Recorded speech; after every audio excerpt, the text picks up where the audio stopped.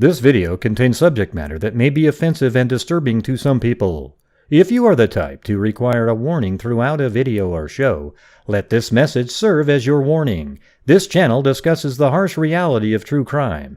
If this warning is not sufficient for you, consider a different genre and unsubscribe from my channel immediately.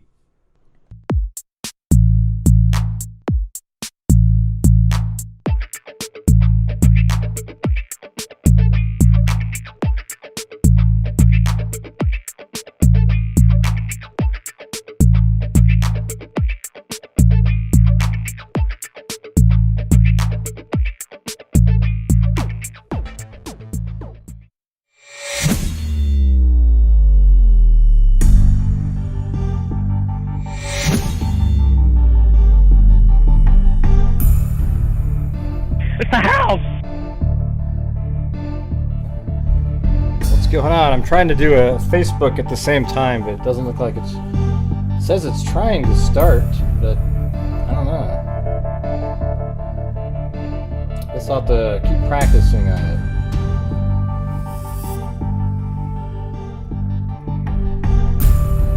I'm trying to do a Facebook. Hey, thanks, Swerves.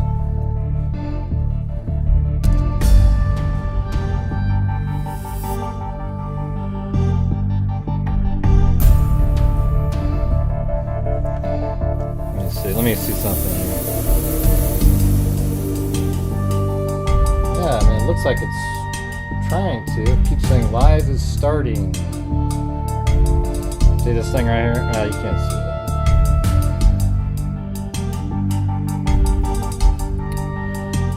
it. Yeah, I guess we'll have to try that another time, I guess. Is it working? Anybody over on Facebook in the Idaho group, is it working? It says something about like live video, connect streaming software. It's supposed to be connected. Oh wait, hold on. Oh, that might be the reason. Hold on a second. Let's see if that worked.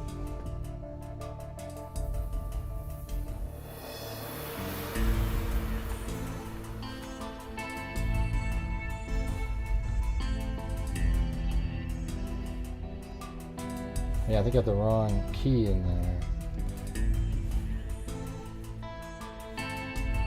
Yeah, just hold on one second. I'm just trying something new here.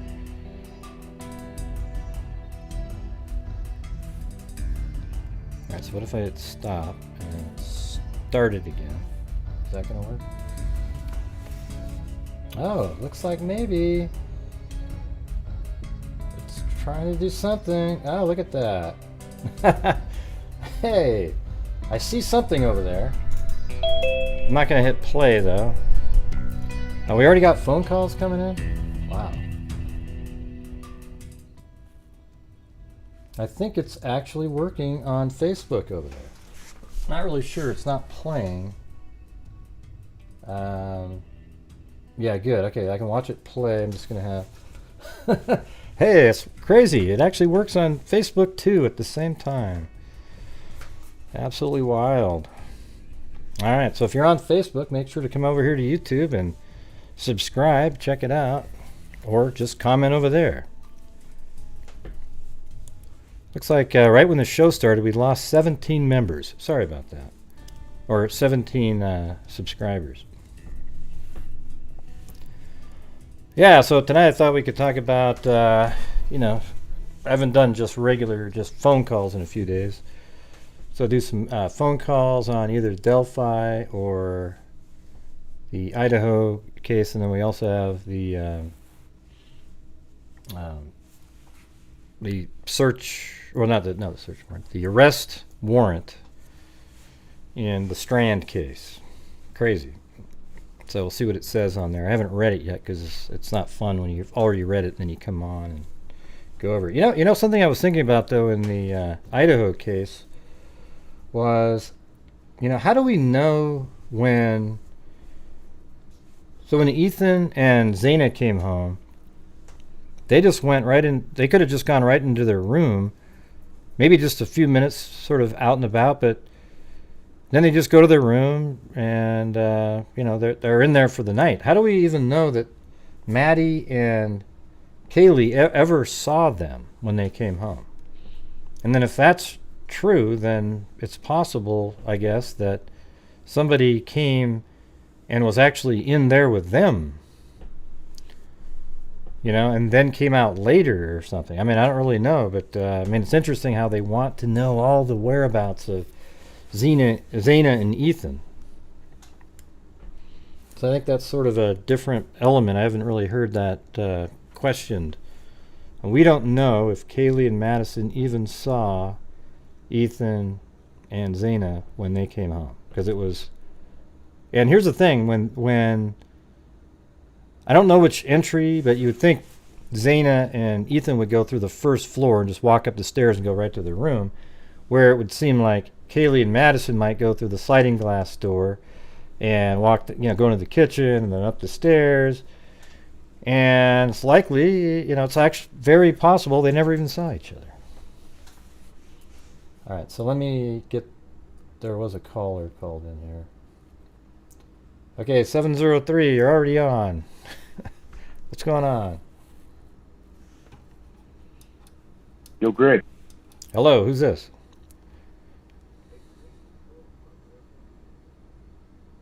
Okay, what's going on? Am I supposed to remember that, or? Hello? Okay. Yeah, sorry.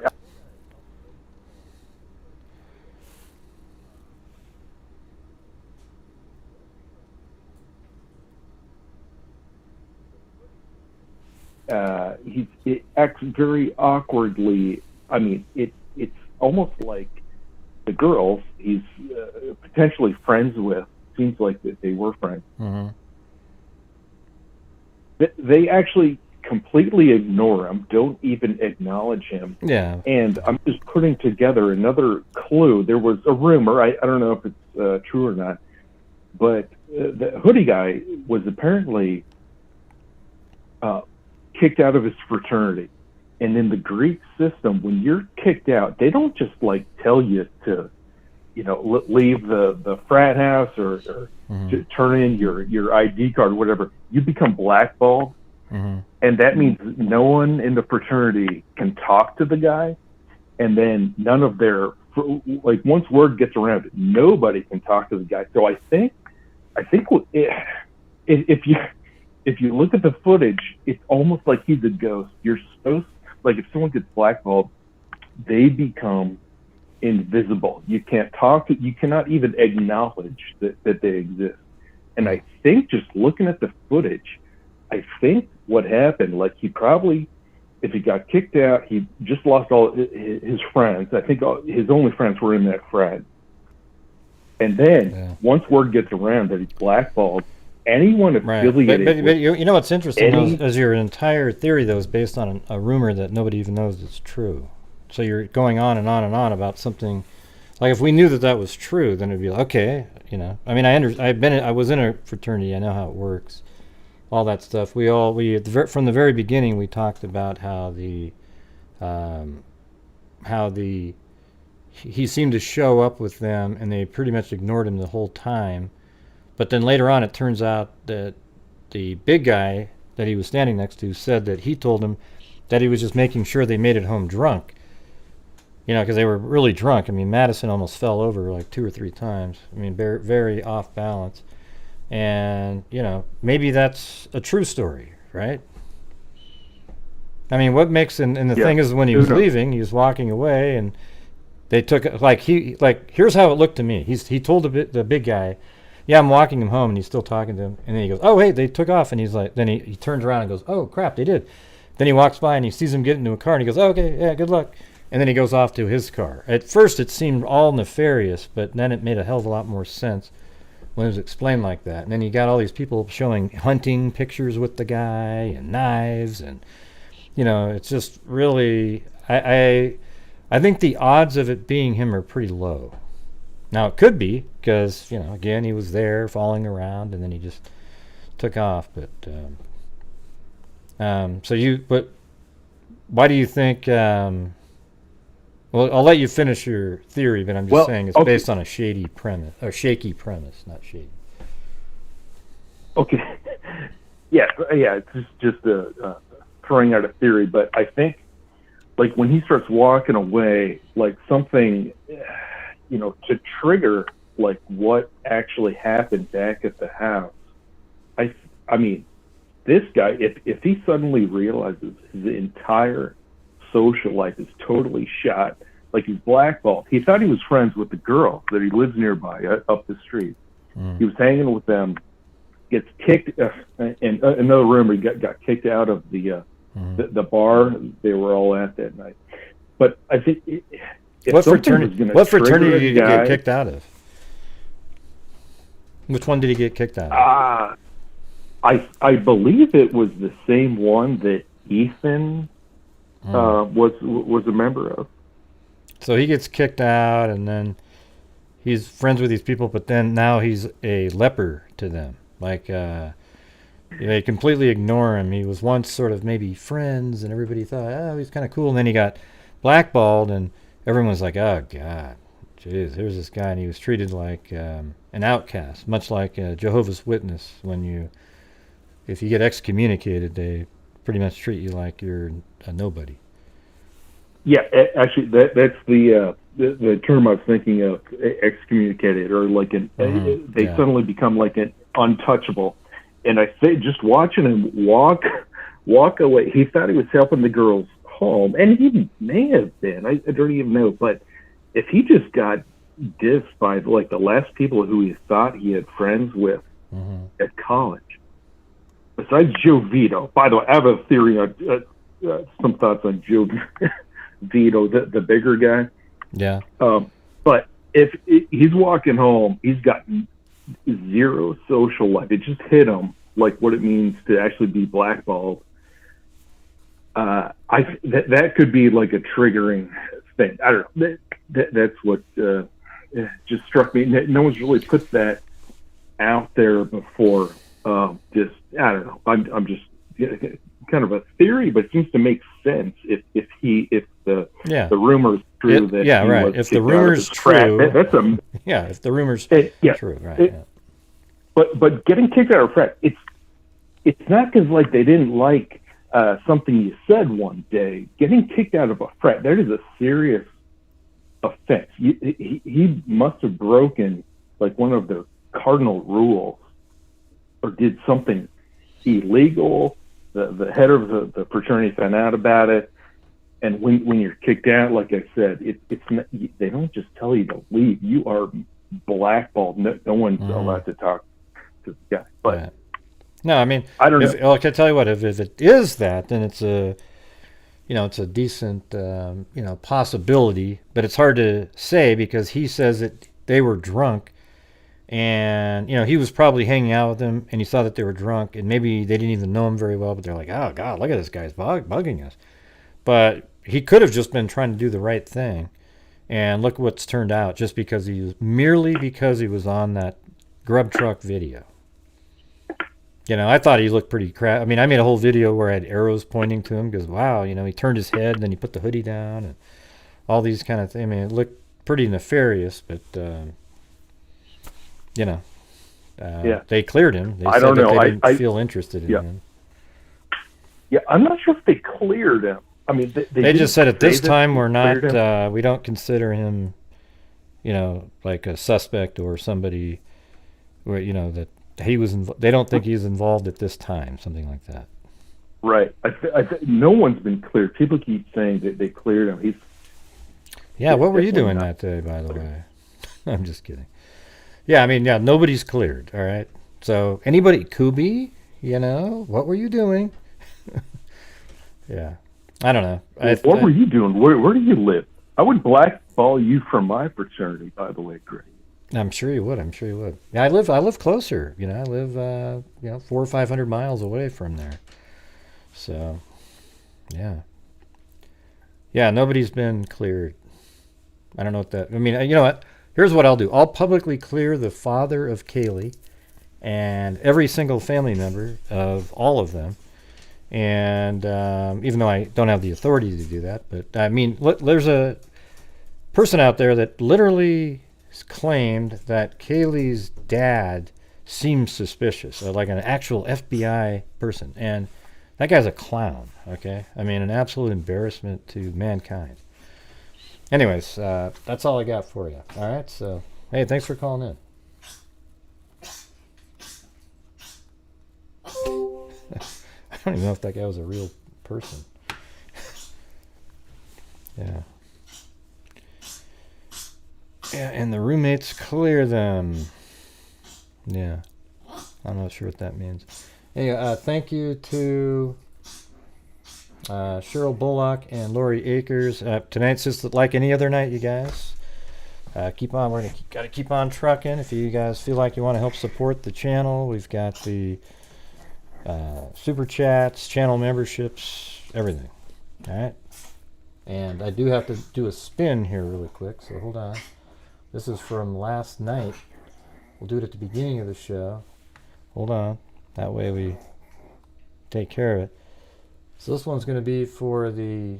We'll do a everything mug and a wow, just wow mug. All right, so here we go. Here we go. Here it is. This is for the everything mug right now from last night.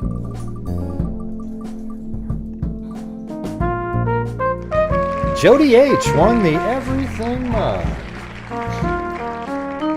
Alright, and this one is for wow, just wow. And I added the 3 people that, I think it was, there was 3 people that donated during the show earlier today. Alright, here it comes. Wow, just wow. Here we go. Vicky! There you go. All right. Well, thank you guys. There we go.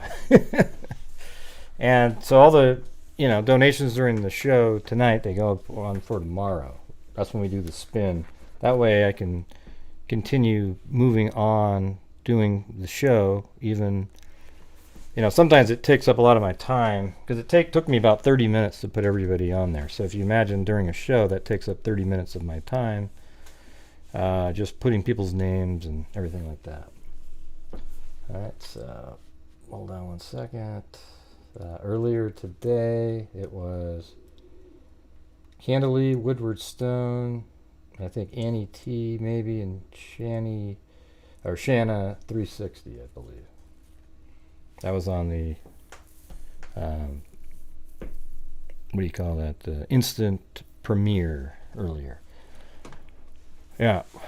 Oh yeah, and by the way, a classical guitarist communicated with me, and it actually does seem sort of like it was like something was going on with her account. I mean, just by the way we were talking. I can't, obviously I can never approve anything, but remember she sent in the super chat, and then it was later. And there's some really weird crap going on out there. So I'm gonna, she was always been so nice and supportive on the channel, so it seems so bizarre and out of the way. Well, I don't need to see a YouTube link, hold Russ. I don't even know what that means. I don't watch other YouTube channels on my show. I can't do it. Yeah, and I've been impersonated a million times. I don't know if hers was impersonated, but if you don't have your account double verification, there's idiots out there that will figure out a way to take over your account. Okay, so classical guitarist is always welcome here. It was just a crazy thing last night, So if you're out there, hope you stick around. Okay.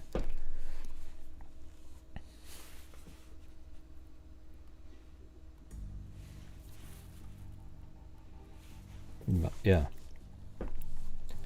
And, she's been around for a long time, like years. So that's why it seemed so bizarre. Yeah, and by the way, that moron, Morris, the guy that I was telling... Well, I didn't tell you his name. But remember yesterday on the show, I told you that there's this idiot out there that's putting out... that there's an audio file of somebody screaming. The person who said he heard something that night, he said he heard yelling and screaming, but he recorded it and then played it. Okay? And I actually wrote on his page yesterday, in the middle of the day, I said, this is bogus. And it was absolutely fake. I actually told him on there it was bogus, but he, blocked me. That's because I couldn't find, no matter what I tried to search, any reference to anything. The way Google works, if you type in a whole paragraph from an article, it'll just pop up with that article.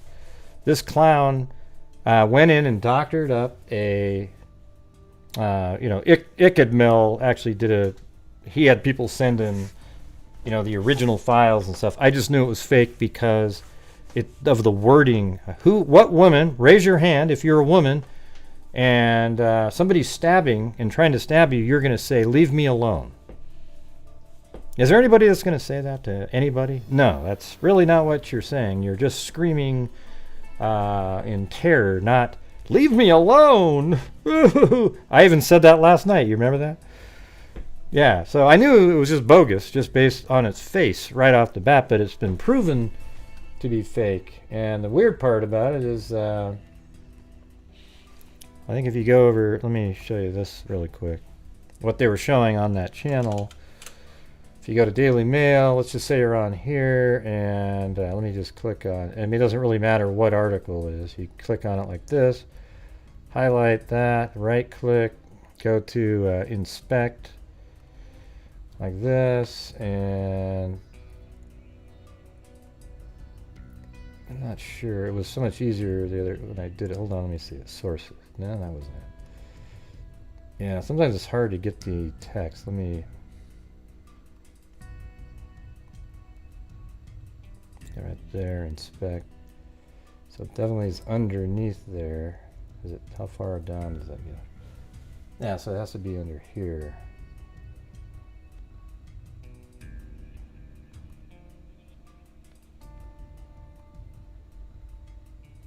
I use this kind of stuff all the time for my regular job, but I don't know where this,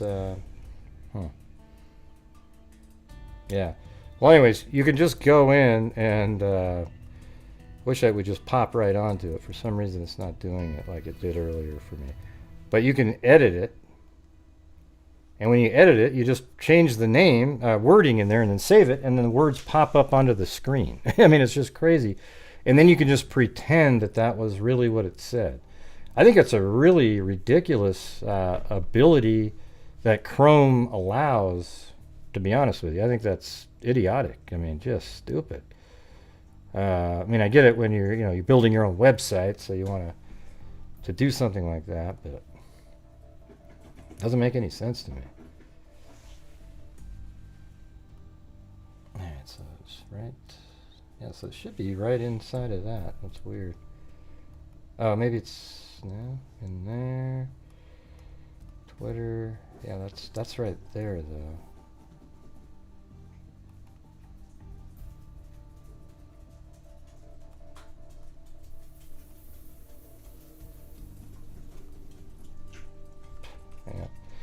Yeah, I don't know. You have to just find the actual text in the document, and you can actually edit, put your own names in there. I was goofing around with Chasing Truth, and it said, discovered by, and I put Chasing Truth's name in there, and I showed it to her. For some reason, this isn't showing up as easy as I want it to, and I'm not going to sit here and waste time, but it's really simple. You right-click on it, on the right panel over there, and hit Edit, change something, and then hit the X and close it down, and there it is in the document over to the left. So that clown actually wrote in this whole paragraph that didn't really exist but made it look official, and then found audio from some other event where somebody said, leave me alone, and then made it seem like it came from that night. What an idiot. What an absolute joke that person is. I wish I had all the other stuff too, because I would have made one of my videos where it would have sounded like, let's see, it would have been one of these. All right, here we go. This is what it would have been.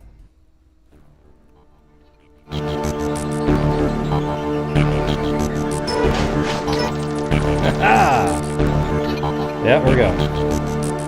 Hello, rodeo clowns out there. You know, those wackos who try to trick people into watching their channel to get views and subs. You know, like that weirdo Morris, who would literally fake an article and put fake audio in there to make it seem like the killing was recorded. What a wacko, everybody! What a wacko! Yeah, and you know what? You know what's crazy is I've seen that guy. He started off really basically doing shows during Brian Laundrie and just put out the most bullshit garbage you've ever seen. He's one of the ones that probably did 15 shows on an arm coming out of the garden bed. And is that really an arm coming out of the garden bed grabbing something to eat, perhaps even a Snickers? We don't know, everybody, but it very well could have been a Snickers. When he reached that the arm came out of the flower bed, he probably did. Now look at the angle there, everybody. We can definitely determine that is an arm. He probably took like an arm from Walking Dead and superimposed it over the top of the flower bed there. Made about 75 videos on that. He started off with 0. He has 250,000 subs of absolute morons out there, you guys. So what's sad, here's what's scary. 250,000 people expose themselves as being morons because they subscribe to that channel. That means they sit around going, ooh, you're so interesting. This all makes sense. Isn't that sick? I mean, doesn't that just make you want to vomit? It's scary too. So when they tell you, if you ever have to go to trial for any damn thing that you go there for, and they tell you, hey, this is a jury of your peers. This is a jury of your peers, everybody. No, it's not, man. Do you feel connected in any way at all to those morons that subscribe to a channel like that? Now, I could see you not want to subscribe to me because you think, oh, Gray, he's a jackass. Oh, I don't like Gray. I don't like Gray. But I'll tell you what I'm not is a liar. Okay, I put out as factual information as possible, and I won't put out something if I see it and it looks like garbage. It's not going to make it onto the show. Okay, and I actually have what you call integrity. Isn't that weird? It's a weird thing. It's so weird. It's almost like you're a unicorn if you've got integrity on YouTube, and you suffer in views because there are so many dumb people out there. All they care about is sensationalism and the next, like, ooh, wow, did you hear this, Susan? While you're standing at the water cooler. Okay, I do true crime like it's a real thing because it is. You know what I mean? Like, you're trying to figure out what's going on in a rational way. This crap going on right here it's just disgusting. And it's not just him either. He's one of the worst there is at it. He claims he's just, ooh, we're a rumor channel. How about this, though? I get it. You're a rumor channel. So how about you, if there's rumors, you can discuss the rumors. However, don't invent the rumor to discuss in such a disgusting way like that. All right. Thank you, Tamara. There's some other people on there. Let's see. So that's all. I mean, that's all I got to say, man. I've called him out on his channel multiple times, but that's probably why I'm blocked. I still just type it in. I'll just say, yeah, this is bullshit. Yeah, you're full of crap. No, this isn't true. Yeah, this is fake. And it's stuff that I know is not true. Like, literally, you just know it's not true factually. And the thing from yesterday, that audio, it was obviously not true. However, you have to have the factual pieces of information. And that Ickadmel guy, he got stuff sent to him by other people who found the original audio, and then somebody else showed him how to edit the text in the, and so it was cool. And he put it together where people could, So that's absolutely something I support. I think YouTubers out there should, whenever possible, debunk complete lunacy. Now, if it's an opinion on something, that you can't really prove factually, there's really nothing to debunk. But if it's something that is factually false, then more YouTubers need to be proactive in just going, yeah, no, this is irresponsible. This is not good. All right? Yeah. It just doesn't seem to happen. Now, there's a lunatic out there that showed up on a show that I was on today that went, oh, Gray, you're one of those people, man. I debunked you. You know what it was? The Kylie Rodney case, where I actually showed the light in the water with the car, and she doesn't think that that's real. See what I'm saying? I mean, these people are lunatics. That really is what that was. There is no chance in hell that isn't her car going into the water using that overlay. All right? So, yeah, just is what it is. And but she had to say it on there. And she was a true crime name, like, oh, I'm the real source. Yeah, give me a break. Yeah. Yeah, that Morris guy should be, I think he should be banned off of YouTube. You know, except he can get by on it because he calls himself, he does rumor and, you know, just gossipy stuff. So, but to invent something like that, wow. Yeah, I could see if somebody else had it on another, you know, like it was on you even had a post on Facebook that claimed it and played it. But when you're the one that actually invents the rumor, oh man, that's not good. It's not good at all.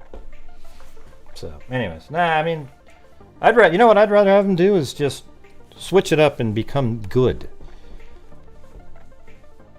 That's what I'd rather have them do. Yeah, I'm not really into the cancel culture, even though I just said, you know, just get rid of them. But, you know, just be better people. It's sick. Yeah. Right, but now you know his name, right? And you'll probably go watch a video or two. Yeah, well, he's got 250,000 subscribers. All absolute morons, I gotta tell you. Now, if you're a subscriber just to check out his next garbage so you can, you know, like, wow, look at this crap, that's okay.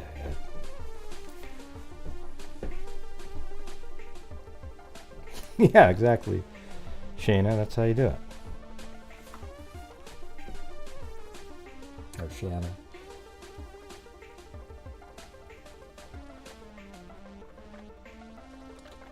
So how many people are watching on... I only have 12 viewers on Facebook. I don't think this is a really good... in a group of 22,000 people, it doesn't seem very good. That sucks. Jesus. All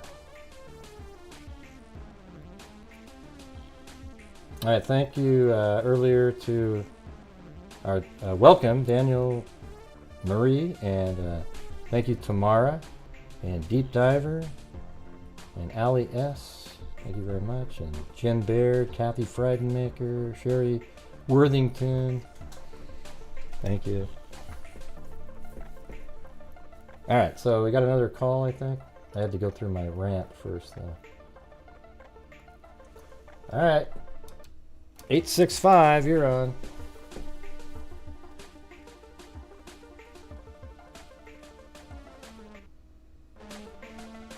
Hello. Hello. Just a second, let me... Can you hear me? Yeah, just a second, let me... Yeah, I can hear you. Oh, What's going on? okay. I've forgotten at this point. But I'll think of it. It's Rebecca M. Hey, what's going over on? in Tennessee. Cool. And now I started thinking that I saw you on that channel and you said Boom. Is that the one we're talking about? Or I don't know what you're talking about. What do you mean? What are you saying? I saw you on a channel, on a different channel that I occasionally watch. But this guy, like... Oh, yeah, I did comment. I think I comment. You mean Ikadmel, that guy? Which one? No, never mind. Just do your... What do you got? What do you got? I'm trying to remember. What was I going to talk about, Spencer? Man, when you got to call in here, it's got to be a little bit more little sharper. What do we got? What do we got? Wait it on. What were you talking about before the guy who was? Oh, okay. I remembered what I was going to say. Okay. Yeah. My memory. Okay. So I have a question, really. This is my question. I've been watching way too much true crime lately. And this Idaho bunch, it reminds me exactly of Ted Bundy. I'm sure that's everybody else. And I was wondering if there might be a serial killer, because there has just been a lot of random stabbings up in that area, and a lot of disappearances. Yeah, well, I mean, until they arrest somebody, it could be anybody, I guess. Right. It reminds me of Israel Keys. Like, I'm wondering if we Really? have How maybe come? another... Why does it remind you of Israel Keys? It doesn't remind me anything of him. He doesn't have, there's nothing in here that's similar. Where's Cairo, the local expert? Israel Keys, he had kill kits all around, would show up somewhere, and he would, I don't know how does he remind you of Israel Keys? Because it's like he snuck in the dark, and he left, and nobody knows who he is. Yeah. Okay. It's like this guy, and all this was pre-planned. I mean, he wasn't in the house very long at all. Yeah. All right. Okay. Well, I'll tell you what. I gotta communicate with the freaks over here, but it doesn't sound like you've got like anything that you called in about.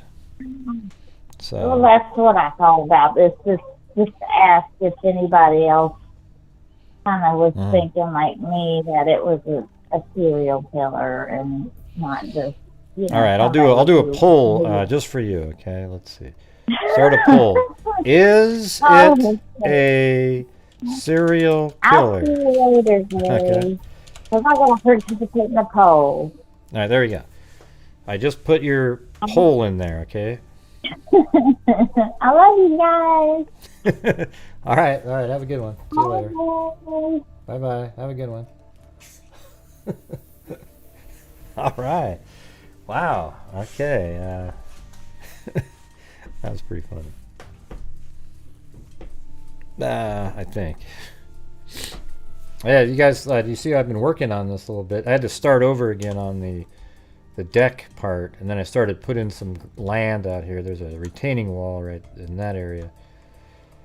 But I've got the deck, and what's crazy is when you look over here, when you look at that, you think, that's an error. No, it looks exactly like that. There's this stupid little angle thing.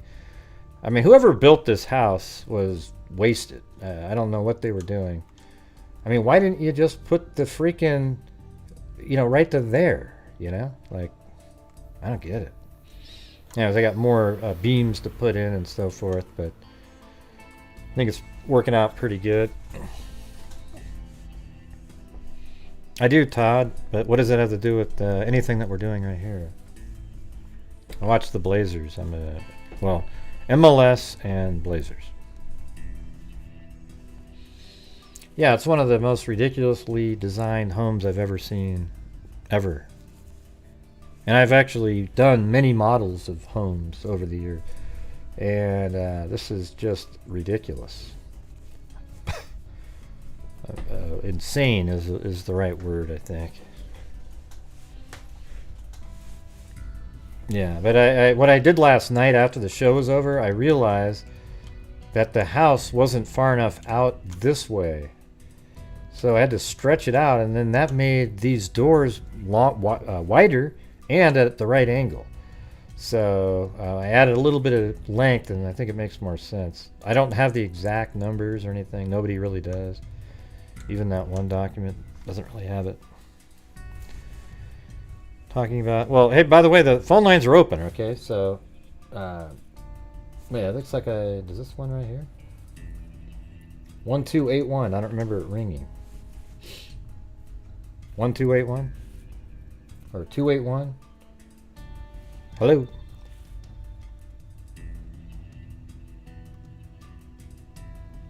Is there somebody there?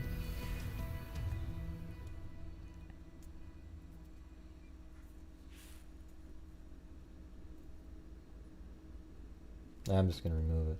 I don't know what that means. Just somebody sitting there. I don't know what a serial killer is. One that takes boxes of Captain Crunch with a sledgehammer and smashes it over and over again. Which is sad because I've always liked Captain Crunch. I think Captain Crunch is probably the best flavor of cereal that there is, except it absolutely destroys your mouth when you eat it. Like, if you have 2 bowls of Captain Crunch, your mouth is bleeding for the next 5 days. Like, it's well, thanks, Kit Kat. Yeah, now Lucky Charms, I always liked those too, because remember how you'd always sort of pick out the little marshmallows and put them aside and then eat the Cheerios, basically, because that's what the other crap is. And at the end, you got like 4 nice little scoops of just pure marshmallowy goodness. I liked Cocoa Puffs too. That was good. Now, what happened to those, you know? Cocoa Puffs, Captain Crunch, Lucky Charms, Golden Grams. Those are damn good. Oh, those Golden Grams. Oh, those Golden Grams. Da da da da da da. Right? Remember that? Yeah. Oh yeah, Fruit Loops too. Yeah. And by the way, what's the one with Frosted Flakes with whole milk? If you hadn't had them in a long time, right after you put them in that bowl. Oh God, that's some good shit. All right, let's see. Hey, I was just about to answer that phone. Oh well.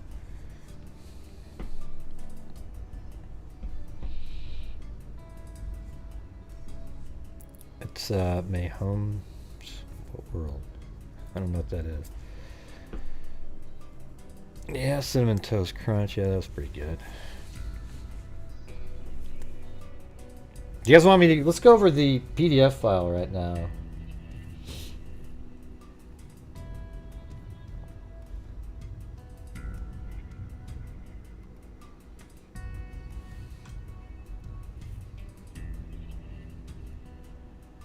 Yeah, I remember Count Chocula. That was sort of a gimmicky one, though. Like the real, what do you call them? Purebreds are, you know, Cocoa Puffs, Fruit Loops, Lucky Charms, Captain Crunch. The rest of them, you know, they just sort of tried to, a little mimicky here, a little mimicky there. Let me get that call then. All right, 248, 1248, I guess.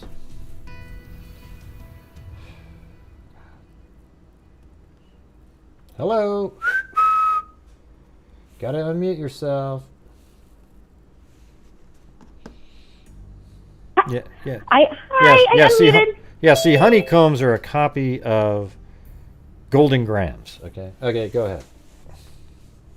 Or not really Golden Grams, but go ahead. What do you got? Hi. Hello. Can you hear me? Yep. Who's this? Hi. Do I give a real name? Well, you know, whatever you want to, you know, if you have a YouTube name, that's good, I guess. I don't. This is Maggie. Okay, Maggie, what's going on? Hi. I just wanted to quickly not keep you, but I loved your 3D model. I loved it. Well, thanks. I think Dennis put a good message. What I should have done, I think I might put another version out where I explain because I mean, I didn't even put the music in there because people were like, oh, why are you putting that creepy music? But I don't know, it sort of works, you know. So I think I'm going to do another one with the music on there, and then but it's just going to be the 3 routes, and then I'm going to explain as it's going on what we're seeing, even with the creepy music. So I'll say, okay, right now we're heading through the kitchen. Right now it's going down. What I should have also is maybe up in the corner an overlay of the house, because it really, to me, I know the house now. I mean, I literally, if I went to the house, I'd know exactly how to get to every single place just by making that video. Yeah, I bet. Yeah. It was, but the video, I've watched all the ones you've done, but the one you did today I thought was great. I loved the 3 scenarios. I thought it was fabulous. So I watched it twice. Well, thanks. Watch it a third. I'm just kidding. But yeah, I will. It's not performing as I well will. as I made one a few days ago. It isn't even as good as these. That got like 1 million, like 100,000 views, and this one's only at like 15 or something. Hey, thanks, classical guitarist. Hey, there you go. See, there she is. Go ahead. Yeah. Well, I just wanted to say I love that, and then I don't know if I commented. I think I commented, but the one that I think is, I'm going to go with number 3, as long as they can confirm that he went out the front door. Yeah, I mean, all we have is somebody saying. I mean, I'm just saying that that's an option. Well, it's an option regardless. It's an option regardless, even if somebody didn't say. My original first video was the person went in through the first front door, the front door, and then went upstairs, killed everybody, and then went back out the front door.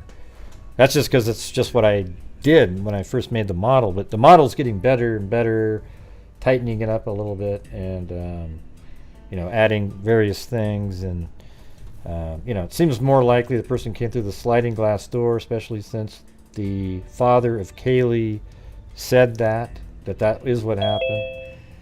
And so they went through the sliding door. And it does kind of make sense, the going upstairs first and then Ethan was awake or something.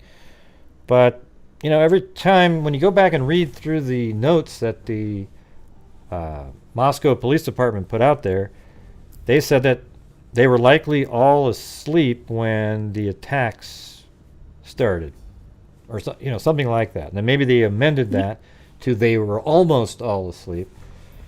So I really, I don't really know, which one was first or not. But if Kaylee was the target, maybe. Yeah, I don't. So I mean, I agree with the dad. How is the killer did not have to go up the stairs? If Kaylee or Madison wasn't a target, why did he go up the stairs? And going down the stairs makes sense, like you said in your video when you have Ethan awake. Yeah, just kind of a little glimpse of somebody there. Right. And so if he killed Ethan and Xana and it wasn't planned, he's obviously frazzled. And going down the stairs almost makes more sense because maybe he didn't even know if he killed them. And so he's thinking if he goes down the stairs, it's a longer way. I wonder though. Here's what's interesting though. If he did go out those bottom stairs, that means he did know the house well. Because why would you just guess at that when you already knew how to get out through the sliding glass door? Why would you go, wait, I wonder if these stairs go out where I can get out? You wouldn't know anything about it. But if they did go out that bottom stairs, and that means for certain this person knew the layout of that house. Yeah, that's very true. If he went down those stairs, he knew that was an exit 100%. But the only hesitation I have, and again, I'm just thinking like this guy came forward weeks later. So perhaps it was like the day before and Kaylee was taking the dog for a walk after she wasn't in town, but I don't know. I just wonder if that can be confirmed. And I went to college in a northern state as well, and if someone left the door open, I would have noticed. It's 23 degrees cold. Well, let me show you guys something on the screen right here, or not that screen. Where is it? See, one thing that I think people just aren't really paying a lot of attention to is like that's the front door right there, and this room right here is one of the roommates, and this is where Ethan or Zeno's room was right here. I mean, it's literally right above it. I mean, it takes up the same exact floor plan space just above it. There isn't. It's not even offset. There's nothing. That means if any sound was made, bouncing around or fighting going on, there's no doubt that this roommate down here would have heard something. And I guarantee you that this part about, well, the roommates came home at 1 and then they woke up late in the morning. They're intentionally leaving out a ton of information that those two girls, especially the one living in this room, have. They heard things, and early on they said that they locked their doors because they were scared. Okay, that's what they said. They told friends, and then we got to hear about it, and that just kind of all faded away. So they locked their doors. And I think that there's way more to it. I think there's going to be something about, like, they maybe even saw somebody or heard a bunch of stuff going on, and they just weren't really sure what was going on. Maybe it was some sort of a fight, and in the morning, one of them snuck out of the room when they didn't hear anything, went up and then maybe saw something. And law enforcement said it was one of the roommates on the second floor that was passed out. Not one of the roommates that lived, which is one of the rumors out there. They said it was one of the second floor roommates passed out. And I think she got courage, went upstairs and looked, and then just freaked out and then started texting friends. Because I think once you start calling police, it's all real, So you start, especially a younger kids are probably going to call, start texting friends to come over first. So anyways, that's my opinion.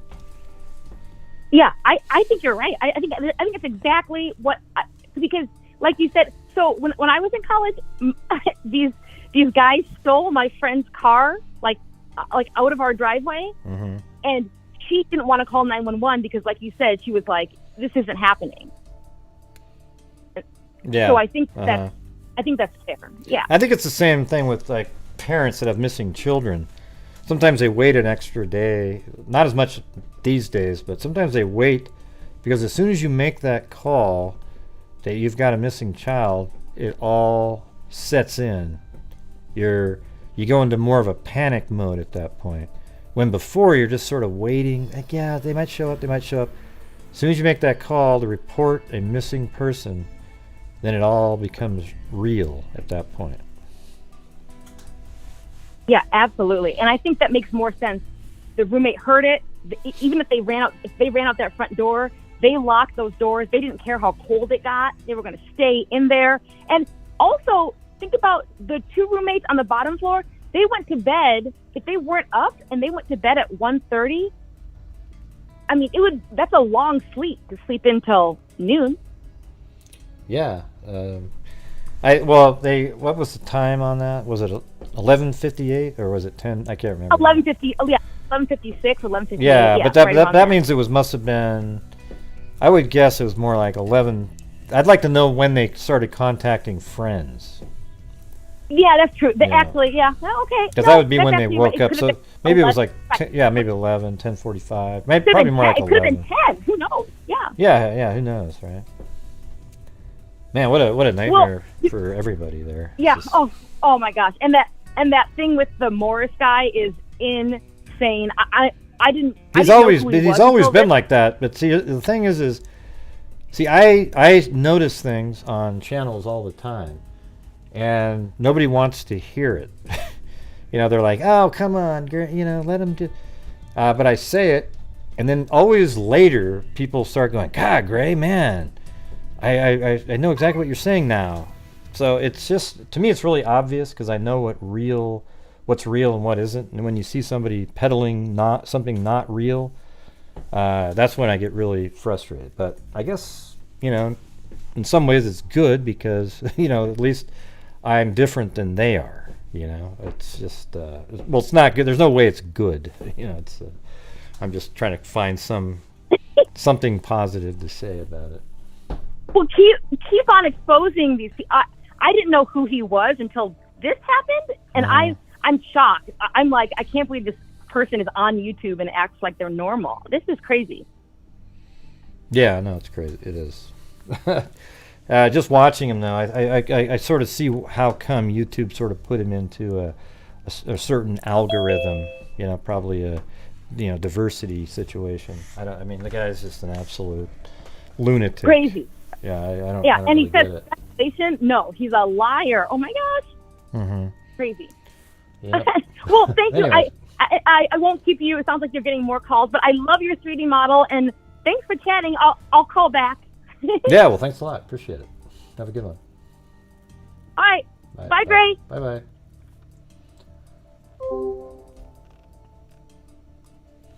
All right, 216. You're on.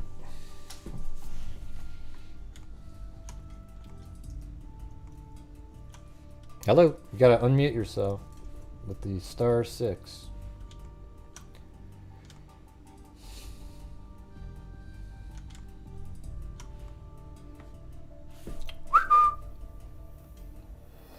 Unmute. 216. Yeah, is this Gray?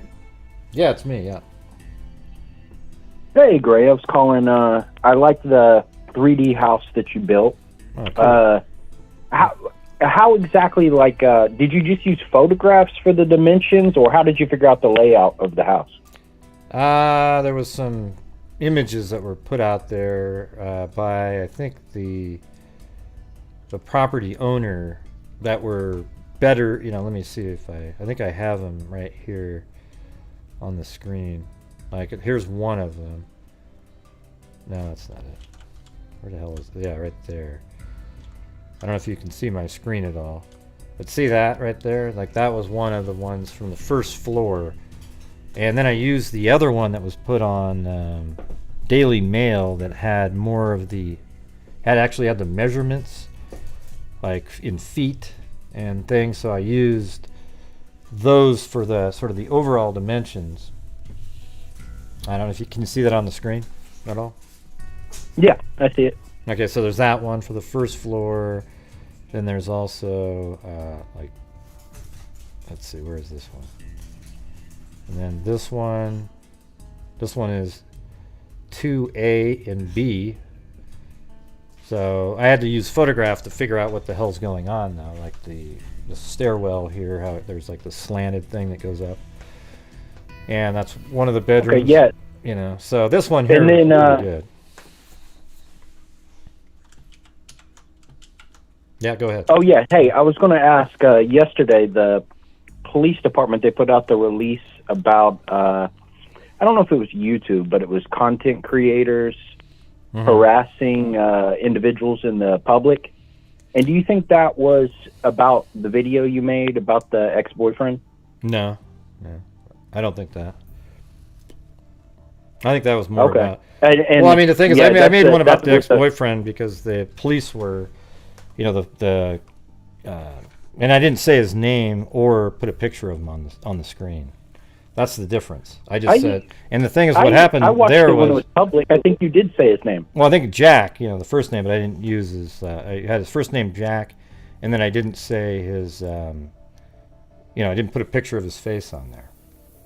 Plus, Kaylee's parents were saying that they were investigating him. They go, I don't know why law enforcement is looking into him. So then I made a theory based on why they might be looking into him. Is that okay? Or? Right, but the police... do you hear what I said? The police never said... Did you actually call in about the model or the maps, or just to try to do this? I can see what you're trying to do. No, they weren't talking to me. No, I'm saying that the police never said he was a suspect and they were investigating him. But Kaylee's parents did. They said he was. Right. And then they took about 4 or 5 days to clear him. And every press conference they did, they never cleared him. They just kept saying, we're aware of the phone call, da-da-da-da. They didn't clear him. And then finally they said, at this time, we are not interested in him. Right, but you're picking and choosing there, Gray, because in that exact I'm not same picking interview, and choosing. where they said that he had nothing to do with it, and they were annoyed by people basically they said that he did. Yeah, and they so said, the they go, we interview. don't think he has anything to do with it, and yet at the same time, they must have been annoyed at police because the police are the ones that were investigating him. That's why they said that. They said, we don't know why they're investigating him. They said, we don't know why they're investigating him. That's exactly what they said. They go, we don't know why they're looking. We don't know why they're investigating him because he had nothing to do with it. Okay. Well, I think the exact quote, if you go back and you play I'm it. gonna have to put you on mute. Okay, you're an idiot. Jesus. God. Oh man, what a dipshit. Yeah, I think that was just like a troll coming in. Yeah, I think the video that I made and I made it members only right after that. It's just, I mean, who the hell is this person here? Yeah, I made a video saying this is what I think is a possibility here, with a name, no picture, because his name was already, his name wasn't out there. Well, the name Jack was out there, and his name was mentioned in articles, and that they were investigating him. Okay, this is just one of those clowns that is doing the word semantic thing. We know exactly what Kaylee's parents were saying when they said that, I don't know why, we don't know why they're looking at him. He didn't, and that's what they were talking about. Okay? Yeah. So he was just a troll. He didn't really care about the model and how did I came up with the, forget it. All right, here we go. 740. Hey. Hello, who's this? Hey, has anyone ever talked about or everyone got home? Yeah, I mean, there's we've talked about that. Yep, I have.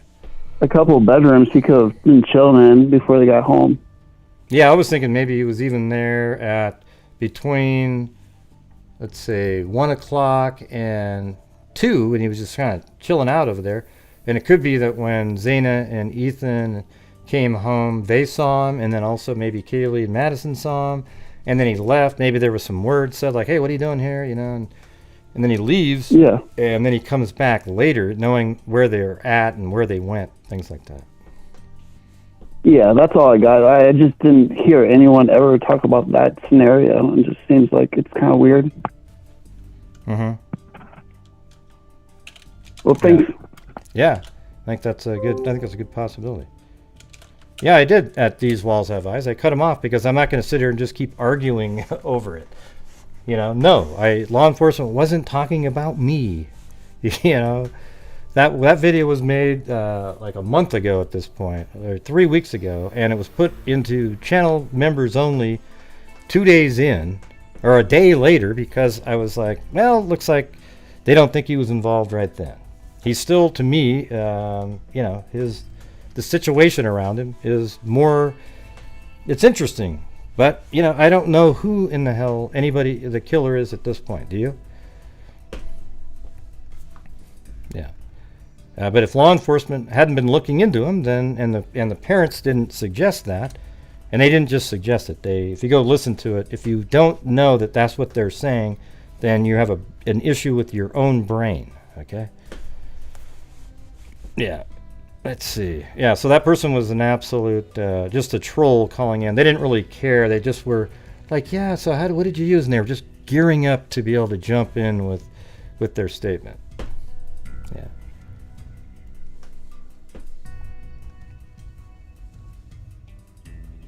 Yeah. So why wouldn't I mean, I don't know what you're saying. This wall, oh, who said that up there? These walls have eyes. Gray cut off the color. Well, if you want to keep listening to that garbage, then you go over there and listen to it, okay? Wherever that person's from. I'm not interested. What a stupid comment. What's the truth of them looking for the car in Canadian? I don't know. I don't know anything about that. What do you mean car at the Canadian border?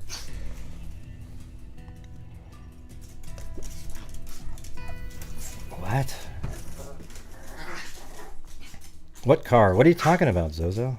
My God.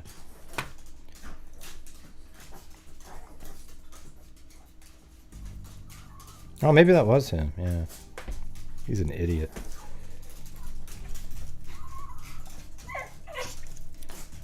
These walls have eyes. Yeah. Right. They've altered Border Patrol of the white car. What? Yeah, so what? I mean, nobody knows what the white vehicle is, right? I mean, people said they saw the vehicle.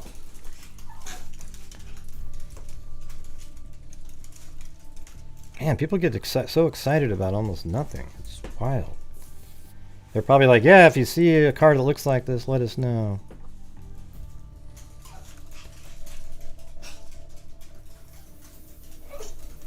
I don't know what the guy, the caller had a mission to try to make it seem like the way I did that case when I did my theory, that it was just as irresponsible as idiots like Morris, okay? It's absolutely not even close to that. It was just a theory based off of all the information that we had. It made sense, and they were looking into them, and then they said, at this time, we don't consider him a suspect, and that's it. Yeah, the Elantra. But why is that a big deal for you, Zozo, the whole Elantra thing? Is it on their Facebook page again? Maybe I can read it.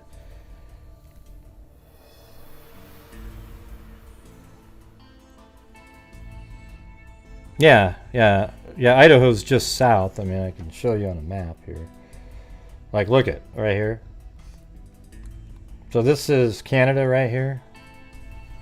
And this is where Moscow, Idaho is. And so just as a crow flies, I don't know how straight crows fly, but it's 147.98 miles right there. So it's pretty close. So, you know, maybe somebody might be trying to get up into Canada.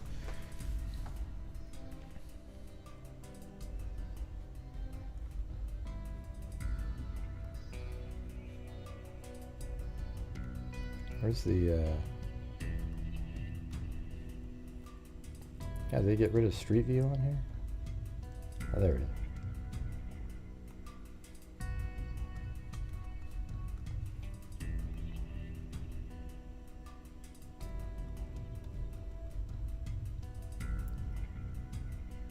Oh, I guess they only let you do Street View when you're a certain altitude. Huh.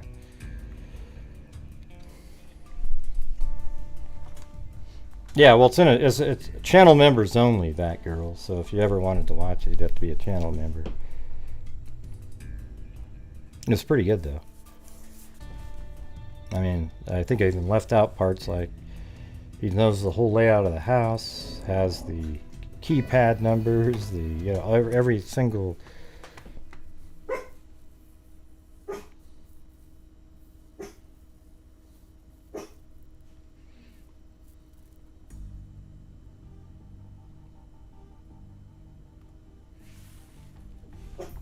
There's the number on the screen right there.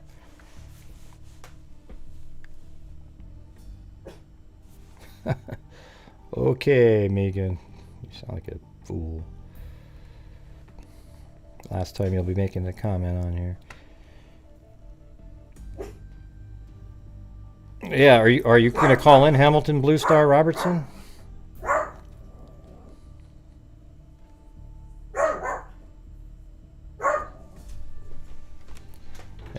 Person in the case, I mean, compare my theory based on these other channels who put all the people's pictures, faces up on the screen and have all the bullet points listed and are still doing it now, even after law enforcement has cleared those people, merely because Kaylee's dad said, I think that they cleared people too soon, as if that's an official statement by law enforcement.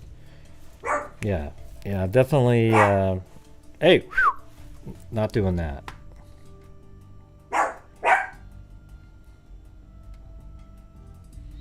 Yeah, it's crazy. I don't know. I mean, people are nuts. That's just the way it is. I don't know what it is. A social media thing. Come here, Chloe. Come here. Come here, Chloe. Come here, Chloe. Come here. Come here, Chloe. Ooh. There it is. Tell me that isn't. Look at. Come on. She's pretty cute, right? Let's be honest.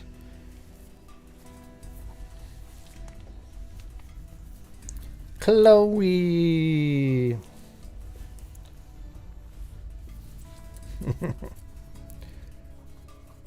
Yeah, maybe they got to go to the bathroom. I don't know. They were barking at somebody outside. Come here, Blue. Come here. Come here. right, buddy. You guys haven't seen Blue in a while, so there's Blue. Oh, oh, oh. Your foot's tangled up. Oh, yeah, Blue is the greatest, man. He's the true crime fighter, Blue. Right, Blue? Right? Okay.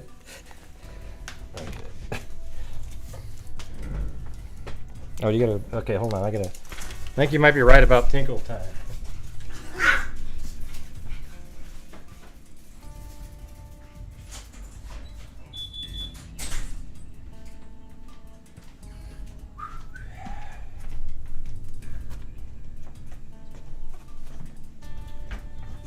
Yeah, there we go.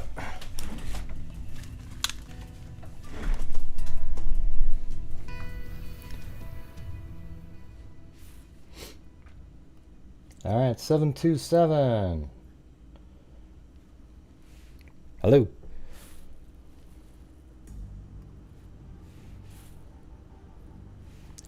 Seven two seven.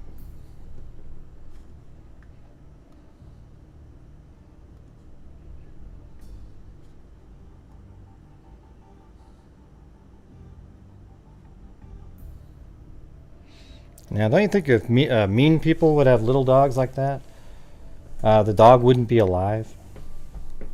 Yeah. Thanks, Allie Cake. Welcome, Sandy Beach. Hey, and if you're out there on Facebook, make sure to hit the subscribe button over here and maybe watch on YouTube at some point where you can... I'm not sure how many people are even over there on Facebook. Anybody watching? Let's see, what do we got now on Facebook? We've got... I don't even know how to look at it. Is that it? Oh yeah, we've got 16 viewers on Facebook over there. Fantastic.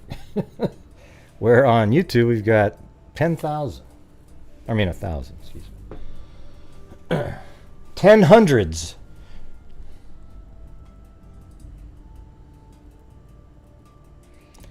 Yeah, right. I'm sure you would, Ethan. I'm sure you would.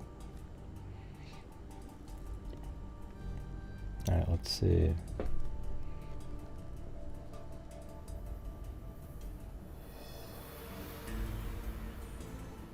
What question, Zozo? What question? Jesus, just type in the damn thing. It's just...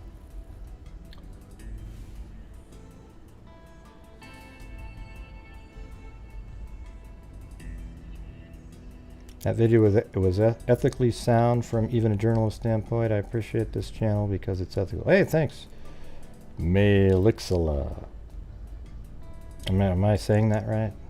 Oh, and by the way, I have the pronunciation of... It's Michelle Capocchino. Okay? That name, I can't say it's Capocchino. Capocchino. All right? So there we go. She did a phonetic... She changed her name to a phonetic spelling because I never say it right. I'm probably not even doing it right now.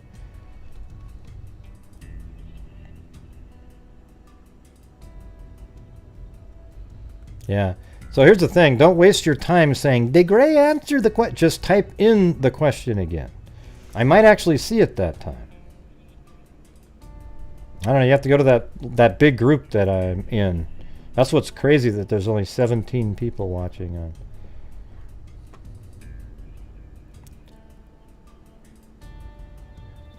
I don't know. I've said it Hyundai correctly a million times. Okay. Wow. 6 kid just crashed. Now I'm... Huh? Oh. Alright, let's get one of these. 650, you're on. Today is Saturday, so we're going to get a lot of trolls in here. 650. Hello.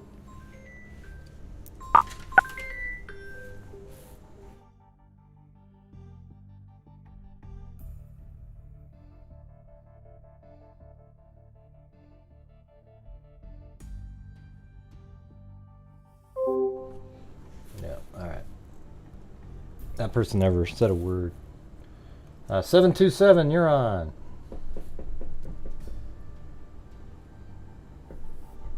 Got it, *6. And we're getting into this phase again. So if you'd like to help out the channel, so far this year, from the income from the channel, we have donated $52,750. Our goal for the year was $50,000. And we've done Texas EquiSearch $7,030, Innocence Project $1,525, Wounded Blue Fund $500, Special Ops .org $1,610, RAIN Violence Against Women $7,931, NCMEC National Center for Missing and Exploited Children $6,665, End the Backlog $500, Abby and Libby Ballpark $2,500, NCVC $500, and our DNA fund was $23,000 in it this year so far. So when you help support my channel, I try to donate over 50% of the net revenue to these charities, and every one of these is shown on the screen throughout the year. It's not some false thing. Okay, it's real. Okay, you can even call them up if you want to. I really don't give a shit. All right, 727. Thanks, your Gypsy and Georgina. 727.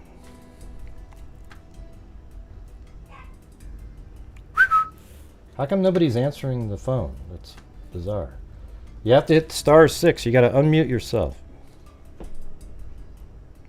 Well, thank you, Calamity Jade. I know people have sent in PayPals tonight.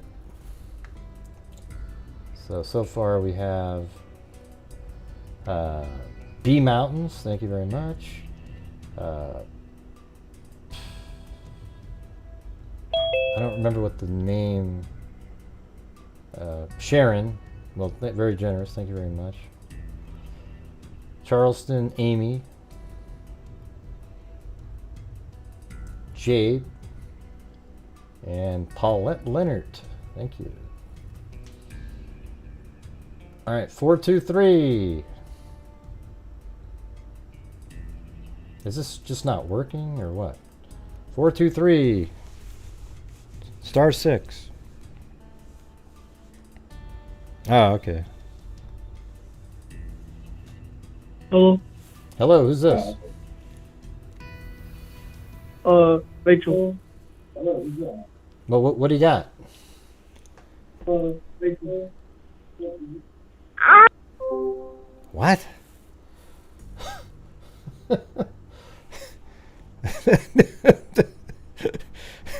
Here come the trolls. Hey, thanks, Christy Quasi. Sorry about that. Yeah, I heard your voice for a second, then it just went away. And then David Hughes, my half brother. It's awesome. 727.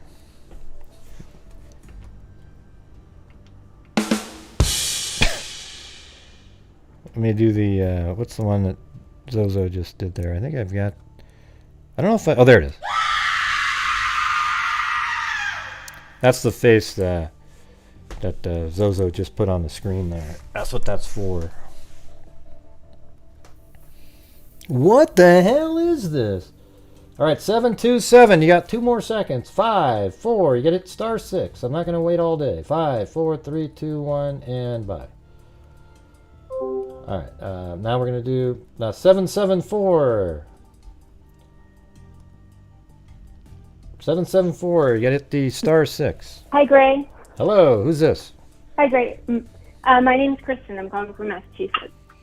All right. What's going on? We've covered a few cases up from Massachusetts over the last few months, actually.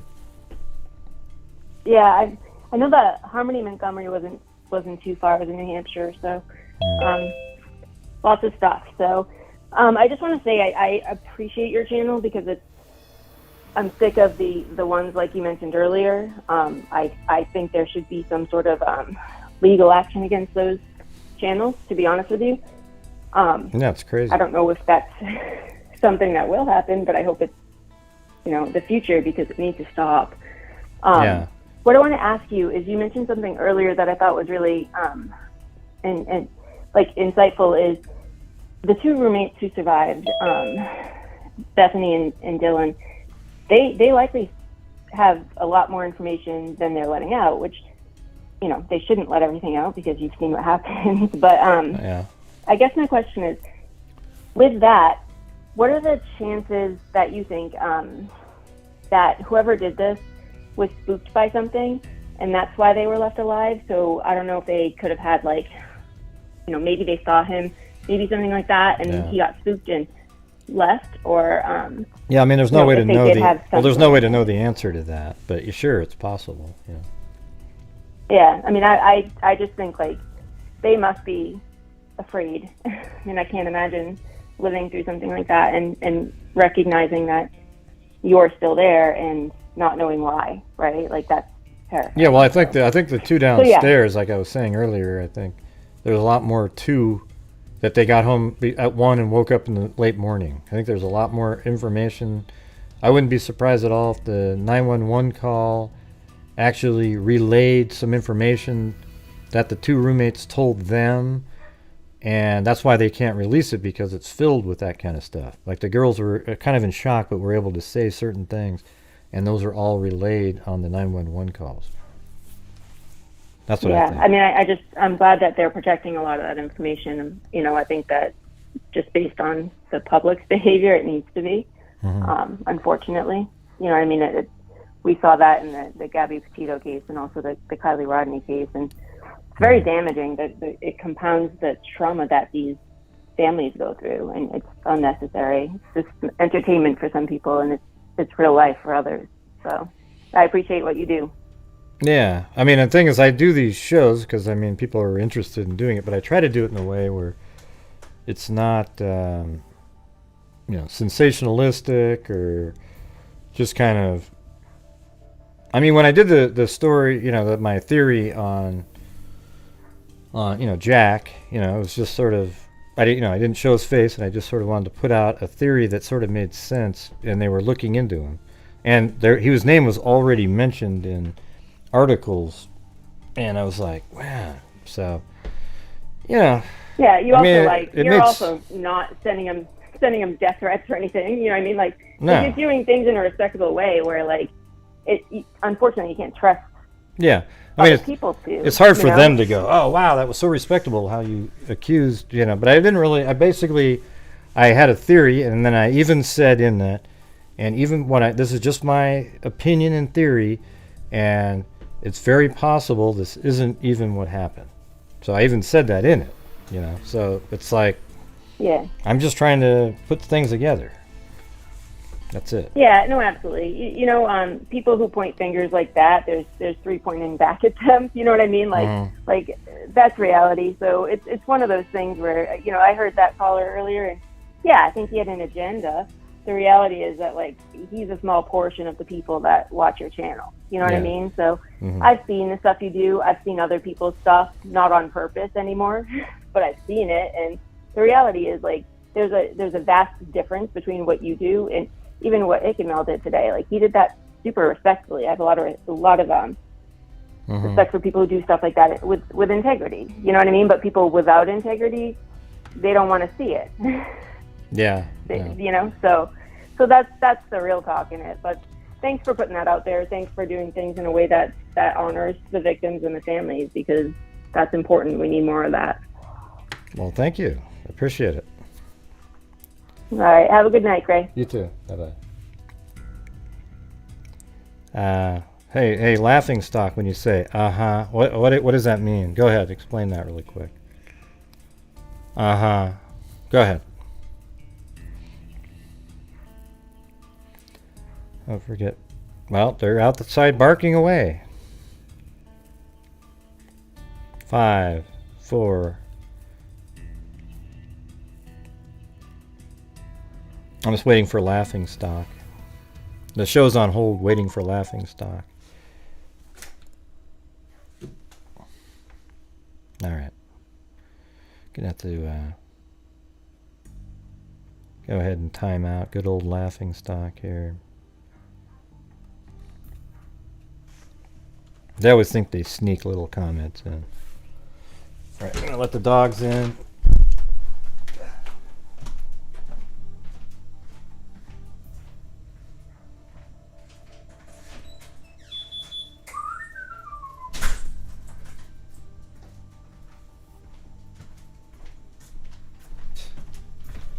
Louie.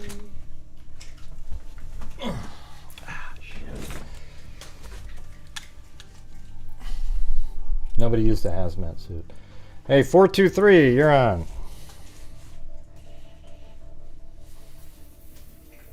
No, Wendell. Nobody used a hazmat suit to commit the murder. Are you like somebody that watches too many crime shows? All right, 423. Hello.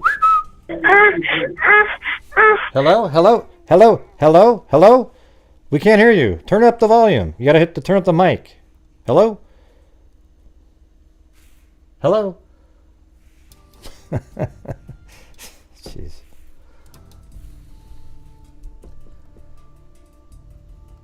$479.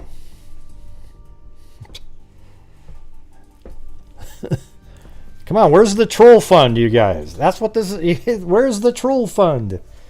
Man. You got to make the trolls think, wow, I'm helping his channel. 479. Hey. Hello, who's this? Hey, this is Cindy J. Hey, Cindy J. What's going on? How are you, Greg? Oh, well, I was laughing at that because I get to school at 7:30 in the mornings. I have sixth graders, and I hear that noise about 50 times a day, believe it or not. Uh-huh. Yeah.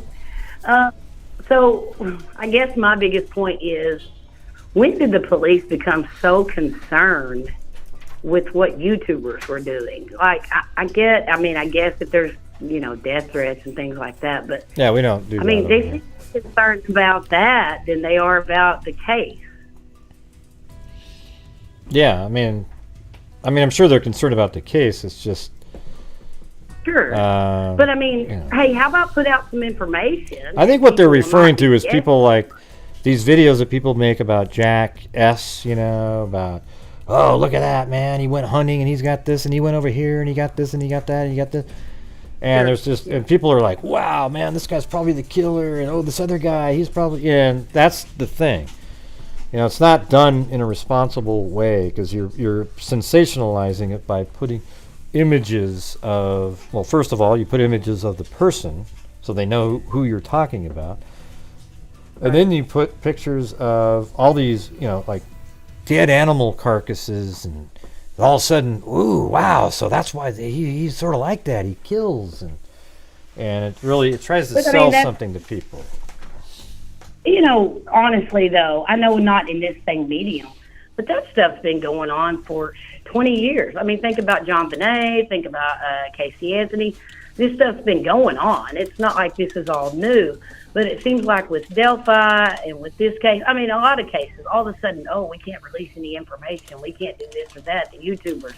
I just think it's a little bit too much. I get the guy making the recording of the woman screaming, that guy, he should be arrested. That makes me sick. But, yeah. Put out some information and people won't be as quick. Maybe they don't have anything. Maybe they really don't. But it's hard to believe you kill 4 people and there's no trace. There's nothing on the ground outside. That's hard for me to believe. Mm-hmm. So, yeah, we put out more information. I don't know. Like, what information could they put out now that wouldn't really be part of the investigation?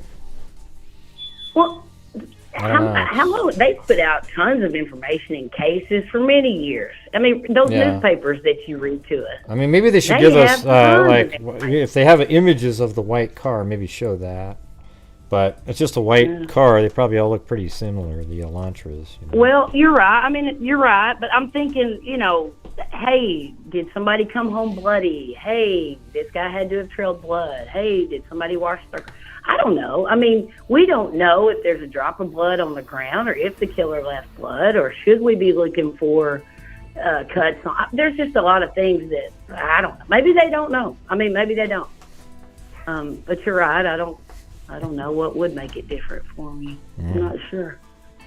You're right. But that's what causes so much speculation. Well, I think they should give more information to the family for sure. Sure. Me, I'd like to have all kinds of information, but I don't ever really think I, expect to have it or deserve to, have them give us all this inside information. Don't you think when you read those old newspapers and stuff, though, don't you think they give more information a lot of times, like back in the day? Oh yeah, a long time ago. Yeah, just more something. But to look for. what they found out was that they'd have all these people that came in with false confessions and had a lot of details of the crime because it was all in the paper. Plus, you could walk around the crime scene just as a regular person. And now they keep a lot of stuff. Video. They keep stuff that only the killer would know from the public. Like they probably didn't want. They probably didn't want to say. They probably didn't want the father to say who was the target, because when they catch the killer and they know who it is, then it'll be obvious that he's the person, because he'd say, well, it wouldn't be obvious. He'd have a 25% chance of guessing it, but at least it'd be something. And he could describe the wounds and whatnot. But if you've got the DNA, it doesn't matter. I mean, that part doesn't. They used to keep, I thought, one thing back or two things back, and now it's just the whole caboodle. Sorry, 4 people were killed. The thing about it is, if I lived there, I would be just a nervous wreck until they told me it wasn't somebody that. I mean, I know they said that, but I would be so crazy. Sometimes I'm scared to watch your video. I mean, it is so realistic that I can't hardly watch it, especially by myself. Yeah. Well, I'm kind of a scaredy cat. Yeah. I mean, I try to make it, I'm having everything, there isn't like colors and stuff. I have everything the same color in there. I'm trying, and not really a face of somebody. So. Right. Yeah, God forbid. Don't even make it look like a man or a woman. Somebody will come on and accuse you of saying it was a man. And that figure you did look like Jack. Oh, Lord. Yeah, well, I was trying to make him look more like Ethan. I mean, I was just trying to give a glimpse of somebody that may have been, like he saw him out of the corner of his eye, because he came out and then he was like, oh, wow, and he followed around. Too scary. Too scary for me, but I mean, it's excellent. It's excellent. And I feel like he came through the sliding glass door. That's just a lot of times that's a mode for a killer, is those sliding glass doors, because they are just so easy to get into if there's not a stick in the side. Right. And maybe he went out the front door and left it open. I find that hard to believe, but maybe. And the 911 call, I don't find that suspicious necessarily. I could see college kids thinking, oh, maybe he did something wrong, illegal, and we don't want to call the police first, Yep. I just don't see that there's not a blood trail. I just can't imagine, unless they took a shower or unless it was somebody, I don't know. I can't imagine that. Right. But you're right. It has nothing to do with anything. That's just my thinkings on it, my musings. Yeah. Well, that's all I got. I'm sure you've got a lot of callers. I just wanted to call in one time. I tried to get my nerve up to call in, so I may call in other times. All right. Well, thanks for calling in. Cindy You J. definitely weren't mean. Okay, cool. See, it wasn't too bad, right? All right, thanks. No, you weren't mean at all. Thank you. I was kind of nervous, but you weren't mean at all. Thank you. Okay, see you later. Have a good one. Bye-bye. Thank you. Well, I hear people always nervous. I'm not mean to the callers. Now, if there's a caller that's a troll or some shit, it's different. Like the one that we had earlier. 519. Hello.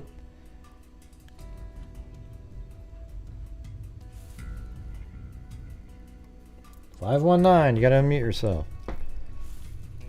I don't know the order of who's in here, so. Jeez. I'm just gonna put you in the waiting room. I don't even know what that means. All right. 559. Did I just say that one? Hello? Yes. Hello. Hey, Grace. Hi. So I was just calling because I was wanting to hear some more information about the genealogy. I thought last night was super interesting that you had Misty on and she talked about the boy in the box. And so I was wondering if you could give some more information on some of the other cases that the freaks and yourself have supported. Well, I mean, we did Daniel Armentrout, the 1961. That one's solved. Did the Summit County Doe. That one's solved. That was a guy that committed suicide on top of a mountain. He didn't unalive himself. It's weird. He and then those are the two that we have solved, and then we've got like 4 or 5, a serial killer, victim. The killer has already been convicted of 11 murders, including this individual, but she's never been identified. We're doing that one. We also have another one, Addison County Doe from 1934, and one in Southern Oregon. And I mean, we got like 6 of them still being worked on. Pretty cool. Yep.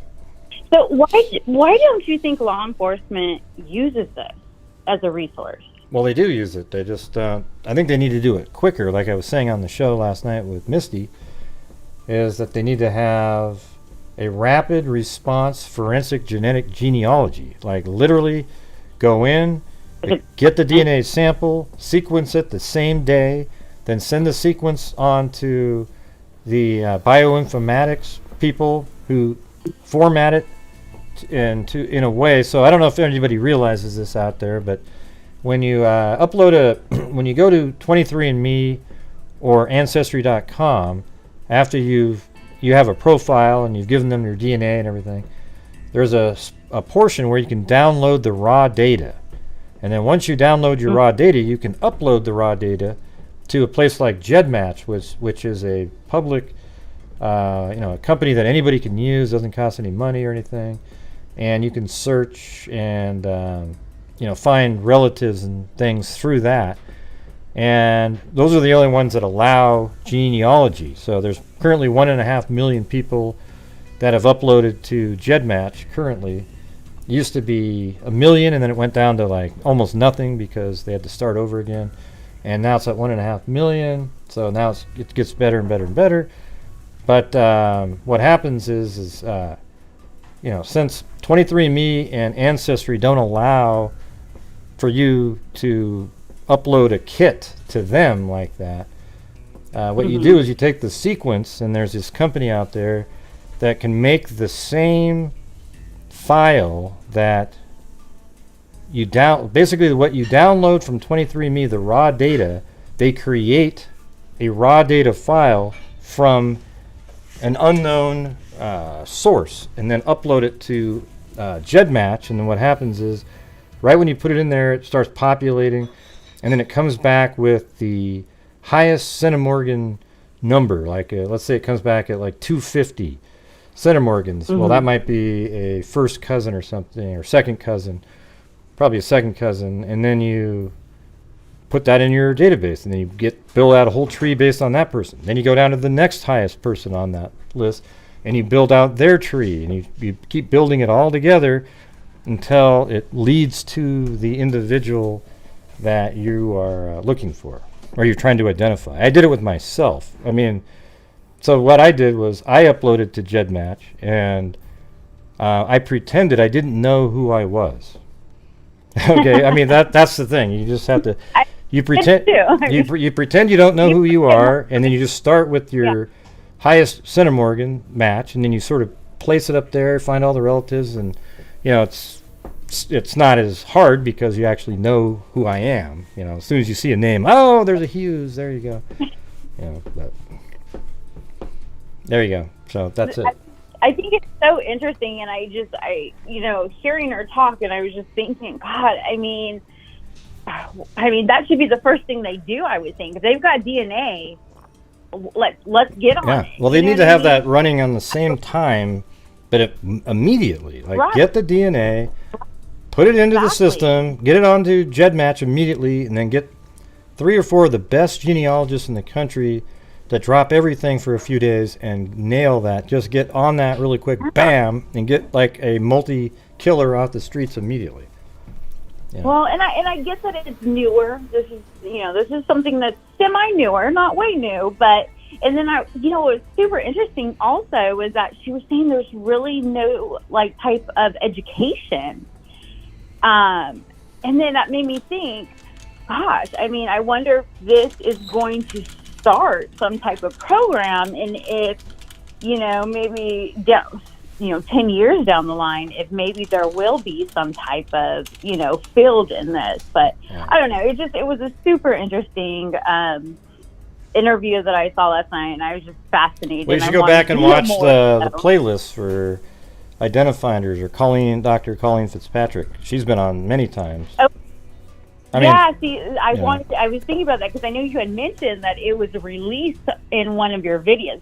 I'm new to your channel, not super new, but semi-new. Mm-hmm. So I thought, I need to go back and watch that, whatever one it was. So yeah, no, I definitely am going to go back and watch those because it's really interesting to me. Yeah, you should, because there's one on chimeras. That's probably the most interesting one that's out there. People aren't aware, but like sometimes if you get a bone marrow transplant, your body your sperm a male sperm will actually become the complete genetic profile of the donor bone marrow. So you could have somebody like, if you were married and you're like you have a wife, let's just say you're two Caucasian people, and the bone marrow came from an African American person or black person, and then when you have the baby, it comes out like it looks like a black child, and then you might think that your wife cheated on you when they didn't.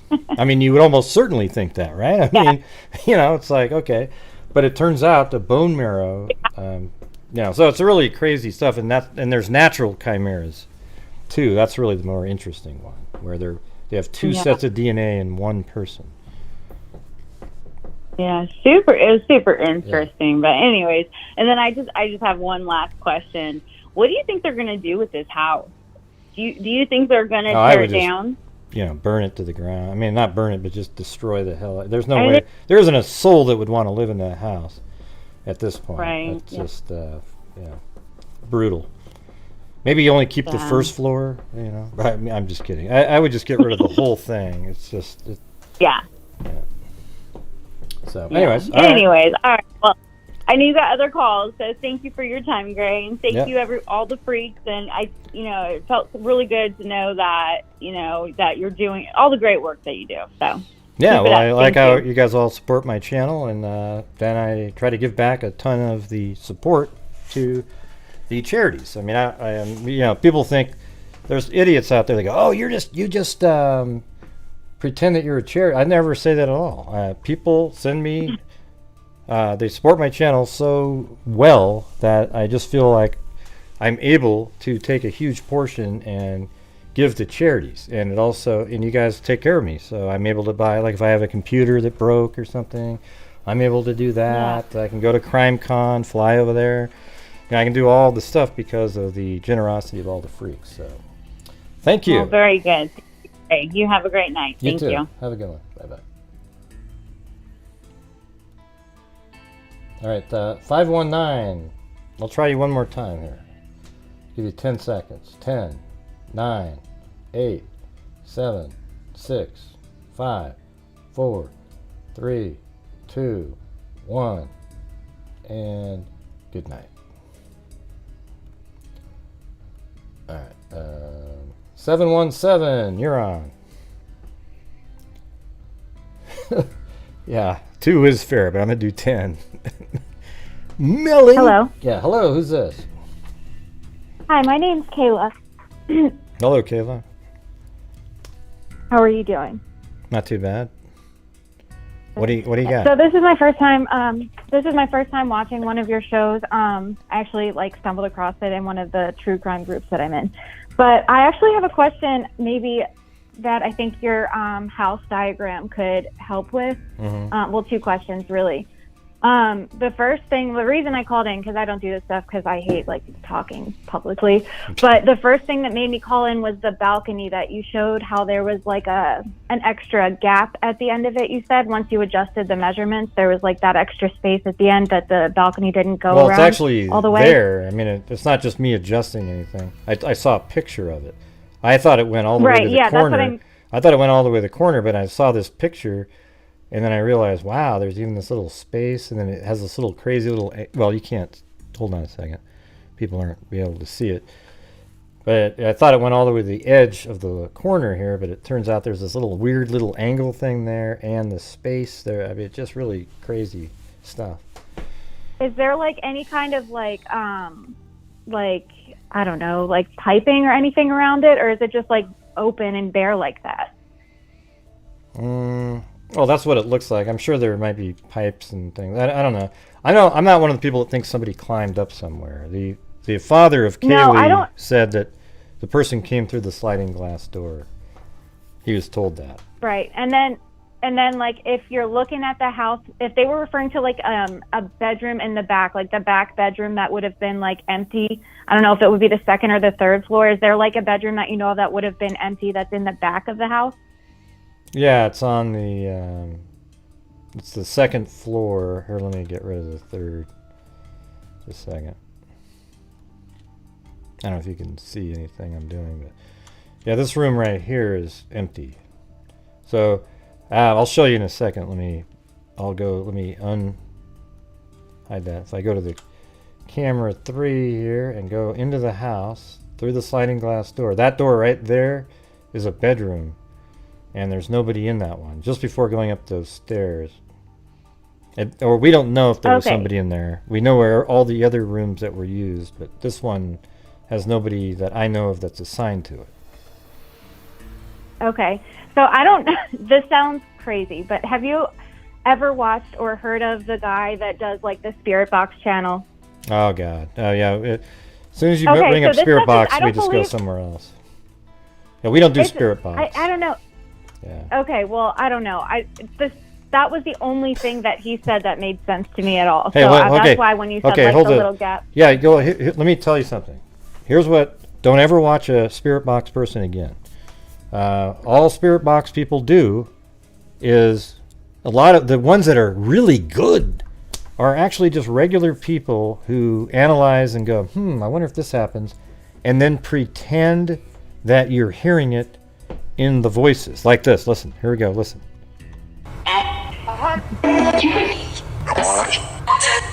Stupid. Oh, hear that? Stupid, it said. Whoop. Ooh, and a dog barked, and man. Oh, that shit. Now, right at the end, it said bat shit. I think you could hear that. Yeah, see, that's I did hear that. And basically, all they do is they say, like, oh, did you hear that? It says room. Because the part that went boom, they go, that says room. And then people go, okay, yeah, it says room. And they just work. It's just totally bogus. Okay, so yeah, that's what I thought that too. And then he said, I forget how it went, but then like I just tuned into your show, and then the freaking balcony thing got me, and I was like, that's kind of, I don't know. It was something about like evidence being there or something like that, but it was still interesting to think about. I don't know. Okay, it was cool. Yeah, it was interesting to think about, but I want you to know this, that the person probably would have, if they're a really good Spirit Box person, that just means that they would have been pretty good at actual true crime had they just not pretended they got the information from an app on a phone, okay? It's completely bogus. The psychics, the Spirit Boxes, all that crap are completely meaningless. I'm just trying to help you out. You sound like, I don't know how old you are, but, just don't do that part of it. Try to just listen to rational people. If you've actually been watching my channel for a while, I can't stand Spirit Box people. In fact, I have that sound effect just for that reason. I was going to say, you had that on standby, ready to go. Yeah, that's what I'm saying. So I know that you're new and you probably weren't really aware of that. But people in the chat, you should have seen it. As soon as you said Spirit Box, people went, "Oh boy, here we go," because they knew it, man. They knew you were in trouble. It's okay though. Well, I'm new, so I get a pass. But I don't know. I have been just stuck on the case though, and looking at a whole bunch of different things and watching all the press releases and stuff. And I don't know. I think everybody just wants to know what happened. But you are very different in the sense that you're kind of straightforward with just facts. So I appreciate that at least. I know it's not as entertaining. I mean. You know what I should do is do one of my shows where I'm really thinking through it well, but then add in a little Spirit Box. I just kind of a sound effect here and there. That's the thing, though. I don't. Yeah. I'm not airy enough to actually think that those things are completely legitimate, but like I didn't give it any validity until you were like, oh, and then there's this little gap like here, and I was like, wait a minute. I know, but let me tell you this. Weird, but I guess if you can figure that out, so could he, Well, anybody can figure it out. Yeah, well, you can just look at stuff. But so here's the thing: is let me just be honest here. When he claimed that the words said certain things, did you really hear the words, or was it because he told when you? So the way I try to explain it to people is when you look at clouds. And somebody says, oh, look, it's a rabbit. And then you go, I don't see it. And then you go, see the ears? They go over here. And you go, oh, wow, there it is, right? I see it. So, so that's kind of what these people do. They keep saying it over and over and over. And then you eventually go, okay, yeah, that's right, it is. But they had a good thought. They thought through something that was interesting. They just tell you that it got given to them by spirits, which is weird because wouldn't you think a spirit at one point would just go, screw with all the why don't I just say, hey, it's Jim Smith. He lives at 327 East Broadway. There we go. See, I never thought of it as like spirits just speaking. I thought it was more like using like radio waves and like shit like that. Sorry, I don't know if you cuss here, stuff like that. Yeah, I can cuss. So,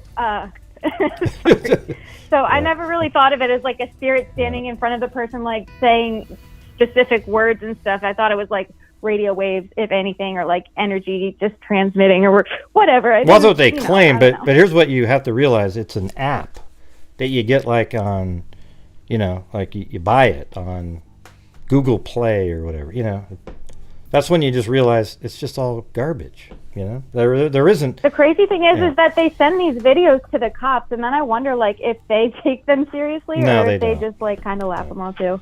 Yeah, they look at them and go, oh, my God. Funny. Man, what a waste of time. Seriously, these people send them to the cops? Man. yeah, on TikTok, there's people telling them to do it, too, and they're, like, already done, like, all 16 videos. Oh, boy, that's sad. Yeah, so... Anyways. But, yeah, I don't know. I appreciate I really like the 3D house thing, though. That helped a lot because I was there's somebody that made a post of, like, different overlaps of the whole entire block, kind of, from different angles. Like, they showed different perspectives from different areas where you had a visual of the house.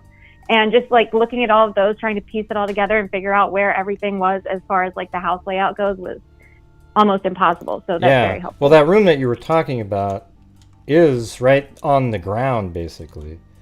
The room that wasn't used, I mean, you can see through to the door and everything when I go like this. I mean, that room that wasn't, we don't know about, if that's the one that had the screen out or whatever, I don't know. But it seems like the dad says that they think he went through the sliding glass door, but who knows, right? I mean, but that room that you're talking about is right below the deck, and there's a window there, so it's kind of interesting. So there you go. Yeah. All right. Well, hey, thanks for the thank ideas. you. And it was all, we got some laughs out of the spirit box. We did. All right. Well, have a good one. Thanks. Call back again. Have a good night. Call back again. All right, that was fun. Have a good one. See you. Bye. I will. All right. You guys don't think I'm too hard on the spirit box world, do you? I mean, I hope not, because I really don't have anything. Okay, is this 516? Yeah. Hi. Yeah, what's going on?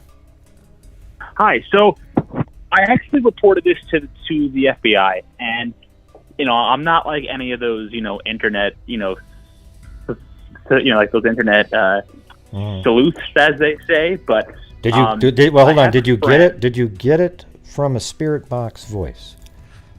No. Okay, all right, just checking. No.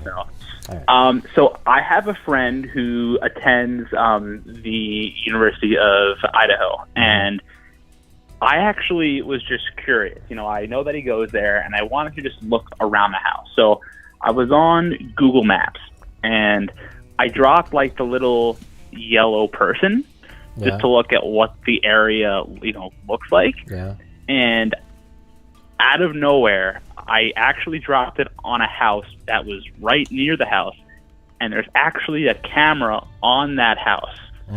And it faces Taylor Avenue, which is like the main avenue that connects King Road to State Route 95.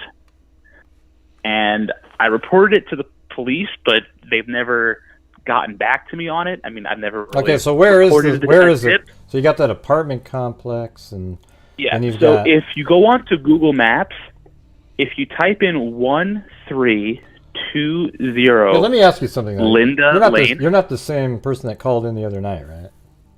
That Nope, had me no. looking at the burrito guy that had a burrito that looked like a knife. Nope. No. This is my first time. Okay, all right, okay. So where am I going? So it's 1320 Linda Lane, and it's like a block away from the house. And if you look at the top of the building, there's a camera that faces due north, so you could see all of Linda Lane. And from the elevated position, because the street kind of goes downhill, you could see Taylor Avenue, and you can even see part of that Banfield I area. see a camera. It's right next to a pole, like a 4x4 on a slope. Yes. On a deck, basically. You know. Yeah, so it's a camera on a deck. I don't know if you can kind of look. It's very small. Yeah, no, that's cool. Yeah. But I looked at it, and I mean, obviously, I don't know if the camera works or not, but I just feel like if that could see Taylor Avenue, which I'm pretty sure that it can. Yeah, it looks like I think it that might could be solve able to. a lot. Yeah, it looks like it might be able to see Taylor. But if it's a motion-activated one, it might not have worked. Yeah, so I don't know exactly what the camera is, but I called it into police just because I just thought it was, could have been an important tip, but, I just thought that I'd call that in.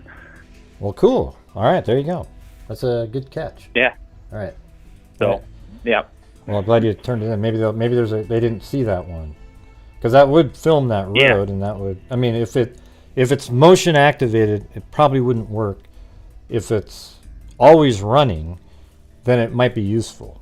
But now if they didn't find it, they've probably missed their window, because a lot of times he's right over each other. So. Yeah. So I don't know. I just feel like I've tweeted about this, and I've told people, and it's not really getting any traction, and I'm kind of I'm hoping that the police kind of take this tip, because if that camera is indeed a camera that actually isn't, motion activated, and it does still have, the the memory in the camera where they can go back, I think that's really a good tip, but yeah, we'll just have to see. Yeah. All right. Well, hey, good stuff. Appreciate you calling in. All right. Yeah. All right. Thanks. Bye. I don't think he was burrito guy. There was a camera there, and that's pretty. I mean, there's the street down there, and definitely that camera does look like it's kind of aimed over here a little bit, more down there. But hell, if there was somebody walking by there, that looks like that could be a way that somebody could have left. I mean, the house is just right here, and if they walked around like this to get out, seems like they would want to get out of there as quick as possible and avoid cameras. Not sure how you would do that, really. I mean, I don't know. It's pretty weird. 519, you're on. I wish I knew the order of these. I looked at it. Obviously, I don't. Yeah, 419. Are you there? You're like 10 minutes behind on the. I can tell. 519. Are you there? Hello. Who's this? Yeah, I can hear you. Yeah. Well, this is these walls have eyes. What's going on? These walls have eyes. Are you into spirit boxes? I'm just kidding. I'm not into spirit boxes. No. These walls have eyes. Spirit Rob. boxes. It almost seems like a name of a channel to do that. I'm just kidding. Yeah, Anyways, what do you got? Actually, my name is actually Robin, in case you really want to know. And the thing is, I'm just calling in to say that I think your channel is great. And you're doing a great job. But? And you misunderstand some of my questions. Yeah, well, it's probably saying. the way they're written or the way they're said, or Yeah, well. Anyways, I try to make them clear. Yeah. But I just wanted to say I enjoy your show, and you do a great job. Yeah, I That's saw it. one earlier, but then I just I can't remember what it was that you said. That was today, right? That's okay. I just said I don't understand Yep. what that means. Yeah, that's right. Yeah. Sometimes you are so mean. I am so mean. Gray, you're But you so keep doing what mean. you're doing because you're doing a great job. Well, thank you. Appreciate it. All right. That's all I have to say. Well, thank. What do you? Okay. You don't have any thoughts Bye-bye. on the case, huh? Oh, I think you've got it tied up quite well. Okay, cool. Well, I mean, I don't know who did it or anything Okay. like that, but it's interesting. It's No, it just is what it is right now. I guess Nope. we're just waiting for the next piece of information to come out. All right. Well, anyways, yes. We thanks certainly for. are. I'll try to understand your comments better, but maybe type in a way that isn't girl code-ish. Like I don't know girl code, and so you have to always realize that I need it full on sentences, right? Like you guys can communicate with I'll each have other. to make a man code from now on. Yeah, it's almost like write in a way that's almost absurd how specific it is, right? Like Will do. All right, okay. All right. Well, thank you. Okay, take care. All right, you too. Bye-bye. Yeah, pretend you're talking to a 4-year-old is basically what I would say. And if you don't know what girl code is, we actually have a symbol here, and what that represents is women's ability to communicate with almost saying absolutely nothing. You guys have these long, drawn-out conversations, and all the guys are going, what in the hell are they talking about? And it's because you can say something like, "Ooh, blub, blub, blub, blub," and you'd say, yes, I bought one of those yesterday at Walmart. They're beautiful. And the guy just goes, what? Yeah, yeah, how did you know that? Oh, it was just a look that I was given. Unbelievable. You okay, Debbie? Did you get your feelings hurt, Debbie? All right. 727. How is that sexist? See, why do people say stuff like that? Isn't that crazy? It's actually positive. I can't understand it. And it means that you guys have a better ability to understand stuff. That's so crazy that people say that. God. How is that sexist at all? See, that's how stupid our society's become, is that people would think that that's what that was. You guys are lunatics, all right? If you think that I'll tell you what, if you think that that's sexist, then unsubscribe immediately. That means you're dumb, okay? All right. Anyways, let's do the, what do we got here?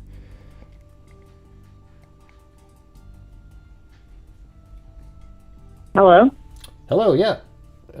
727. Hi, Gray. I have a question. Yeah, what do you got?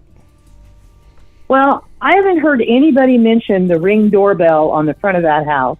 I heard Kaylee's sister mention it like 2 days after the killing. Whose house? And of the Idaho 4. No, that wasn't. She said... No, they got a camera No, from No, it wasn't that house. They got it from another house sort of near there, and they see them driving by at a certain time. It wasn't. No. Yeah, no. I know. I'm telling you the truth. You can say nah well, a million times, but that won't be accurate. Yeah. Well, she said that she saw the girls take the dog out to go potty. Is that right? Well, that probably means that there's another camera. Yeah, I mean, they're not. If they had a Ring doorbell camera on there, it would be, I mean, who knows? The case might even be solved at this point. On that. Well, house. that's what I thought, and I thought maybe that was just something they weren't talking about. The other question I have is, since 2 of the girls had worked at the same restaurant for, I think, 2 years, that's really never mentioned either. And, I just wonder if that could be a problem at the restaurant. What wasn't mentioned? Sorry, I was trying to find maybe where the Ring doorbell is. Oh, look at somebody must have broken in here, you guys, because the screen's off. Okay, go ahead. Yeah, no, that they worked at the same Greek restaurant for 2 years. Dana and Kayla, or Maddie did. Yeah. Yeah, right. We know But that. nobody, they really don't look at that angle.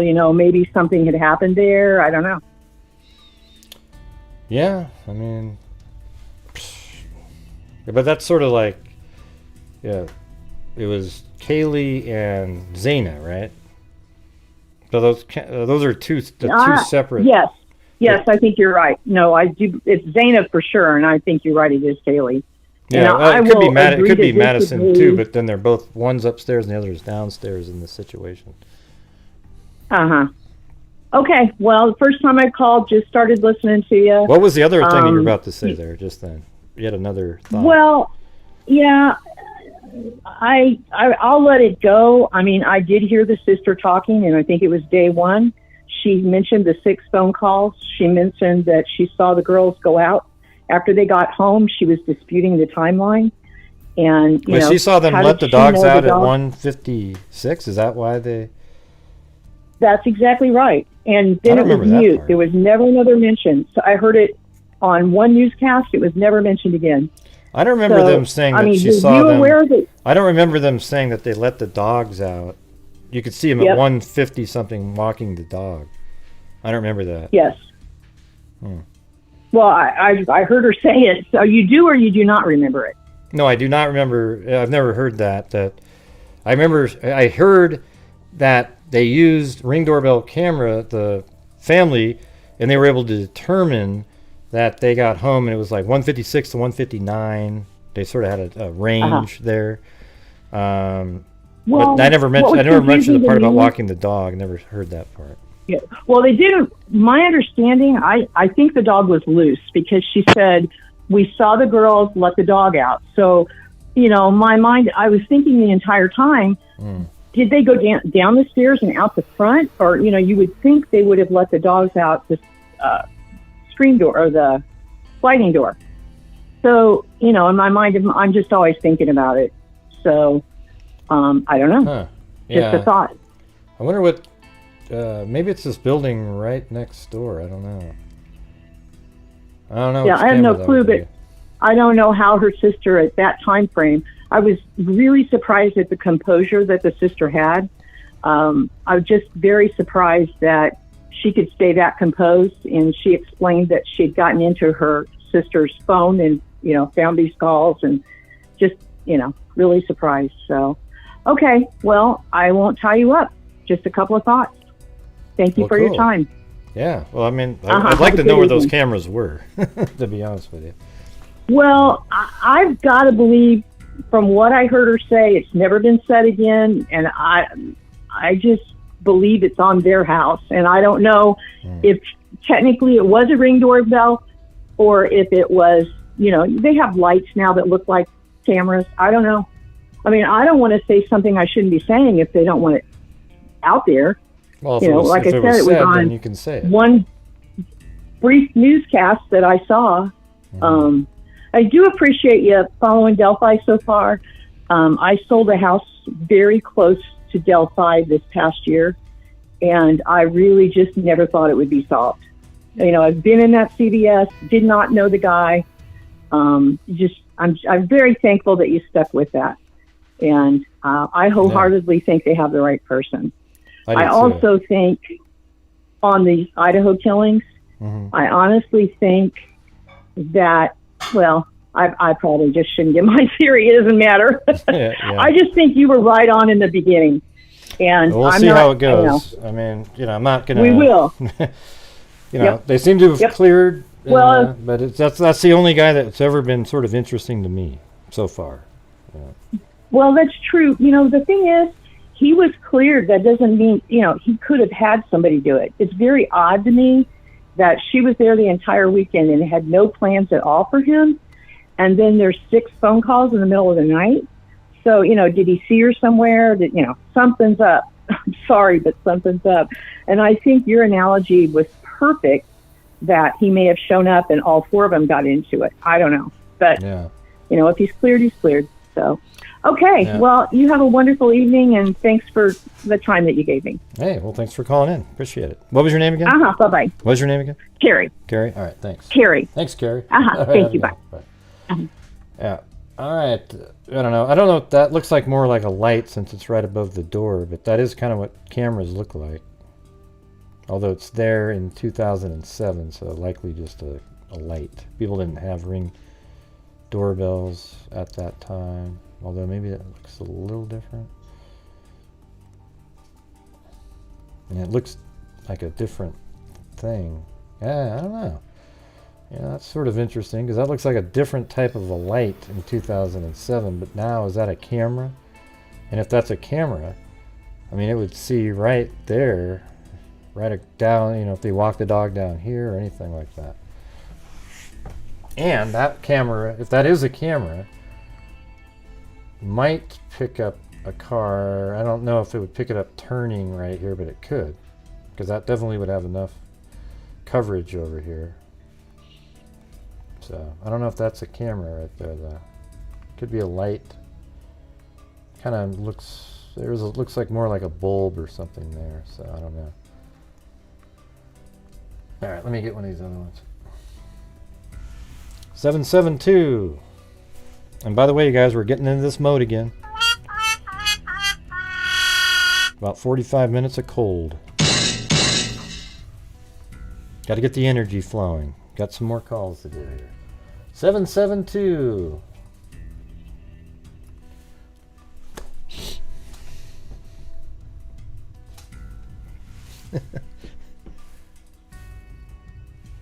Hello, 772.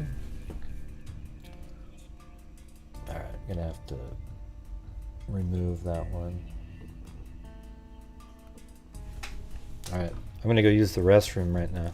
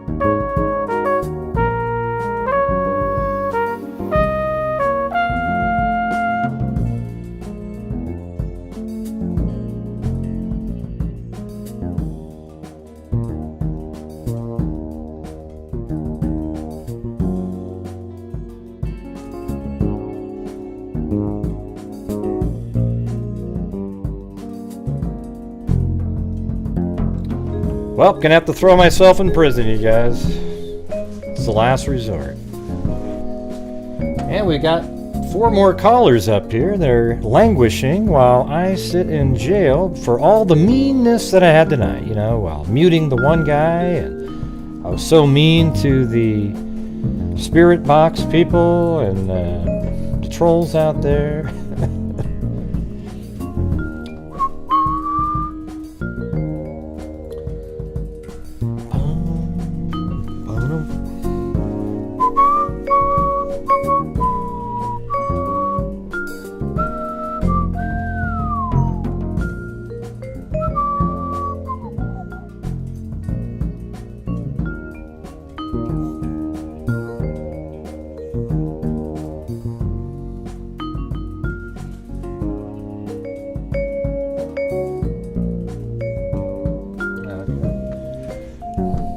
bail payment and snack fund.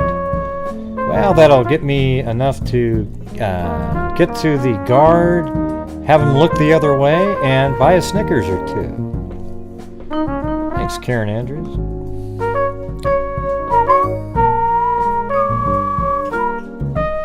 Still languishing in prison.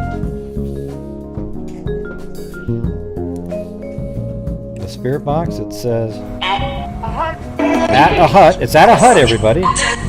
Stupid. Yep. Mom. Diligent little buddy. Skipper. That shit. Yep. I'll tell you what, you would think with 1,234 people watching that I should be able to be bailed out of prison. So we're just going to sit here. Part of the goal on this channel is to raise funds every single night to allow me to keep doing the shows and to donate. Last month we donated $8,000 to charities related to true crime, and the month before $8,000. And while we're really busy, we should be able to easily be able to keep up the same pace. There's times where we don't have as many people, maybe 400 people watching, and yet we still do well during those times. Right now we have 1,200. Hey, thank you very much to Tamara, not today, but Tamara, Paul Hallett, Doohickey, Brian Harmon, and Debbie L. have just got me, and there it is, AF. I'm trying to figure out what that stands for. Does that mean like funny AF? What did you think of the screams? What screams? There aren't any screams. I mean, the guy said he heard screams. The screams that you heard on audio are completely bogus, and we went over absolutely the fakest crap you've ever seen in your life. Thank you very much, C.S. Sleuth, Calamity Man, I'm going to go get a hotel and some prime ribs somewhere, you guys. You guys are freaking awesome. Thank you.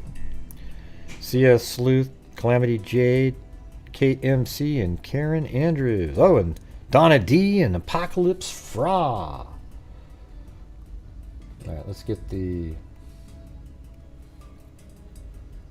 806. You're on. 806. Hello. Hello. Hello. Hello. Yep. This is Kathy. How are you tonight? Hey, not too bad. What about yourself? Good. I'm doing okay. I'm kind of wondering about the two first floor roommates or roomies, the two girls that survived. Mm-hmm. I'm wondering if perhaps they went out at some point and actually were not at home when this happened. Maybe because they went out and didn't want their parents to know it, or and then they come back in, and that's what one or two of them come in and discover what has happened, and that's why the call is so late and why they didn't hear anything. Wait, what are you saying about the two roommates? Say that again. I was trying to figure out what that meant. Okay, that maybe at some point, let's say when one of the other couples came in after 1 o'clock, maybe these two girls went back out and didn't come back home actually until the 11 o'clock time, whenever 911 was called. Maybe because they were embarrassed about where they went, or they didn't want their parents to know they were out. Yeah, but they just wouldn't say anything. I mean, you think that's why they didn't call 911, or? Well, I just, it's just curious that it was, so late in the morning, and why the one, especially when you show your animation where Dana's room is right on top of the other. Yeah. And the girl on the floor heard nothing. And I thought, well, perhaps she really wasn't at home. And maybe there's a reason why she just wanted to say she didn't hear anything, because she actually wasn't there, but she doesn't want mom and dad to know she was out doing things that maybe they wouldn't approve of. Well, it sounds like that they verified that they got home at 1. Like, there must be camera footage of them getting home at 1, or maybe you're right. Maybe it's just them saying I got home at 1, because that's just what they said. But they did. But I mean, here's the thing: over time, they would have told the truth to the cops. Don't you believe that? That the girl would say, Well, yeah, I got that's home at possible, 1. and You don't think that she would have lied to the and cops, that's- though, do you? About that? I mean, Yeah. once it got to that level, don't you think she'd say, okay, yeah, I was out till 3 and I got... Right? and perhaps she has to the police, and the police just have not, Updated? let that information out. But Yeah. Okay, yeah, I was just I'm saying, kind of curious. because they keep saying the 1 o'clock time, so... Yeah. I just think the Yeah, part and where if they there's, say, you know- the part that's weird is when they keep saying, well, they got home at 1 and woke up late in the morning. Like, there's nothing in between. I think there's definitely something way more to it on their parts. I guarantee it. Yeah, and that's why I was thinking, well, maybe they actually weren't there. Maybe they went back out. Maybe they went out as one of the couples came in, and like I said, for whatever reason, don't want to say that they weren't there, or perhaps they had a visitor that did. Who knows? Who knows? It's just speculation, like most of the stuff. Well, I think it wouldn't shock me at all if when they got home at 1, maybe somebody started milling around between 1 and 1:45, 2 o'clock. There was just somebody there. Maybe they were in the living room, and I guess then when Ethan and Zaina got home, they necessarily would have to walk through the living room past any individual that might have been hanging out in there. I don't think so. It's either, I think a random person showing up at a house would go into the kitchen or the living room, not in people's bedrooms necessarily. Like if you were just hanging out. Right. So yeah, and it's that's either, why yeah, go ahead.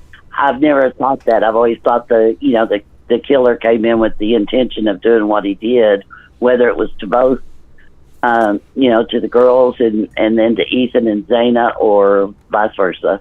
But I just think it's strange that, and since there is no video, no ring camera or whatever, those girls could have gone back, the girls who lived on the first floor could have gone back out, and who would have known except for them? Mm-hmm. Yeah, well, I think that they heard the fact that the one roommate is right below Zaina and Ethan, and Zaina fought for, had defensive wounds. That means she was yelling. There was things going on, and she's right below. She heard something that sounded really bad, but she kind of thought, well, it could be a party. But then they locked their doors because it was spooky enough. And the next morning, she probably thought it was eerily quiet, because think about how normally people are like moving around at 11, and all of a sudden there's nothing. There's no TV, there's nobody in the kitchen, there's no creaking of the wood, there's nothing. And then she probably went upstairs and kind of glanced around the corner and saw somebody on the ground and yelled their name, and they didn't move, and then probably went, oh my God, and started texting people that somebody's passed out. That's what I think. Yeah, or perhaps, she went over to the other roommate room and slept in there because she's like, oh, Ethan and Zaina, I don't want to listen to this all night, so I'm going over to the other room. Who knows? Yeah. Yeah. They are college students. Mm-hmm. Anyway, Grace, that was just a thought. Well, it's a good thought. You had good thoughts there. Appreciate it. Thanks for calling. All right, Joey, you have a good evening. Boom, you too. I have a good one. All right. All right. All right. Yeah, so what about somebody sent me this picture, hold on a second, and I believe it's the same spot here. Oh, not that, guys. Jeez, what the hell was I just doing? I just moved around my... there we go. Yeah. So if you get up here, yeah, I'll stop right there, zoom in.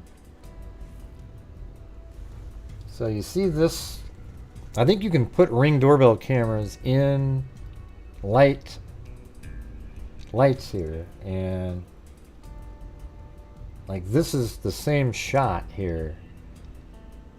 And that looks like that's a camera. That definitely is a camera. So I think this might be the camera. You see, because that is the same spot. There's no doubt about it. I mean, look at the windows there. Everything's the same. I mean, look at this with the wire. You know, so that is the spot, and so that is a camera. So that's a new photograph. So that was sent by Sharon. Thank you, Sharon. So, yeah, so that's a photograph that's just been released. So that would make a hell of a lot of sense that camera right there would pick up the girls being dropped off. I mean, look how close that is. It's right next to the house, kitty corner. And so that makes sense. All right. Well, hey, thanks for sending that. I think that definitely is the camera. I mean, look where that is. That's this house, and that's their house. So that means a camera that close, you'd be able to see people coming this way. Man, that camera right there should be really valuable. I bet it apparently doesn't pick up anybody, but man, that thing, anybody coming down this street or this one, so that kind of eliminates that. They probably looked at that camera and have been able to determine that the killer would have had to go, you know, out this way or even back behind, because they never showed up on that camera walking around. Pretty crazy. Pretty crazy. 520.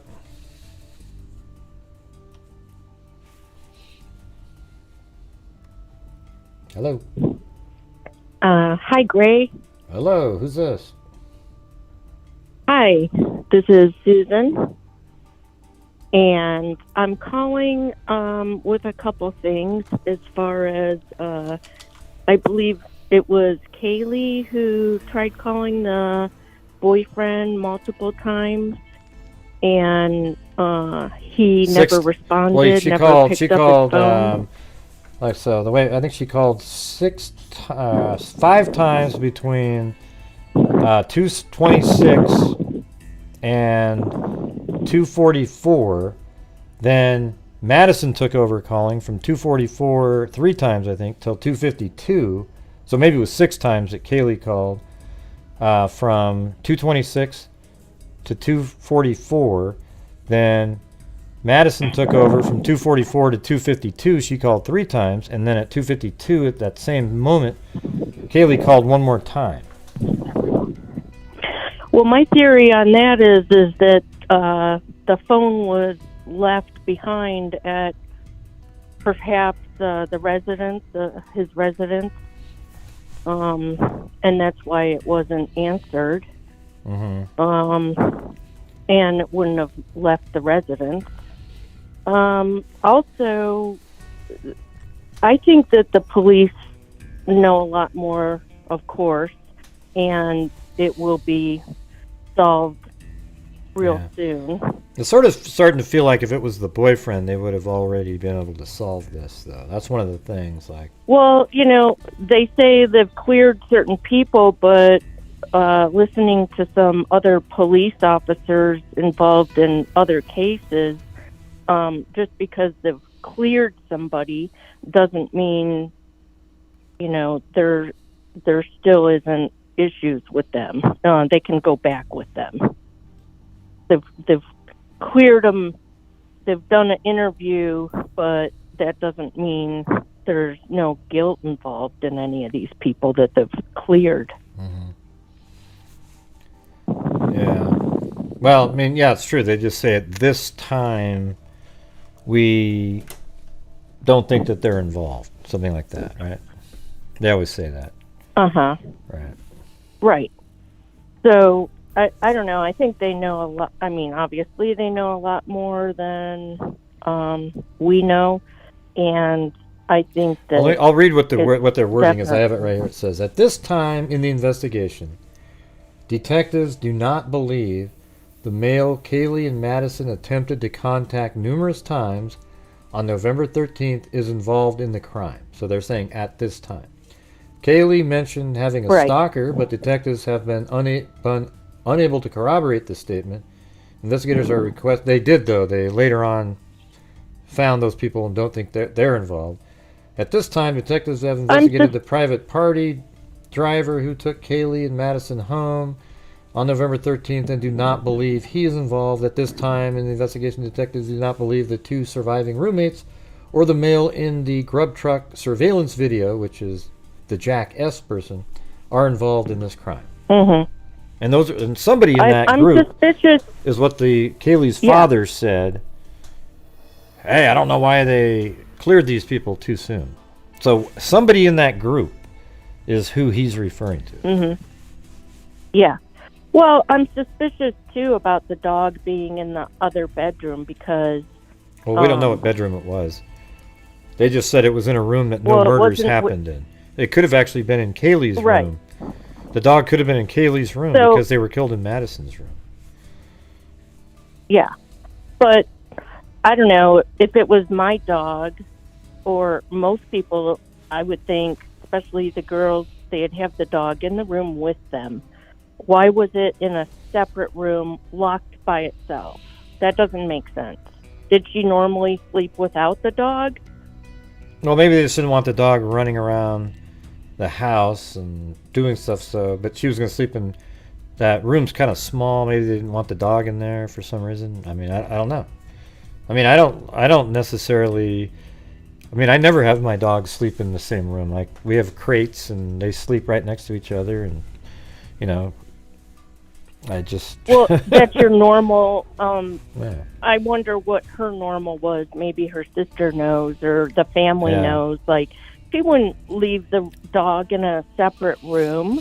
Yeah, I mean, it could be that somebody that knew the dog, like somebody, the killer. I mean, I think the killer is somebody that they know. So maybe that person came in and then put the dog in a room or something. Yeah, why would the killer, if it's a killer that's going to kill 4 people, it would probably think nothing of killing a dog too. So it maybe knew the dog, had a close relationship with the dog. Yeah, or maybe they just knew that the dog had no ability to tattle on them, so, didn't kill it. Yeah. I think there's a chance that all 4 of those individuals killed were awake after 1:40, and that's why they were 1:45, and that's why they were killed.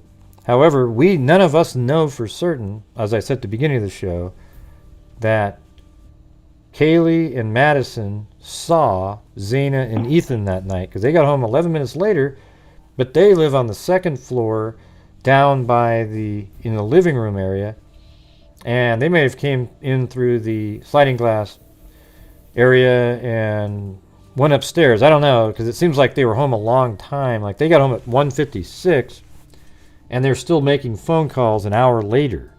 So that means they were awake and not panicky at 1:52, an hour after they got home, and then they probably went to sleep probably around 3, and then somebody came in there and killed them right after that. It's pretty crazy. Yeah, so they knew that it was silent in that house to go in there. They were watching or knew what was going on in there, because you couldn't kill 4 people by yourself if they were all awake. Yeah. With a knife. Somebody would get away. Yeah, I have to respond to somebody there. I just can't understand. Yeah, okay. Yeah. Let's see. So, I don't know, but I have confidence in the police. I think they just don't want to make a mistake, and they want to get the evidence right, because it is such a big case in such a small area with these college students. They want to do it right. Yeah, we'll hope they get to, it's just right now it's getting kind of weird, because this is a case you'd think would be solved quick, and the longer it takes, the less likely it is. So it's pretty crazy. Yeah, which makes me believe they're watching the person. So I don't know. I think that it's going to get solved, but that's all I had to say, Grace. Thanks a lot. All right, well, thanks for calling in. Have a good one. Bye-bye.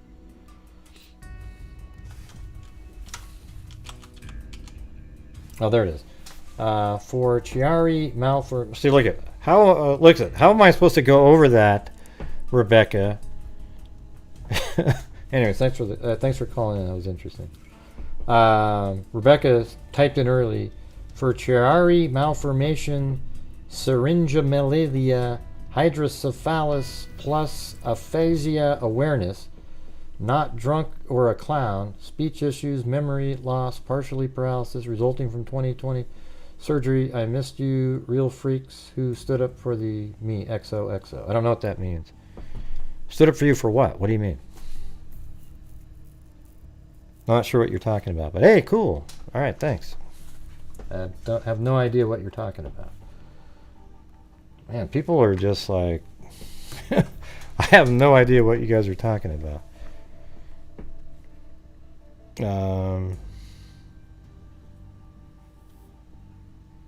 Yeah, I just don't know what you mean. For sticking up for you for what? When did you need sticking up for?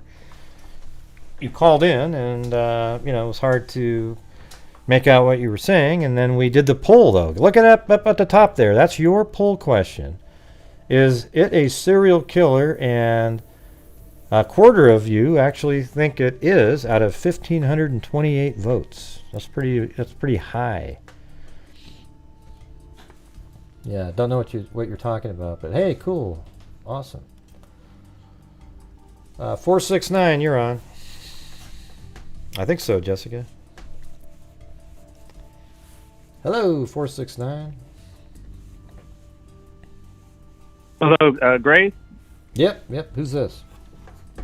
Hey, Gray, this is CS Sleuth 82. How you doing this evening? Not too bad. But what's going on? What do you got? Well, first and foremost, I wanted to say I have much respect and appreciation for your channel and all that you do. Thank you. This is the second time I called. You and I once had a conversation during the Gary Petito case, so that's one of the parts that I like about your channel is that you bounce ideas off of each other. Well, you remember the Gabby Petito one? That's one. Like I don't know if you remember. I circled this huge area, then I circled this smaller area, and then this other area, and then right inside the three overlaps is right where the vehicle was found. It's pretty crazy, but anyways. And the conversation that you and I had during that case was, where do you think the murder specifically took place? And you said in the back of the van, and I thought that it occurred out in the field where her body was actually found. I think you were right on that one in the end, so you beat me on that one. Well, I don't even, who even knows? But I mean, I think he killed her, and then what was weird is that really was the van door shutting when that bus drove by. It was so weird. I thought, oh, come on. And then I had the really high definition version of the video, and it's absolutely exactly what's going on. It's shutting. They were trying to shut it to hide something. I don't know. It's weird. But anyways, so what do you got in this one? So the question I have for you is, I think I understand your approach and everything. It specifically relates to, how I'm assuming the approach you take is that you only go off of official information that's released by police. Well, I also have to go off of what people, like a family member reports something, like if they say that they told them something, that's something. And that makes sense.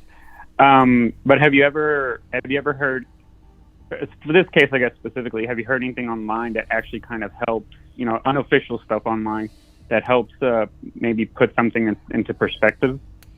Not really. I always think anytime I see something on Reddit or Facebook, it's just, to me, I don't know, I just don't really put anything to it. It's almost never true, almost like 99% of the time. One out of 100 maybe, but I'd rather not waste the time going after 99 rabbit holes or going down 99 rabbit holes for that one that might not be. Gotcha. Have you seen anything? The specific thing that I'm referring to relates to the initial 911 call, because when it originally came out, it didn't make sense to a lot of people. They thought that the call was coming from one of the surviving girls that she called because she thought one of her roommates was unconscious, and then you hear something later online that no, what actually happened was she ran outside and was. I read the thing online, but let me ask you this: I just went over that earlier in the show. Law enforcement said on November 13th. So I actually specifically addressed that exact thing earlier. On November 13th, the surviving roommates summoned friends to the residence because they believe one of the second floor victims had passed out. That's the official word from law enforcement. So if that is really specific, it isn't just somebody called and somebody passed out. This thing is saying that the roommates messaged people because they thought that one of the second floor victims had passed out, meaning Kaylee or Zaina. I mean, not Kaylee, Ethan or Zaina, right? So, doesn't that completely debunk that? I mean, seriously. I would say, yeah, it can debunk it. I guess it all depends, though, because the person who's releasing that statement, how close are they to the... How well is the information that they have that they're making that statement on, I guess you could say? Yeah, but wouldn't law enforcement put out the real... I mean, I guess sometimes they don't put out the actual information, but it does say, it's really specific, that the roommates summoned friends to the residence because they believed one of the second floor victims had passed out and was not waking up. So that's so different than the other thing about one of the roommates passing out. I've heard that theory, and that's what the call was about. Hey, they pass out because they saw this horrific scene. Most people, to be honest, don't pass out, when they see something like that. They might get into shock and they're sitting there, but most people don't just faint and pass out. That's like 1 in a 200, I'm not even sure it's that good. It's probably way less than that. Gotcha. What was the time difference between the event? So I know it took place on November 13th, if I'm not mistaken. Mm-hmm. The date and the day of the announcement or the official statement. What was the date of that? I think you said it a few minutes ago. You mean this one that I'm looking at here? I don't know. They put out a bunch of. This is one of the later updates to it because people had always been wondering about the 911 calls.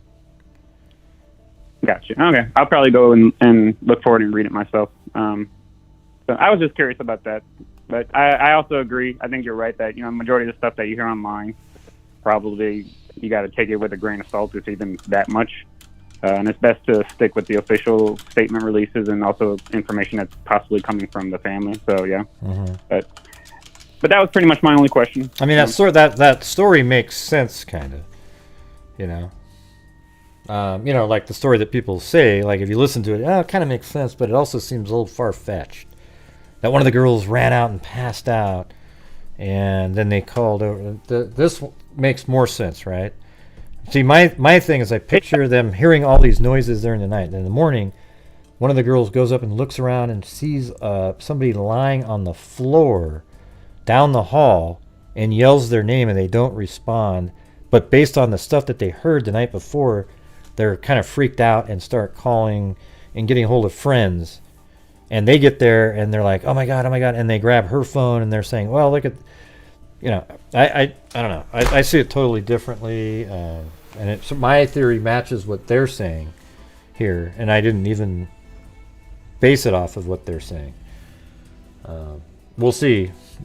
I guess we'll see. There might be a lot of stuff that they're just putting out that isn't really accurate intentionally. Yes. Yep. That is a possibility. So, all right. Well, thank you so much, Gray. I hope you have a great evening and keep up the great work. Hey, you too. Thanks for calling in. Appreciate it. Yeah, well, Zozo asked the question up there. Hey, if the attacks all happened while they were sleeping, how did Zaina have defensive wounds? Well, because when you're sleeping and you get stabbed with something, you generally might wake up, right? So you wake up, and I could actually picture a scenario where they were all attacked while sleeping, where Ethan was attacked first, and he struggled, and he made noises, and then Zena woke up from her sleep, and then she tried to help out and was subsequently killed herself, but it tried to help out and had defensive wounds. Doesn't that make more sense? Okay. It just means that they were asleep when they were attacked. Yeah, they might have been sleeping when they were attacked, but they obviously... Well, okay. Do you think that she was sleepwalking and defended herself? Yeah, so they're out cold, sleeping, and then they get attacked and they wake up. But they were sleeping when they were attacked, not when they were killed. Do you notice how they specifically say it like that? Let's see. Where does it say it in here? 4 victims were likely asleep. Some have defensive wounds. See, there you go. So it says the coroner stated the 4 victims were likely asleep. Some had defensive wounds and each stabbed multiple times. So that means that they were asleep when they were attacked, but then they wake up. How does that not make sense, Mama 457, Rose? I mean, it's just so... Oh, it does. Okay, now you said it did. Some meaning more than one did. Some meaning more than one... What?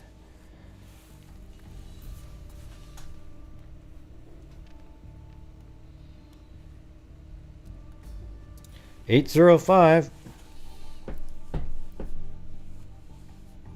It's a dispatcher asking questions. What?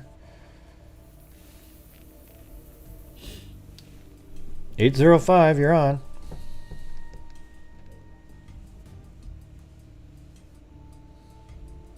Hello. 805. Got 5 seconds.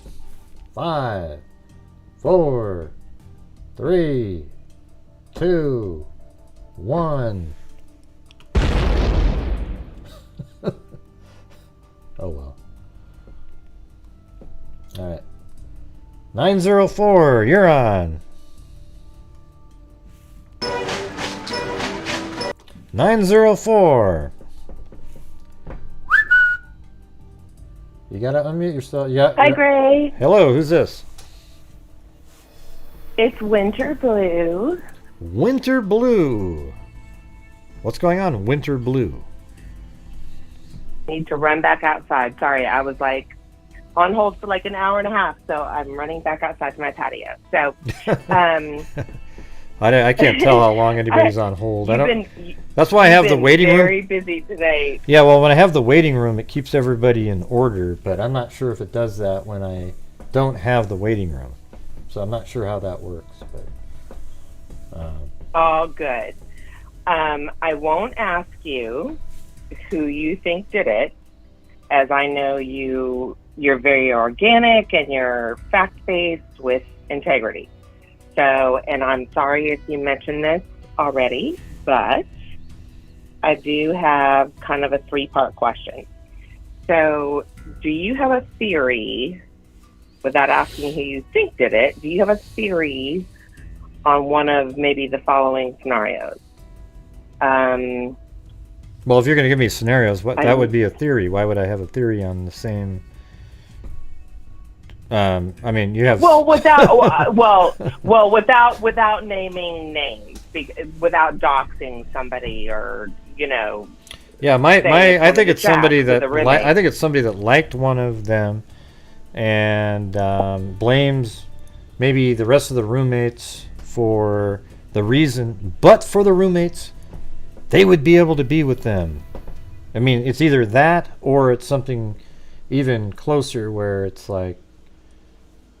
All 4 of the roommates witnessed something that happened after like 2 o'clock, and perhaps maybe that's why phone calls were made. We don't really know, and then something happened later, a murder.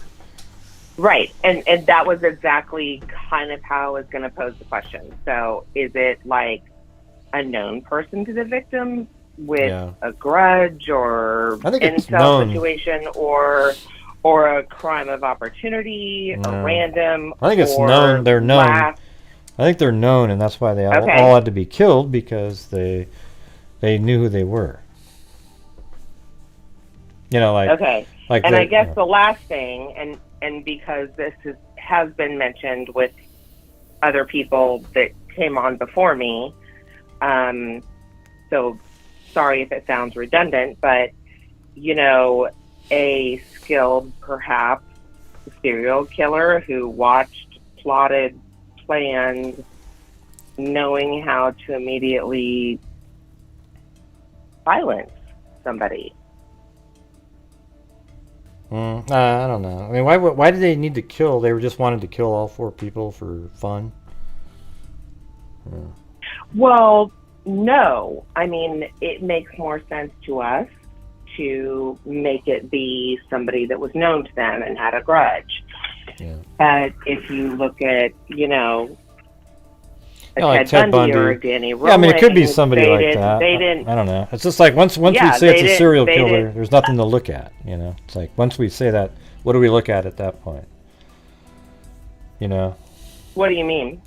Well, once somebody says, "Oh, it's a serial killer that just showed up in town," well, that means nobody at all that we're talking about, and we have no chance at all to figure it out. I mean, zero. You know, so you know, I hope it's not a serial but that's killer. okay, right? Yeah, I mean, Like, well, I that's just said I hope 'cause it's not a we're serial all killer. here to. Yeah. No, I would hate that too, but there were some strange things. You know, I know it's not The dog. Law enforcement. Yes, I know they ruled it out, but that's kind of the first. Well, once they rule it out, why don't you thing, just right, go? about serial killers? Yeah, but it seems like once they Well, rule that out, I'm- just let it go. You know, move on to something I else. agree with you. Yeah. I agree with you, but I'm just saying. Although in the Delphi case, they There is- ruled out social media, and then there it was, social media later on. Yeah. You probably don't know about the Delphi case, though, do you? I do very much. I follow you. I'm very much invested in. I was like that kid that probably should have gone into the FBI, but now I'm too old and can't, which is crazy to me. That, especially in this YouTube community, and you see all these people that are so intelligent and so smart and so forward thinking. It's like sad that you can't get into the FBI in any way, shape, or form. Like 36 years or under is the limit. It's just nuts. But what I wanted to say to you real quick, I know because you've been going on for a while, and I'm sure you're tired too. But this is all I wanted to say about the dog, and I agree with you. Like, it was ruled out. I get all that, but I saw something that I thought was interesting, and that is that may have been a first attempt. May not be the same person. We're all here to speculate and help and do whatever we can. Okay, that's why creators have channels. We're all here to support and do that. But I did think it was interesting, whether it's related or not, that maybe that was their first attempt at seeing what that looked like. Not doing it on a person, but on an animal. Yeah, I mean, that's what you're saying, but they said they I don't- ruled it out, so it's like, Yeah. you know. I mean, it's definitely, I mean, so once they ruled out, it's not likely to be, so then it's like, then you go down, I mean, everybody knows the whole thing about serial killers often start killing animals, and that's why it was a big deal to everybody when they saw the skinned animal, and to me, that's just sort of like this, I mean, while it's sort of interesting that it sort of took place in the same area, it sort of has that sensationalism feel to it. Although, you know, you never Of know, course. right? But that's what it feels like. You never know. And that's what's so crazy to me, though, is that I mean, we don't know a lot. You know, we watch CSI and all this kind of stuff. Like, we get our answers within 60 minutes of watching a TV show. It's creators like you and others that are fact-based. So I'm not trying to go down that path, but I just cannot wrap my head around the fact. I get that we're not getting information from law enforcement, but there were a lot of people videoing that scene, news channels, even before law enforcement showed up, in the front and back of that house. How is there not a blood trail that anybody saw after the fact? Well, because he It's might not kinda have. crazy. And Well, I don't know. See, I don't think it's. People are like, how could it not be step in the blood? Because he kills him on the bed and he leaves the room. How did blood get on his feet? Well, it didn't. Then he goes up to the next room and he kills people on the bed or around there, and he doesn't get blood on his feet. He makes sure, and he gets out the other way, and then maybe wipes the knife on something, so maybe it minimizes the droppings. And I don't know. I don't think there's going to be how footprints. does he not get blood on his feet? I just explained it to you. It's really simple. I mean, I don't know. Why do you think it has to be on his feet? No. I'm not trying to be. Well, no. But how does he get? I'm How does just he? bantering. How does he get blood on his feet? I would ask that. Like, why is it for certain that he got blood on his feet underneath his shoes? It's not. But when you were mentioning earlier, like, oh, the hazmat suit and all that, yes, could have been in like a serial killer that planned and had the hazmat suit that you could like do all this dirty work and crumple it up into a ball and flee the house with no sign of DNA. Okay, fine, that's crazy. I mean, I guess it's possible. But I think the one thing that I'm stuck on, and this is the last thing I just wanted to say to you, is I think that we've all learned in any case that a knife-driven unaliving. You mean suicide? Gloves or not. Suicide, you mean? Yeah. Yeah, What's we that? don't. I don't say unaliving on here. I think it's childish and Oh, I'm sorry. really stupid. I'm sorry. I've heard it on. Yeah, you heard it on channels I don't that know like the cave into all protocol. the bogus stuff. Yeah, you can say suicide on it. It's a real Okay. word. Yeah. Okay, so I'm saying murder. Mhm. Like I didn't know the protocol for YouTube, but what I'm saying is like gloves or not, you're murdering somebody even if they were skilled and they're like, oh, okay, trachea or lungs, like immediately murder somebody to alleviate them screaming with a person next to them in two different rooms in this scenario. All I'm saying is it's just crazy to me that with gloves on or not, it's slippery. There's blood. Yeah, I think there's going to be blood droplets over. But when people say he has to step in blood, I don't think that's true at all. For example, let's say in Zaina and Ethan's room, their headboards are next to that sort of wall where the blood was found outside, and they get stabbed and killed on the bed, let's just say, and then their blood kind of goes towards the wall over there, not anywhere near his feet. So then he walks away. Then he goes up to the next room, and maybe there's blood on his hand or arm or something. Then he goes up to the next room and kills them, and maybe it's something similar. You don't have to get blood on your feet. I think that's sort of like out of the movies. Like, it doesn't have to happen. Now, if there was battling going on throughout the house, a big fight going on, there was somebody killed in the living room, somebody in the hallway, somebody over here, there'd be so much blood in the walkways that then it's likely that you'd step in it. But if you're isolated in rooms on beds, the bed itself probably soaks up a lot of that. Absolutely. So it's just kind of. Absolutely. I just don't believe that that's a big deal. This was my hypothetical. It's not about the feet. I mean, I did mention going out of the house, of course. Hey, hold on a But second. this Let me is just throw my this. bigger- Hold on a second. Look, you guys. Look, it's a Yorkshire Terrier right here. Look at that. Wow. All right, go ahead. I wish as though I was on video because I can't watch the video. It was just a cardboard box that looked like a Yorkshire Terrier in the background. It was just. It's called Pareidolia. Aw, this is my last thing. Not so much about the feet and tracking. That's something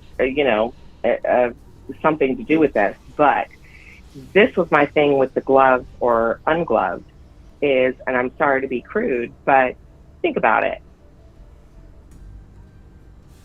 You stab somebody, it gets slippery. Whether you have a glove more so if you don't, but if you have a glove. Yeah, and your hand and slips you're and you cut yourself. stabbing and you're yes, you're stabbing repeatedly, which if you hit bone, you'd probably the law enforcement says. Well, if you stab bone, then your hand would is gonna slip. Yeah, we've gone over your- this many times. Yeah. Yep. Yeah, it's going to go down the blade, so there has to be DNA there. It's Of like what course, we Jody. don't know Well, it that doesn't yet, have. No, but- it doesn't have to be. It means if your hand does slip and you hit bone and your hand slips, it doesn't have to do that. That means it does happen relatively often, but it doesn't mean it has to have happened. Right. So if they were wearing like thick gardening gloves or nothing, landscaping gloves or something, do you not think that if they were doing multiple stabbings on 4 different people, that glove wouldn't have gotten slippery and their hand wouldn't have slipped down from I'm not the saying it handle couldn't have been to slippery, but the you blade? can't claim something to have to happen when Unlikely. you can't. It's not. I don't even know if I think it's like 50-50. That if you're stabbing somebody, Right. you get blood on the knife. If somebody's gripping it really hard and it has like one of those little things that I don't know what it's called, but right above your grip, like there's something that ribs or sticks grip, out on yeah. both sides where your hand isn't going to slip. Right? And so that would matter a lot. As long as you're gripping it hard, your hand isn't going to slip over the little guard or whatever you call that thing. And, you know, it's just one of those things. Like if you use a steak knife, sure. I mean, because there's none of that's on there.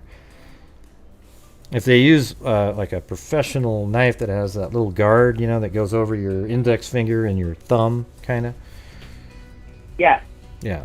It would make it way less likely. It's just so so crazy that we're between, okay, we got Gabby Petito, but like Kylie, and even with all these, what Jared just released, the full Nick video, like that and this, it's just crazy. I don't know the Nick I can only- video. I don't watch that kind of stuff. You mean Jared? Oh, the Adventures Jared, with Adventures with Purpose, when they pulled over right. the guy. So we, right, and we know that he went to court, that got all screwed up, whatever. So Jared yesterday, only 2 members, so you would have to pay for it. Still doing the same shit that everybody is, suspected him of, all about the money. He released to members only the full Nick tow truck driver video. Oh. Was it even that interesting he kept at all? Talking about all this time. There was only one channel. Well, I don't want to go. I just want to answer the question. I don't want to go through all that. Yes. I will. Was there answer anything it. in there that made you go, "Ooh, wow, yeah," like that? Because it wasn't. Because Kaylee was already dead. Yes. Yeah. Okay.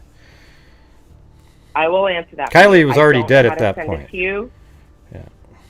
I understand.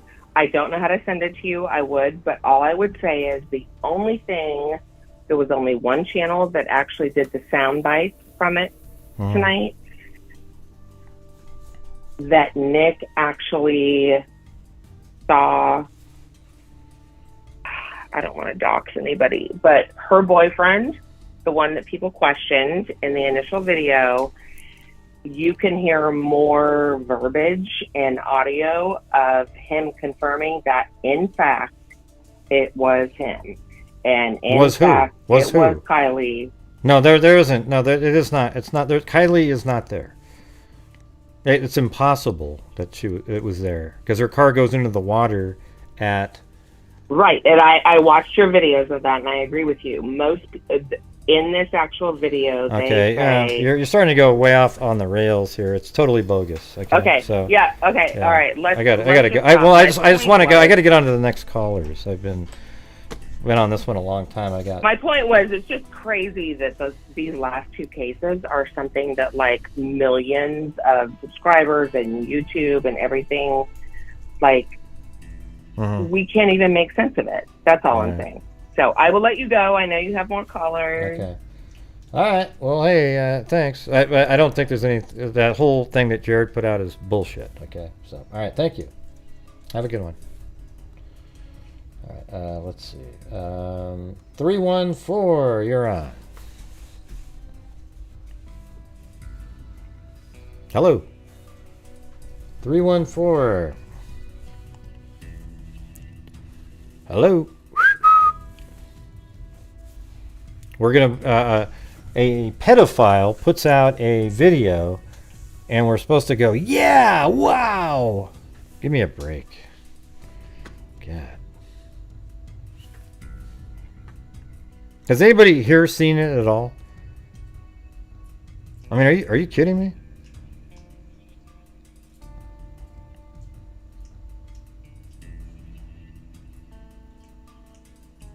Huh? What are you talking about?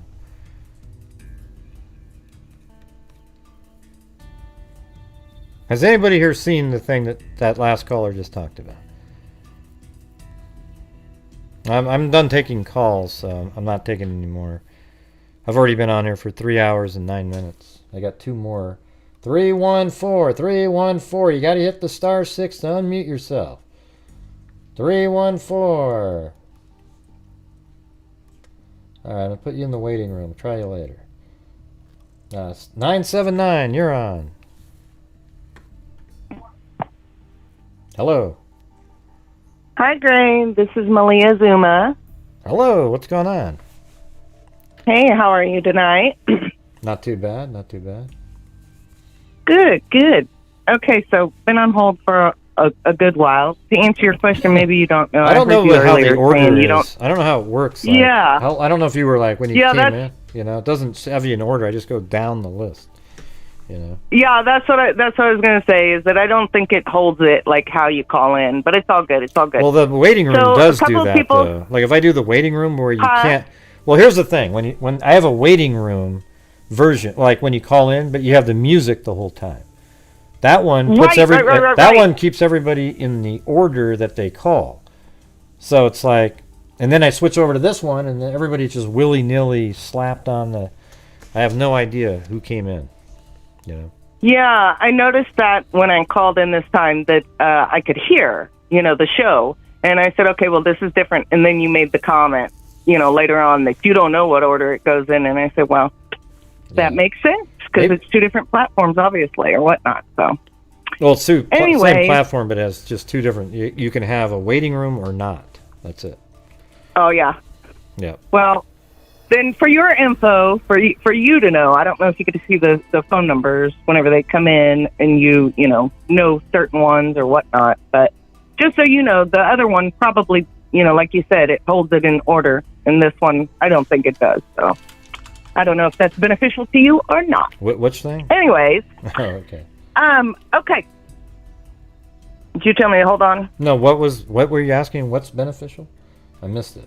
Oh, no, I was saying I don't know if that is beneficial for you, that you can have them in order or choose, I don't know. You know how your stuff works, so. Mm-hmm. Yeah, okay. I'm just giving you the info past that. Anyways, so while I was on hold, a couple of people touched on a couple things that I have been thinking of, and because your model, the 3 routes that you did today. So I've been thinking, because Kaylee's sister had mentioned, whenever she changed the timeline, going with surveillance, and then it went in, I saw you were earlier looking for those cameras. Because it just keeps hitting me, if they could see them, then, what direction did those cameras, where did they see them, so to speak? Because is it back on that porch? I don't think there's anything...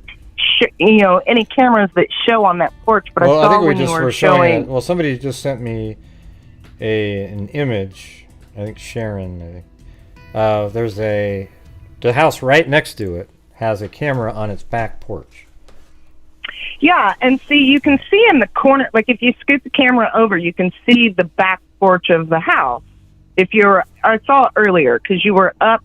Higher up, and well, yeah, I mean you can see it, but you can't see you can't see it from the camera, though. Right.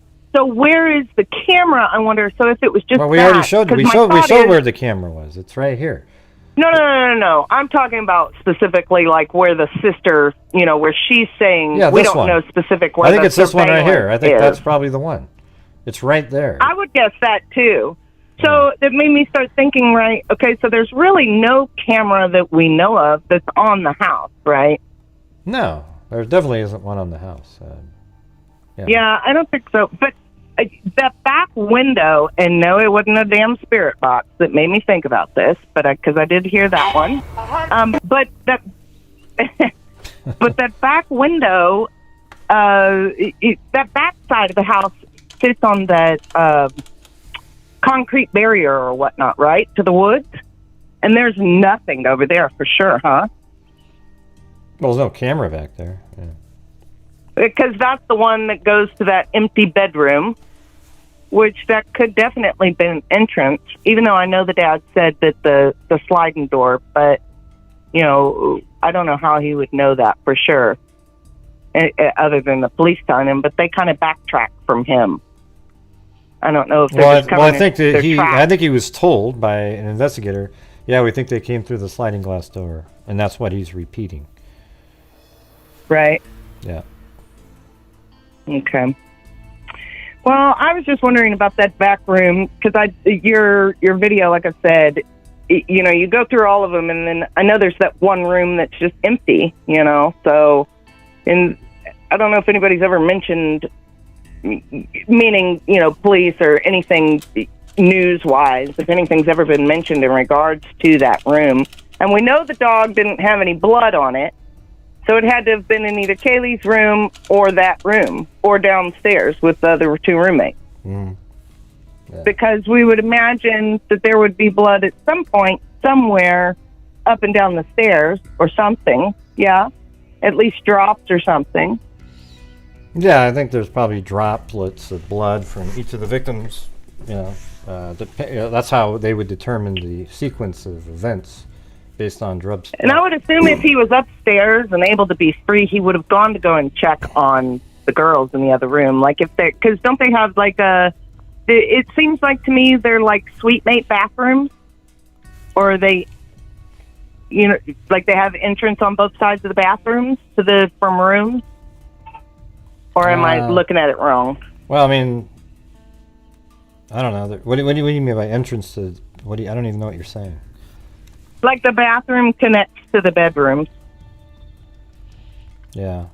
Here, hold on a second. I gotta start hiding people. Hey, Heather, go screw yourself. I'm gonna get rid of you off the channel. I don't care if you're a channel member. What a stupid comment. I get a lot of callers that call in here, and they just start going on and on about random shit, and I don't need you complaining about it. So, bye-bye. Anybody wants to bitch about how I'm doing with the callers, get the hell out of here, okay? You guys are idiots. All right, so go ahead. Sorry. Did Heather have something to say about me? No, she was saying. No, she was talking. She said, "This is what she said upstairs, up above." I don't give a shit if she ever watches again.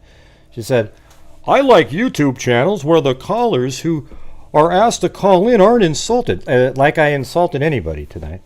Seems like Gray just wants to hear himself and his own theories and insults most callers." That is a ludicrous statement. That is not how any of it went tonight. Okay. They all tend to forget called Gray Hughes. Yeah, but it's also people call in and they go on and on and on, like these a theory that, and I just need to keep it moving to the next caller. Okay.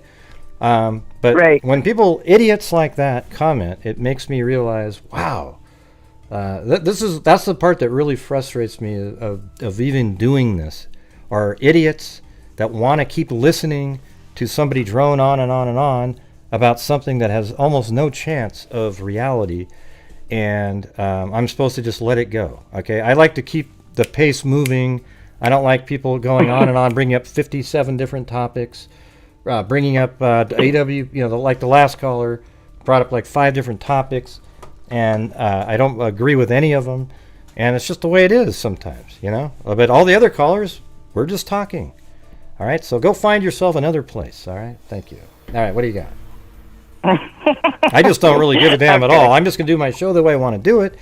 And if you don't like my show out there, everybody, you're welcome to just let the door hit you on the ass on the way out the door. I do not care. Okay? I like getting subscribers, but I like people that actually like the way I do the show because they too are tired of the same nonsense crap going on in the background. I try to weed through it. If you don't like it, don't watch the damn show. It's that easy. All right. So go ahead. Let's do. And in the words of Gray, boom shakalaka, he said. Yeah. Okay, so that back window, right? Okay, that driveway up and back into that parking lot. Can you get out of that area through that parking lot? Well, there is behind the house, you can just walk up through the woods and get into another parking area. But there's no exit back there? What do you mean by exit? What do you mean? Like through that parking lot up the side of the house, there's that big parking lot that's back there. Does that exit out somewhere? Well, Like there's out the of the- parking lot's just in the front of it, and then behind the house is a patio, and then you can kind of go No, up in the woods. I guess I'm talking about the apartment parking lot that's back there. You know, on the side of the house, and you turn and you come up that road, up that steep hill, Yeah. and that enters into a parking lot with the apartment complex, right? Yeah, right there. Yep. Mhm.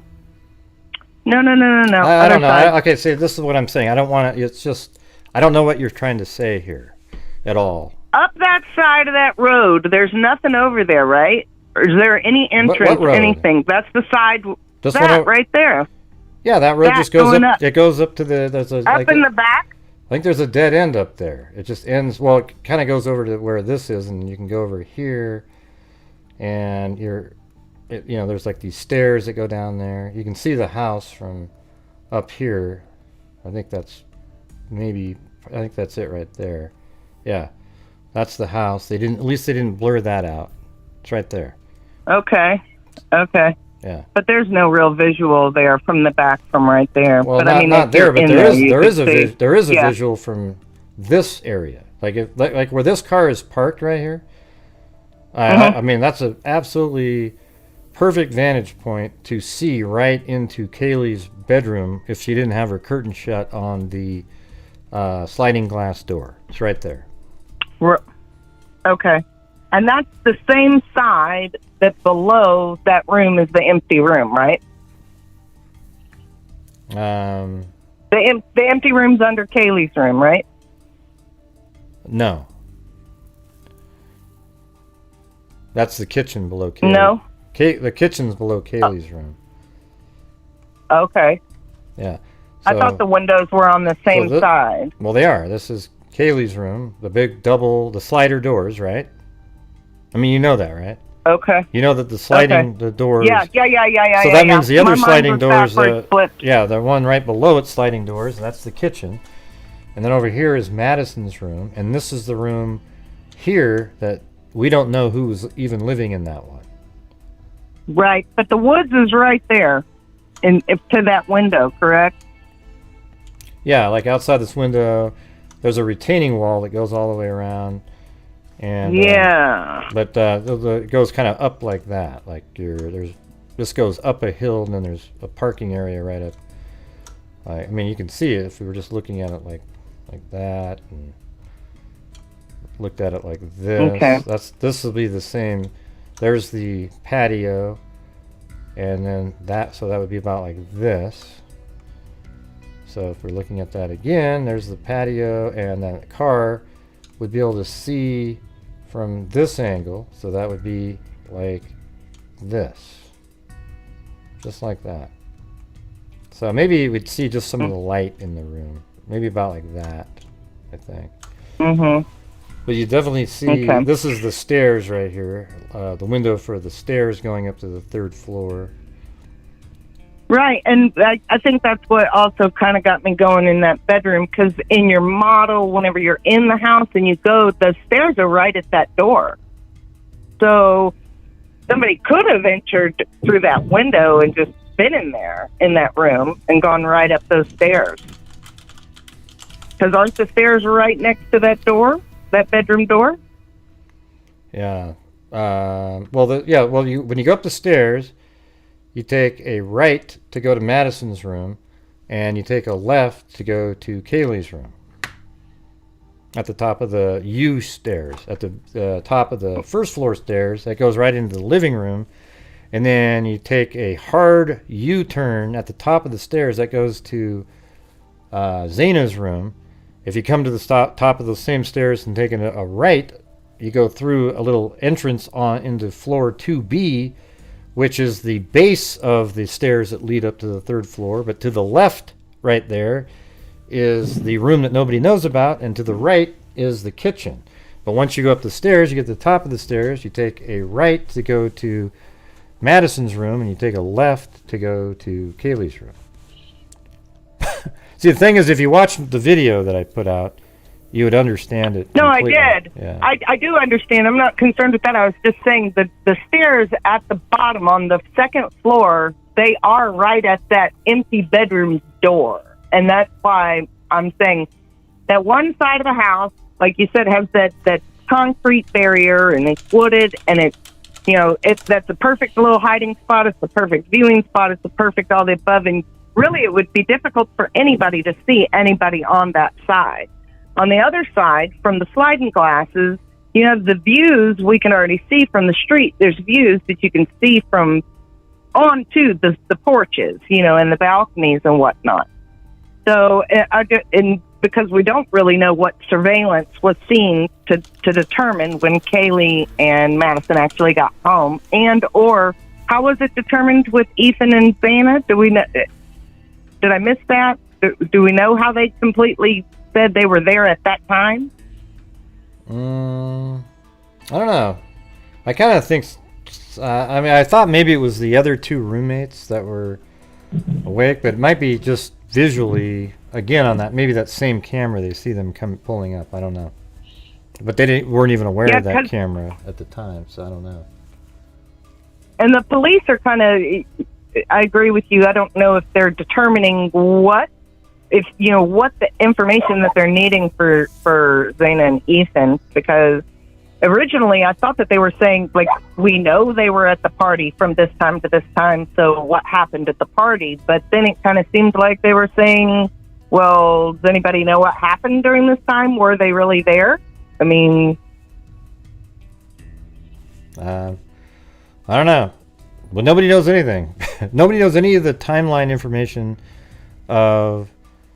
it's kind of interesting that not one piece of information has come from that fraternity other than the president speaking for 2 seconds and didn't say a damn thing. And it just shows you how they're sort of like, there's a code, they just stick together. But you would think that somebody said, oh yeah, no, I remember Ethan, yeah, we were partying and they were drinking over here. I think I saw him around, no, there hasn't been a word. So we don't know anything about, other than the fact that he was at the party. And then somehow they know that he got home around 1:45. I don't know if that means that they have cell phone ping data. That makes more sense. That he maybe sent a text message or something from home. And maybe it showed that they were there around 1:45. I don't know. Yeah, there has to be. I want to have hope that there's so much information that they're not sharing, because, they need to keep it under wraps just to know. I kind of feel like there's definitely a good bit that they're holding on to, just that the killer would only know, is my hope, because, I want them to figure this out. But I still am stuck I still don't think it was I think it was personal to the killer, but I don't think it was intimate personal to them. Yeah. I just am stuck with the kill wound. I just feel like it's somebody who had a bit more skill. It's a lot for 4 people, so emotionally. Yeah, or just they were really, or they were just enraged, or they were just enraged when people were sleeping and they just went nuts on them. Yeah. Yeah, and I agree with you with there might not be the blood, because I've thought about the footprints or whatnot going through everything, but it doesn't necessarily mean that there was blood splattered everywhere. In regards. It's really it's possible that his hand slipped and he cut himself. And I hope that is what happened. But when people say that has to be what happened, that's just not true. Okay. Well, yeah, and or I know it's difficult for people to think, oh, there should be perfect bloody footprints that lead a trail out. Yeah, that kind show of that a he thing, was but- wearing Nike sneakers. 1982 right, Jordans. right. It says it right there on it. Yeah. Right. I mean, in reality, and if you haven't ever been involved in any of those kinds of things, you would just assume that, or with the TV or whatnot. But yeah, I mean, there doesn't necessarily have to be the blood everywhere. I think everybody probably assumes that because it was originally reported it was quote unquote messy or sloppy or something to that nature. But I don't think it technically they were speaking of the mess, like blood everywhere. I don't know. That's just my opinion because there are no footprints. There's very little types of things like that. So I don't think it was a bloodbath everywhere in that sense. So, just my opinion. Right. Who knows? I don't think any of us will know until anything real comes out. So, but Yeah. anyway. Okay. Anyways, thanks for all you do, and have a fabulous night. Okay, you too. Well, Thanks for the models because they rack my brain. They rack my brain and make me start thinking. So the models are great. Okay, I know you hear that a million times. I think I'm going to do but- something else with the model to make it absolutely sure that everybody knows what we're looking at. So, anyways, thank you very much. I appreciate you calling in. Yeah. All right, bye. Yeah. Have a good evening. All right, bye. Bye.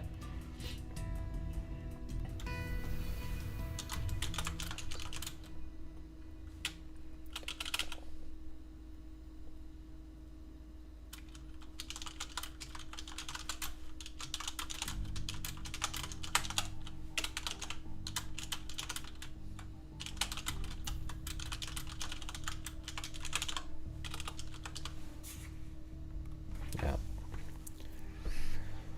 All right. So Mike Anderson sent me an email complaining that when he said that when he said you're sexist, Gray, when I did the joke, that I'm supposed to have known that. Okay. Well, I think it was rude when you typed it in, and you're expecting me to know when there was actually 4 other people that typed it in and were serious. Girl code is not sexist. It's actually a pro-woman thing. It means that you guys have the ability to communicate in short form where guys need the whole freaking sentences. Okay? So if you don't understand that, then there's something wrong with your brains. Okay? So if I misunderstand something that's sarcastic and it's only one word, I have no way of knowing that it's sarcastic. Okay? Because there's people who type it in seriously. So you don't need to send me little whiny emails or anything like that. Just do your own thing. Try to be better and communicate better. I mean, I'm not the greatest all the time myself, so. No, it's not sexist at all to say guy code. You'd probably say that guys, when they're watching football, can just grunt back and forth and they all know exactly what they're saying. Yeah.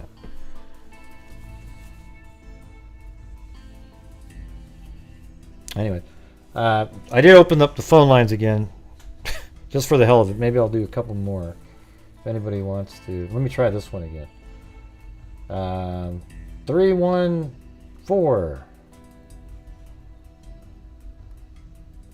All right, 314. 314. Are you available this time? Hello? Yeah, hello. Yeah, I tried you before, but you never answered. What's going on? Well, I didn't. This is the first time I've called into your channel, so it's a little bit different than other people's channels.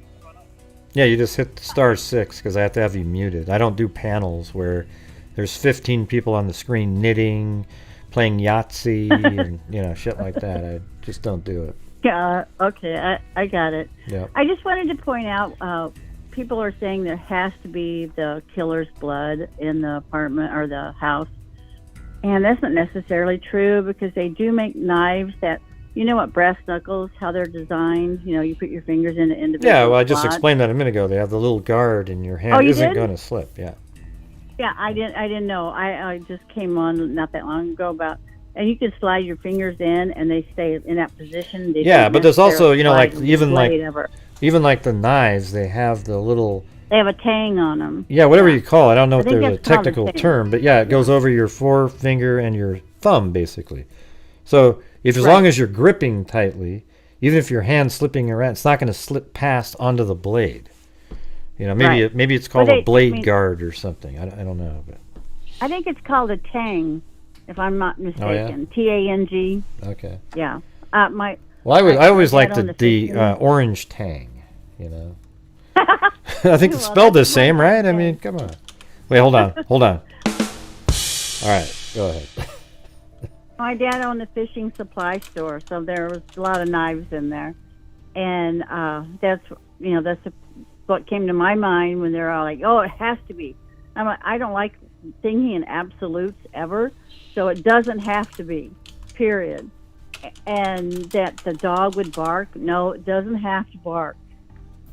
There's lots of ways to get around a dog barking. Number one is to feed it, and that it happened in my neighborhood. There was a peeping Tom, and they kept finding. Well, again, my dad, he was a hunter, and we had bird dogs, and they kept finding food wrappers in around the dog pen.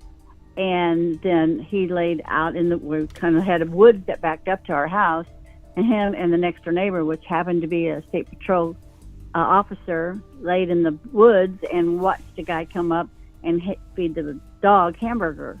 And we had like 4 bird dogs back there that would bark at anything, but not when you're getting fed hamburger. So it just, there's no absolute. So people just have to think outside of the box. You know, the guy got in. He did do what he did without alerting anybody in the houses next door. So I think he had some kind of expertise. Maybe had a lot of peeping Tom. Learned a lot by keeping dogs quiet, how to sneak around quietly and not get caught, and maybe then took it to the next level. I don't think the dog being skinned, the other dog, had anything to do with it, because usually a serial killer doesn't escalate from skinning and killing dogs to killing 4 people within a month or 2 months. Well, I think it's weird that this usually person killed, goes in there and he killed 4 people. Like there isn't one that lived or anything. That part's interesting. I think it's really unusual. I think he killed the girls, but I think Ethan heard him, and being the man, I think he went out to investigate, because when I was married, I'd say, "Oh, I hear something, go check on that," and my husband would get up and go check on it. And I See, think that's guy probably code what right happened. there. You spoke guy code. Go do it. Boom, and Yeah. But you right, probably, yeah. you know what? I just Well, realized it's when nudging. you guys speak, that is sexism. When you women speak guy code, we end up dying because of it. Because you, hey, go out and check always. that, and all of a sudden a bat hits you in the face, or it's. No, Man, sometimes you just get a squirrel that jumps in your face. That's what happened to my husband. I kept hearing something in the basement, and I'm like, I hear something down there. Yeah. He's like, I don't hear a thing. And he goes and opens the basement door, and the squirrel had got trapped in our basement somehow, and it came and jumped on his face. And I was like, how could you not hear that? But anyway, no, I think they heard something, or Zana heard something and say, hey, Ethan, something's going on. And she elbowed him, and he got up and went to investigate. And he encountered him on the way down from the 3rd floor. And then he heard Zana like, what's going on? And then he went into that bedroom. That's in my mind only. But I can see that happening. That's how. So I have heard on an official web, like a regular news broadcast, that there were 3 crime scenes. And I'm thinking the bedroom upstairs, the kitchen, where I heard at first that Ethan was found, and that's how the girls downstairs found him, just because he wasn't in the bedroom. Why are people saying he was in the kitchen? Yeah. Why are they saying that? That's who's what I heard, too. who's saying that though? I guess maybe that would explain the blood on, like if he was killed in there, and that blood-looking substance that seems to be coming down on the counter, which I have in here now. Like if you zoom in like this, see you guys, look at that. Like on this counter right here, and there's the refrigerator door. Maybe it was around in this area and he bled on there and it came dripping down, because there's no way, if the killing wasn't in Kaylee's bedroom, and it was in Madison's bedroom, of the 2 upstairs people, Mhm. blood couldn't be in the Mhm. kitchen on that counter because Right. Zana and Ethan were killed over here, and their blood ended up over there, so it can't be in there. So. Right. And I also think Zana probably wasn't killed because, she had the bite back wounds. I think she probably retreated to the corner of that bedroom, and that's why the blood seeped out outside. And because I don't think it would have done that if she had remained on the bed, because the bed would have soaked most of it up. I've worked around blood a lot. I'm a hematologist, and it really just kind of goes the least resistance. And if there was a bed there soaking it all up, it wouldn't have gone outside. It would have gone into the bed. So that's what makes me think she retreated to the corner of that bedroom, and that's why it showed up on the outside of that house. And the house had to be very poorly made. Well, I already showed, like, for that to there's where the bed is the only place you could really put a bed in that room. Wow, look at that. So if you take off the, let's see, let me hide that. Hold on a second. Yeah, so the bed is in the room right there. On the corner, and that's why the blood's right there, because that's the only place in the room that bed would really work. I think she retreated over to the I think she got that's why she had the defensive wounds. I think she got over to that corner like you would get back up, and she retreated over to the corner of that room trying to fight him off. And I think she was awake, and I think she had sent Ethan out to see what was going on, and I think that's what happened. But I don't know. I'm just thinking about all the stuff that you could just see. And I had also, you talked about this earlier in the show, I had also seen a text exchange with some people that had encountered the 2 girls that were there outside when they had found Ethan's body in the kitchen. They went outside hysterically crying and screaming. And then I read the text from one of the people that had been outside. I don't remember what channel it was on. It said that the girl that had started calling 911 passed out. Yeah, we talked about that. That doesn't make any sense. And people passed out from seeing blood all the time. No, I think it's not common that people actually. I think that if you took 1,000 people that saw blood, maybe 5 would pass out, but you might hear of those people. No. Yeah. No, it's definitely. I guarantee it. It's nowhere near that number. That's not some high number. Yeah. No, I see it a lot. Yeah, I know. Look at blood. Well, here's the thing: is like when I get blood drawn, like a finger prick or something, I get sort of dizzy. But when I see my own blood or something, it doesn't make me feel that way. I just think a lot of people, when they get blood drawn, they get dizzy because it's an object being poked into your body too. So you kind of have a little shock factor. But people seeing blood out in the real world, I don't think it's going to be anywhere near 50% or something. I think it'd be like 10% of people, if that see blood just pass out. Well, I think it's in context. You have to consider the context. If you see people's blood that you know and you love, it's more likely to make you pass out than someone that you don't know, like you're watching on TV, or you're just seeing it, they're getting their blood drawn, is no big deal. But if you see somebody's blood actually bleeding out, or see it on the ground of someone you know personally, that's a different kind of feeling. It's like, oh my God, something happened to them, and your mind starts going. Yeah. And actually, what it is your blood pressure, your blood pressure drops, and then you pass out. It's just a physiological thing. It doesn't have anything to do with emotions. I just think it's not real. I think it's not. I just don't think it's. I think it's not as common as you might think it is. Even though you do blood stuff, but I think when you're working with people, I don't draw blood. Yeah. I work around. I don't draw blood at all. Yeah. But I'm around it. I just think it's not. It's just not a very high number. But anyways, you got the. But the problem is that theory that's going around, as I explained earlier, if you read this document, it says, on November 13th, the surviving roommates summoned friends to the residence. Okay, so just this is what law enforcement put out. Okay, they believed one of the second floor victims had passed out and was not waking up. So that is what they were told. So that story doesn't match that at all. It doesn't have any, it's just sort of a story that's out there. Law enforcement saying this. So I'm going to go with that one until law enforcement switches I it. agree with you there, but I think when the police arrived, they really didn't know what was going on. Right, but that's not what this narrative is there. from. This is from later, after they've talked to everybody multiple times, and remember this part here came out in like their last statement that they put out. They finally explained to us. So you don't think that they figured it out by then, what happened? I think when they got there was people there, and they didn't know who lived there. They didn't know who belonged there. I know. They didn't know who'd been in the house. But it's almost like you didn't. Okay, but it almost felt like you didn't listen to what I just said. No, I did. I heard it the first time.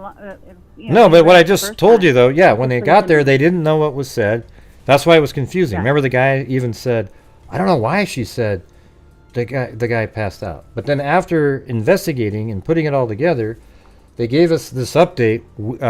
Like 10 days after the murder, this is in one of their final updates. They finally gave it to us that the resident, they summoned friends to the house because one of the roommates believed that they saw one of the victims on the second floor passed out. That was after they finally got their information on what it meant. So that's what I'm trying to say. It'll be interesting to find out how that turns out. I will have to say. Yeah, I mean, you could be, because everybody keeps repeating the same story that somebody said, and it very well could be true at some point. And I'll be totally willing to go, okay, cool, so that was real. So why did law enforcement then put that out? Maybe they did it on purpose to, I don't know. I don't know what it would do. What do you think it would do to... Maybe they just don't want people to know that the girl passed out from seeing it? Well, no, I don't think that. I just think they haven't let anybody hear the 911 call, so that's kind of interesting why they're keeping that close to the vest. Well, I think that they're not letting people listen to that because I think on the 911 call, my opinion is that there's stuff that was said on the 911 calls that those people made that was repeating stuff that the roommates told them about actual stuff they heard. And like, could you imagine, this is how I would picture it going down. Okay. The girls, they're like freaking out and somebody else calls 911 and they go, "Hi, yeah, I'm talking to these two girls here. There's a guy upstairs, looks like he's bleeding. They told me he was passed out. Can you send somebody over?" And they also said that they heard a lot of weird noises last night. And one of them said they even saw maybe this guy walking around. And, it's just really... So there's stuff like that in it. That's a possibility. Well, they just don't want us to hear that because that's the investigation, right? And it's all in the 911 call. That's what I think, because they left out... Oh, go ahead. Sorry. No, I just said that's a possibility. Well, there's a lot of possibilities. It might not be true. I mean, I didn't even think about them describing like the night, what was going on the night, during the night on the 911 call at all. So that's a possibility, actually. So that's interesting. Well, the thing is, that's why it's nice to talk to you. Yeah, I know. Sometimes I just get kind of like ramped up or whatever. But No, that's why it's good to hear a lot of different views because sometimes you don't think of something. Yeah, there's times when people say stuff where I go, "Oh wow," and I throw that into the mix because it's good. It's like, but yeah. So what was the thing I was just going to say? It was so all we ever hear, I want people to really remember about the two girls that lived. All they ever say is, they got home at 1 o'clock and they woke up late in the next day. Well, what does that really mean?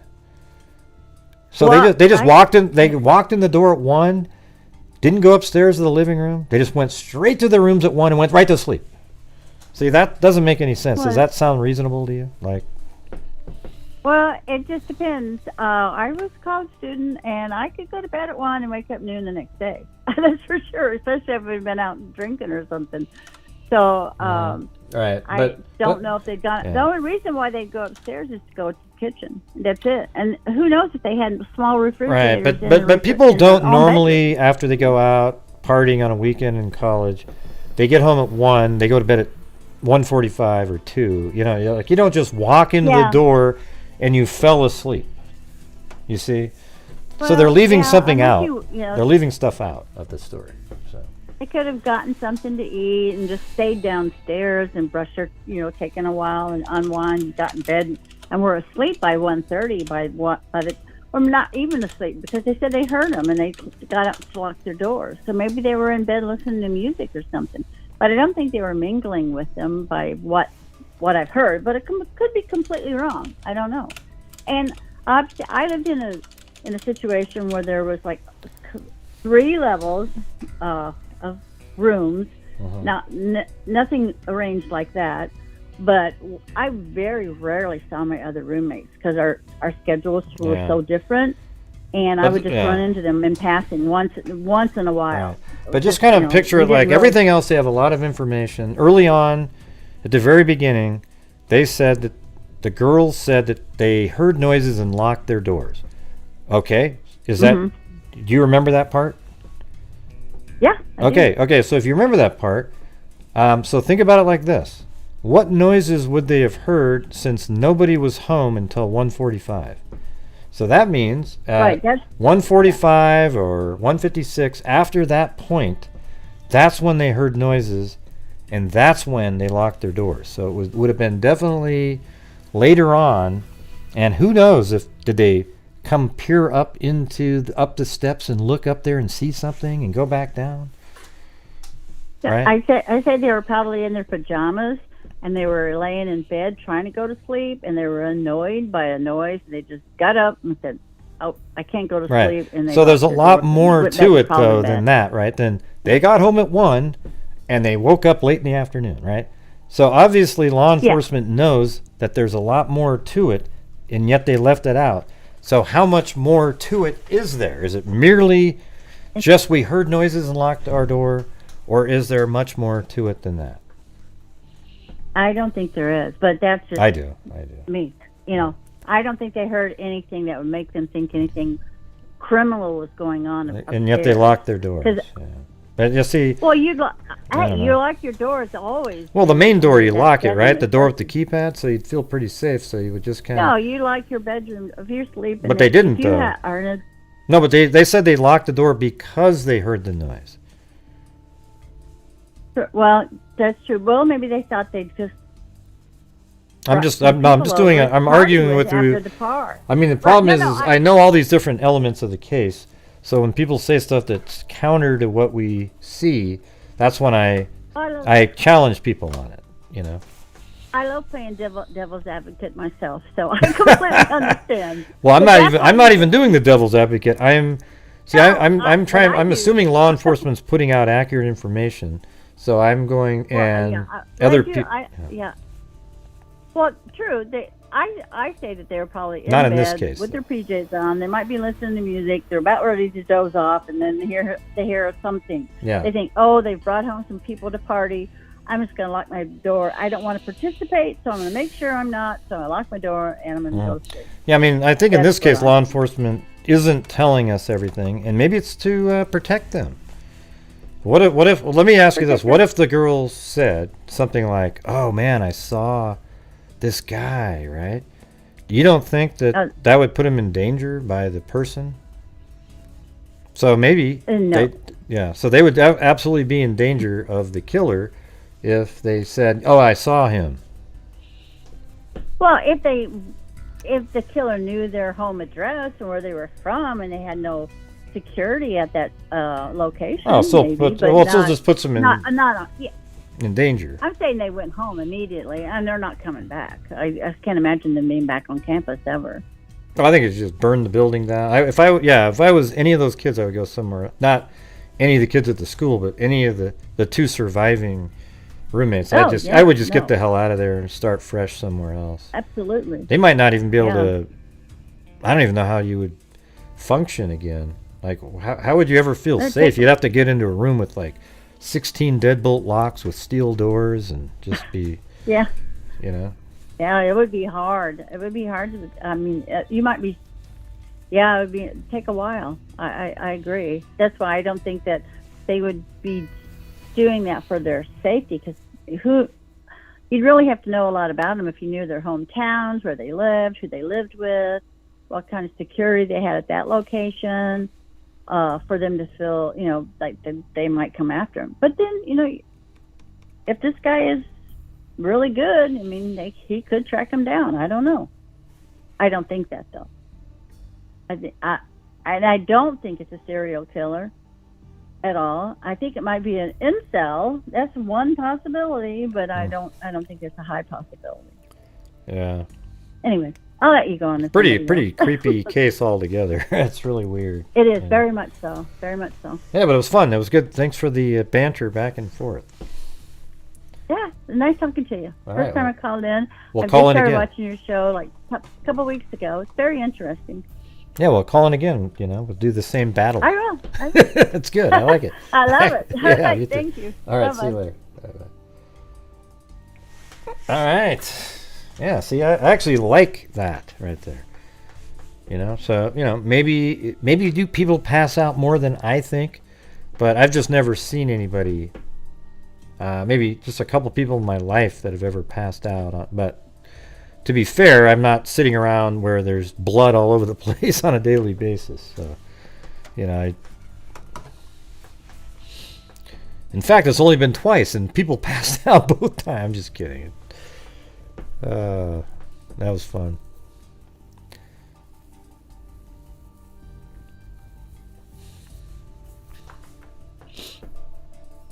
Yeah, well, there's no more callers, you guys, so that's a good time to end.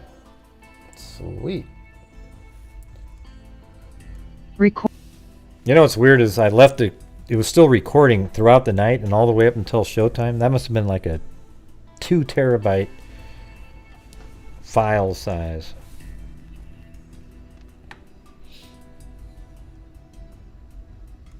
Yeah. So one of the things I brought up earlier is we don't know. So I guess what Zozo was saying made sense. I thought she was talking about something else. But what we don't know is that if Ethan and Zena came through this door and went up the stairs and went to their room, maybe went to the kitchen first and went to the room or whatever, who knows, right? Did they even see Kaylee and Madison? Because they got home at, 12 minutes later, but maybe these two had already gotten in bed at that time. And then they go upstairs. They're kind of isolated over on this part. They go, so the way it works on here, you go right there. Like, let's say they came through the sliding glass door. That's where the blood, by the way, right here. That's where it was coming down the wall.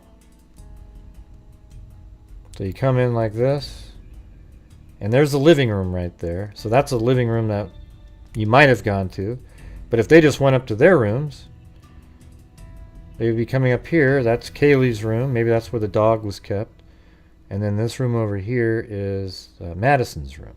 And then you can see outside to the deck from her room right there. That makes sense?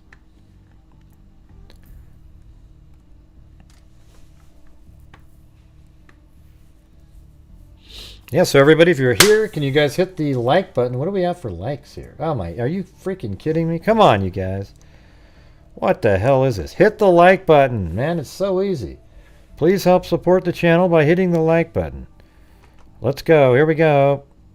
I don't want to have to play this music, come on. Come on, you rodeo clowns. Hit the freaking like button, it's so freaking easy.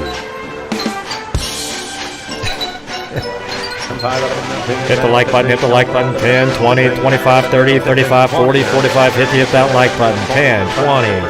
Do I hear 30? Do I hear 40? Hit that like button. It's the easiest damn thing you've ever seen in your life. You literally just click a button.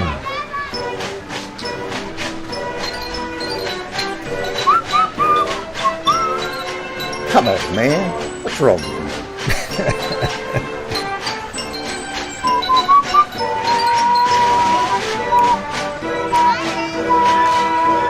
Come on, everybody. Hit that like button, everybody. Drama.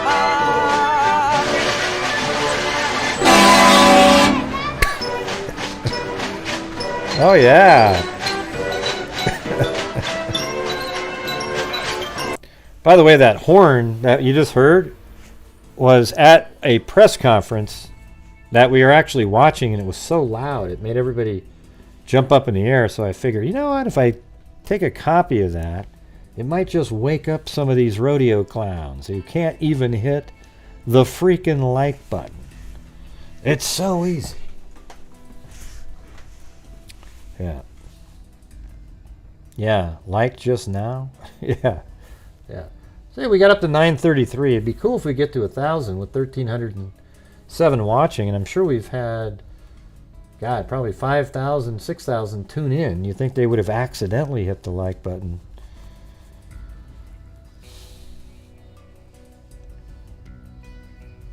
Yeah, hard to say, Johnny. Hard to say. Like the stream, but yeah, I mean, you know, it seems like it depends on how many times he stabs somebody, you know, and what kind of shape he's in. If he's in good shape, I mean, you know, I don't know if when you say sweating profusely, we don't know that. It's also really cold outside, so.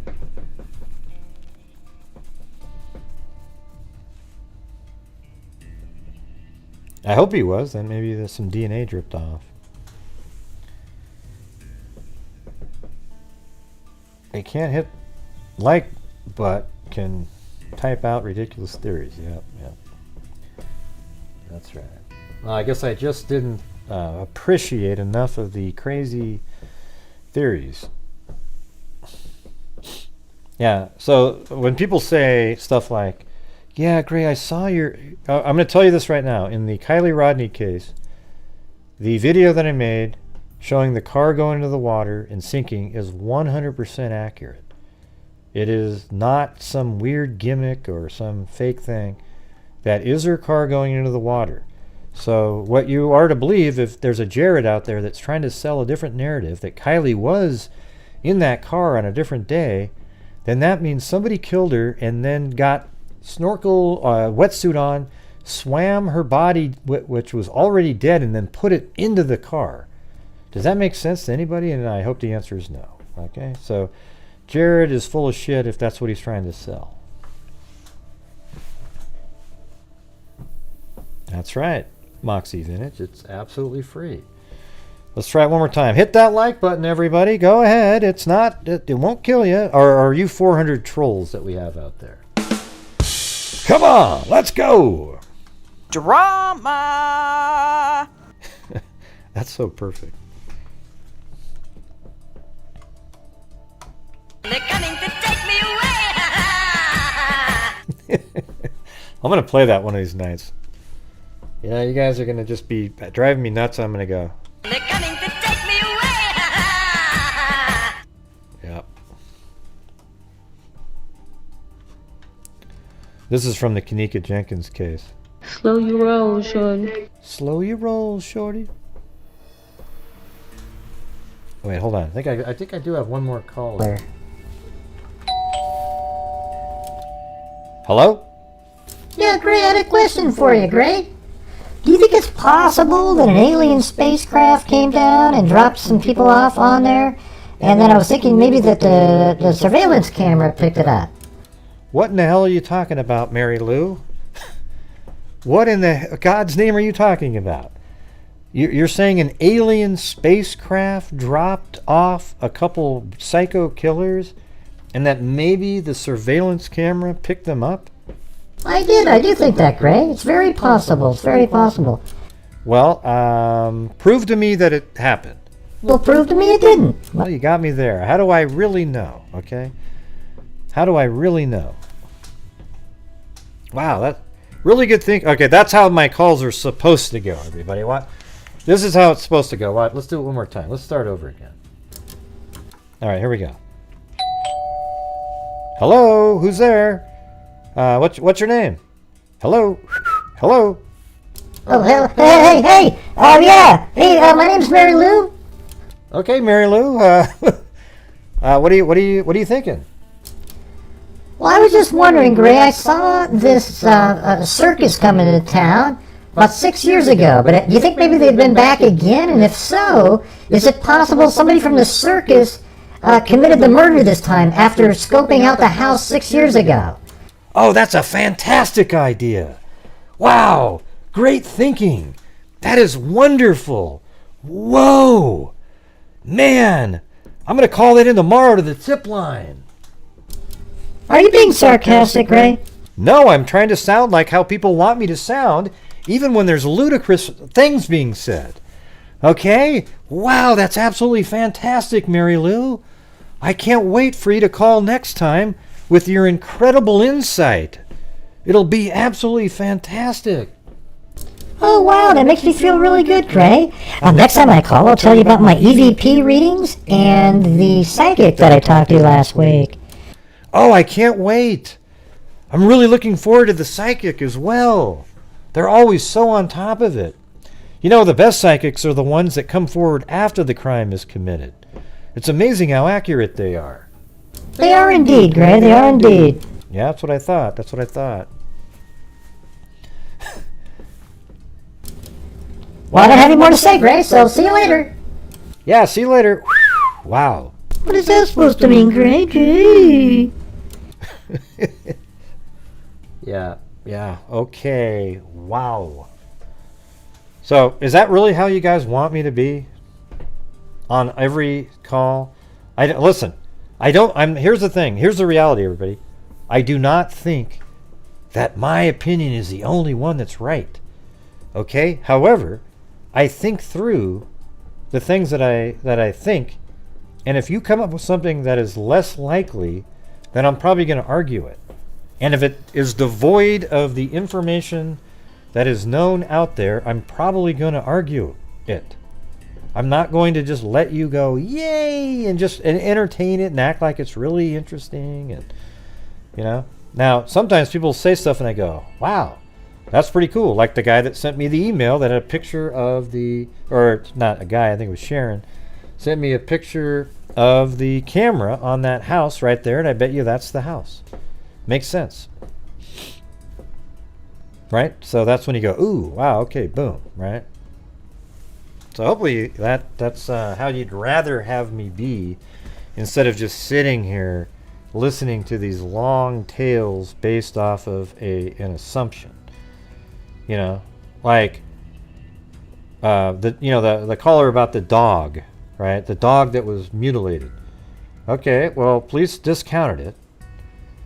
Okay, but let's make it count anyway. So okay, it's a sociopath, and then you go through this whole story, and it doesn't sound very likely at all. You like me just the way I am. Okay, all right.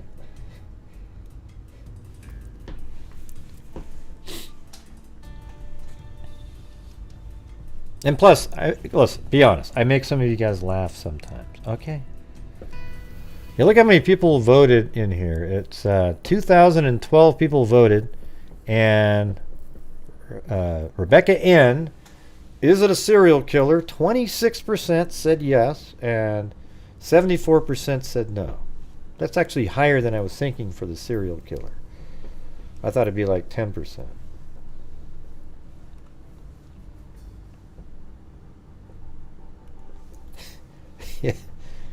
Yeah, how could you even tell that was a song, Betty, the way I sang that? I mean, give me a break. I mean, that was... Yeah, I mean, I think I make people... I try to deploy humor in what I do here. It's not always... And it's never related to the actual victims or people like that. Sometimes it'll be the killer, like if they look like a crazy person, you might say something. But cool, Rihanna 25. I'm watching Gray Hughes Investigates. Kinda like Gray Hughes. Gray, you do make me laugh and roll my eyes, and sometimes I even say, Gray, no, with a grin on my face. Really? What's the no when you say, Gray, no? Oh, I have this one sound effect. I haven't deployed yet, but here it is. Your perception deceives you. That's what I should have used earlier. What did you say? Oh, yeah. Your perception deceives you. Your perception deceives you.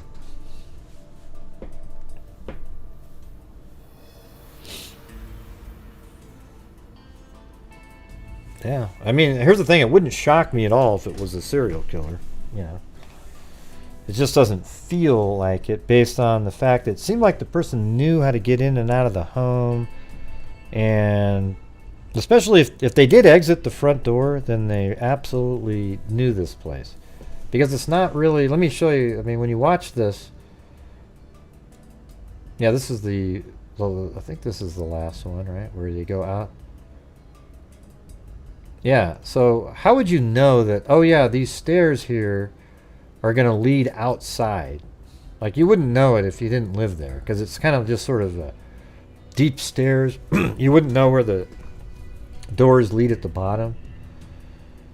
You know, now if you went through the sliding glass door in the kitchen, you probably would know how to get out because you had already gone in through them. Right here, right? So you go, you know, up the stairs, and then when you came back down, you'd come back out.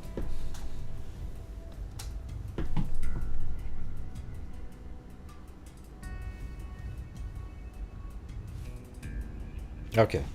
All right, guys. That's going to do it. That's going to do it for me tonight. Another 4-hour and 10-minute show. Awesome. So thank you to Greg Overhold, who became a new channel member earlier. Swerbs. May Lixella. Elaine Talling. Lisa Holland. Laura Akers. No, it's Lori Akers, twice. Let's see, yeah. Well, one was a member for 2 months, and then Lori Akers. Then Cheryl Bullock, Sherry Worthington, Kathy Friedenmaker. Or maybe I'll do some boom.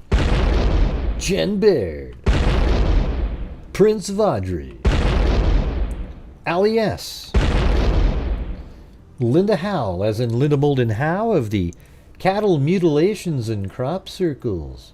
Megazoid for 36 months. M-U-N-T-S.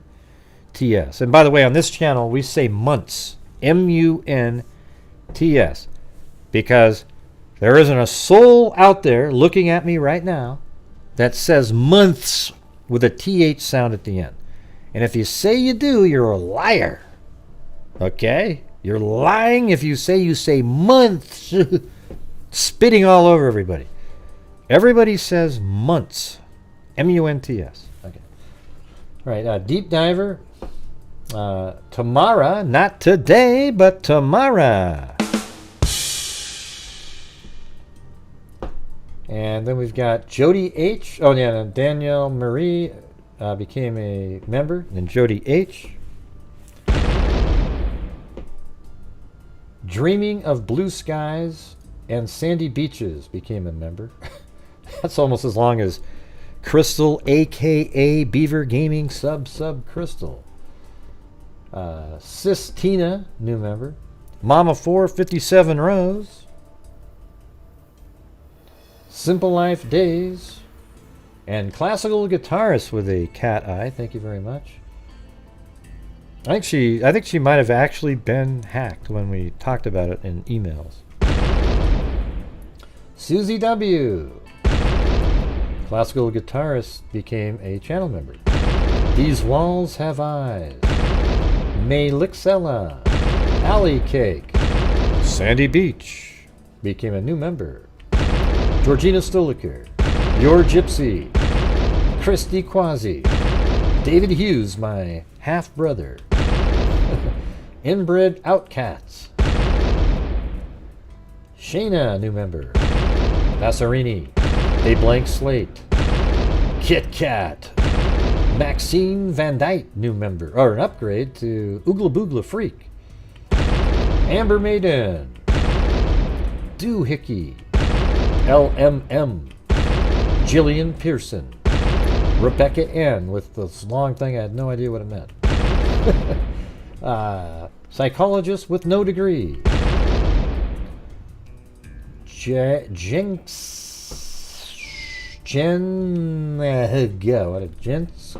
Selenia C? Wow, I don't know how to say that one. CS Sleuth, new member, both of those. Barbara Mooney, LMM, Will Good. Danielle Rustich, new member. Will Good, 3 months. Tamara, not today, but tomorrow. Karen Andrews, 1 month.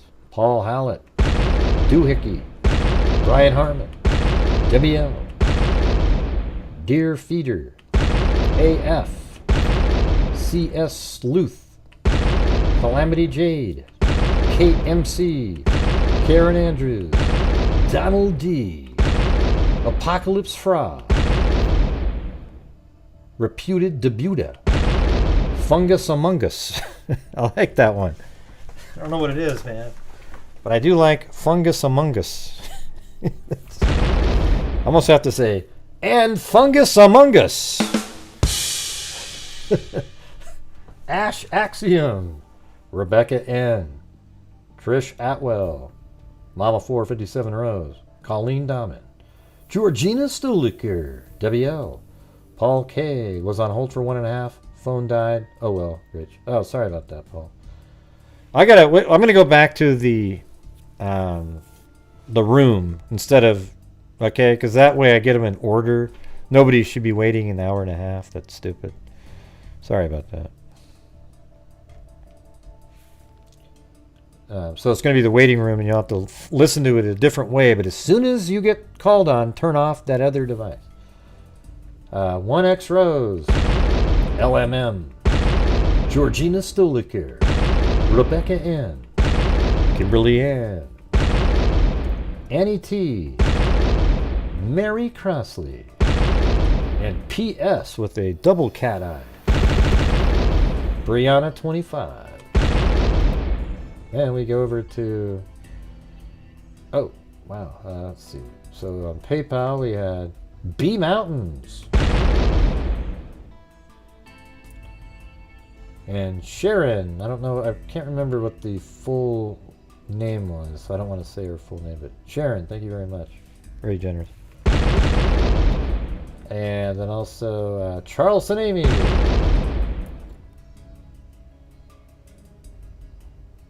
And then Jade, let's see, yeah, Jade Pleasant. Then also Paulette Leonard. Girl code is okay, keep it up the good work. And that was from Janice, thank you. And Sareth Terry, I think it's just Sarah, but it says Sareth Terry. And Linda Howe, as in Linda Molden Howe of the Cattle Mutilations and Crop Circles. All right. Well, thank you guys very much for the support tonight. Very cool, very cool. And, you know, everybody, classical guitarist is okay. Everything's good there. Okay, everybody? She's always been a long time supporter, and, you know, just weird shit happens sometimes, right? I mean, God knows I've had some weird days myself, you know what I'm saying? All right. Well, maybe I will do a flyby.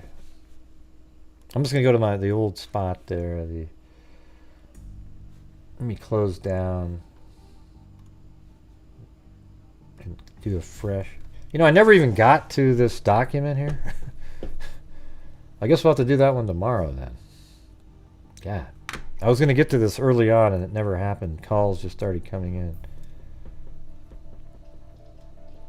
Okay, well, we'll go over the Tanner Horner arrest warrant tomorrow. Okay? Sorry about that.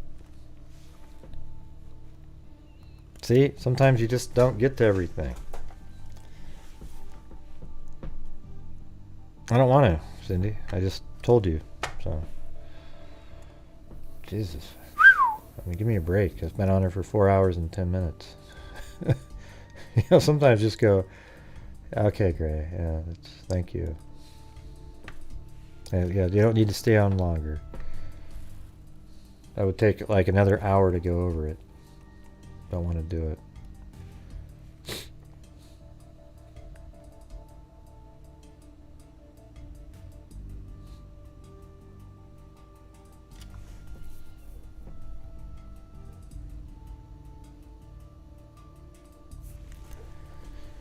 And which one am I? Yes, I gotta get rid of these things. There we go. All right, you guys. So thank you all for being here tonight. Thanks for supporting the channel and allow me to make an income on here, plus also donate a large chunk of money to various charities out there. We did 8,000 last month, 8,000 the month before, and if we do another 8,000 this month somehow, we'll be at, well, we might even be at $60,000, which is absolutely crazy for the year. Absolutely nuts. So anyways, thank you guys very much. And yeah, so I guess that's the end of the show. I feel like I'm still supposed to be talking like Cindy said, but forget it. We'll see you tomorrow, and as I always say, everybody, until next time, be safe out there. Yeah, I've been doing this true crime thing for quite a while Good now. night, everybody. And during this whole time, I have not seen one person. Yay! Crime dissector. Oh my God, what the hell was that? I'm a certified human lie Lie detector. I'm gonna get you on a stretcher if you try and play me like an old projector. Crime sector is my nectar. Professor Gray is gonna give another lecture. Crime collector, free connector. And I'm always gonna be a protector. Fool deflector, interceptor. And I'm meaner than a spectre with a vector on his pector. With all respect, just remember, I've attacked the fucking injection. I have no agenda, I'm no pretender, and I'll serve it to you straight without the blender. And in the end, I'm gonna send ya on a mission to reveal the true offender. Yeah, so I'll just get right back to work. All right, everybody, talk to you later. Hey, Gray's at the flyby, Gray's at the flyby, Gray's at the flyby. Great, are we gonna do the flyby? Hey, great, are we gonna do the flyby? Yay! Yay, I can't wait!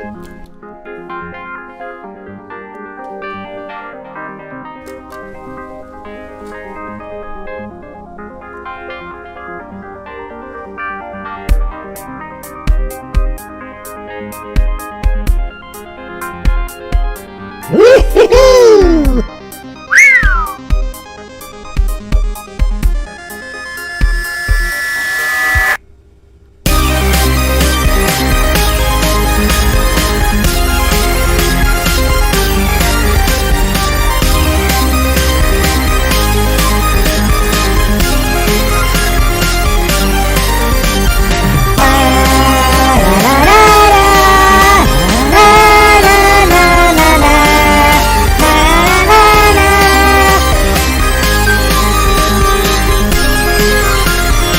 I packed my bags last night, pre-play.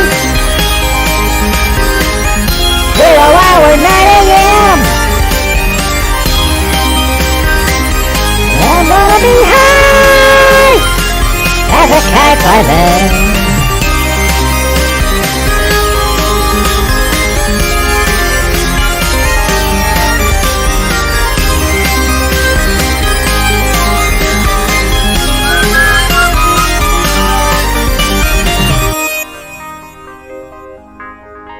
Whoa, what was that, Gray? You just jumped way up in the air for no reason.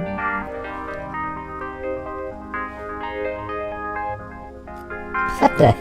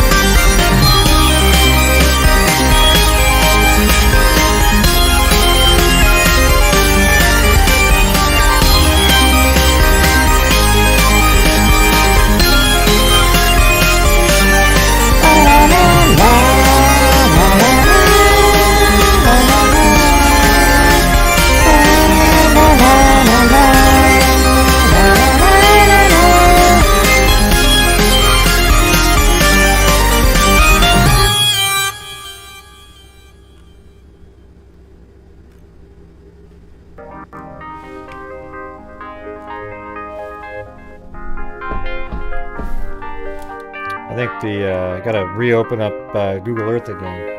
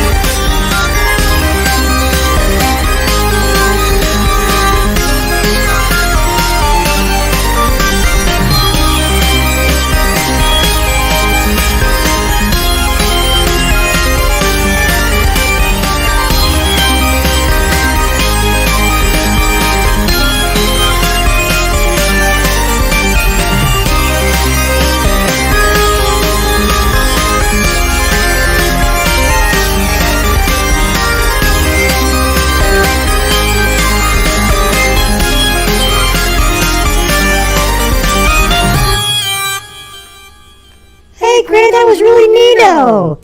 Yeah, that looks like, I think that's the Nebulae Uglaglag Luglug. I do too, Gray. I think that is that one. Okay, good. All right. All right. Thanks, everybody. Really appreciate it for being here tonight. And look at Zozo's trying to get me to go to more places. Jesus, no way, man. All right, guys. Thank you very much. We'll see you guys tomorrow, all right? Yeah. I need to get some sleep, I got to be honest with you.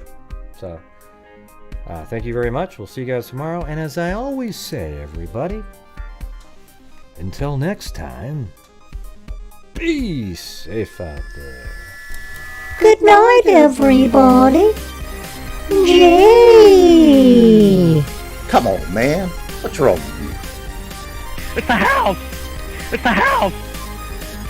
It's the house! It's the house! It's the house! There's mosquitoes the size of bald eagles in that dadgum swamp. Good night, everybody. Bye. Yeah. See you later. Jesus. What, Gray? I just want to say goodbye to everybody. I know, but the show was over. You know, it was just kind of fading to, silent. And you had to say one more thing. You're like the little kid in the back of the car that has to punch their sibling after the parents said to not do it. Get that last one in. I guess it is a little bit like that, yeah. Good night, everybody. Are you going to keep saying, good night, everybody? See you later. Good night, everybody. Let me just say it, okay? Good night, everybody. Good night.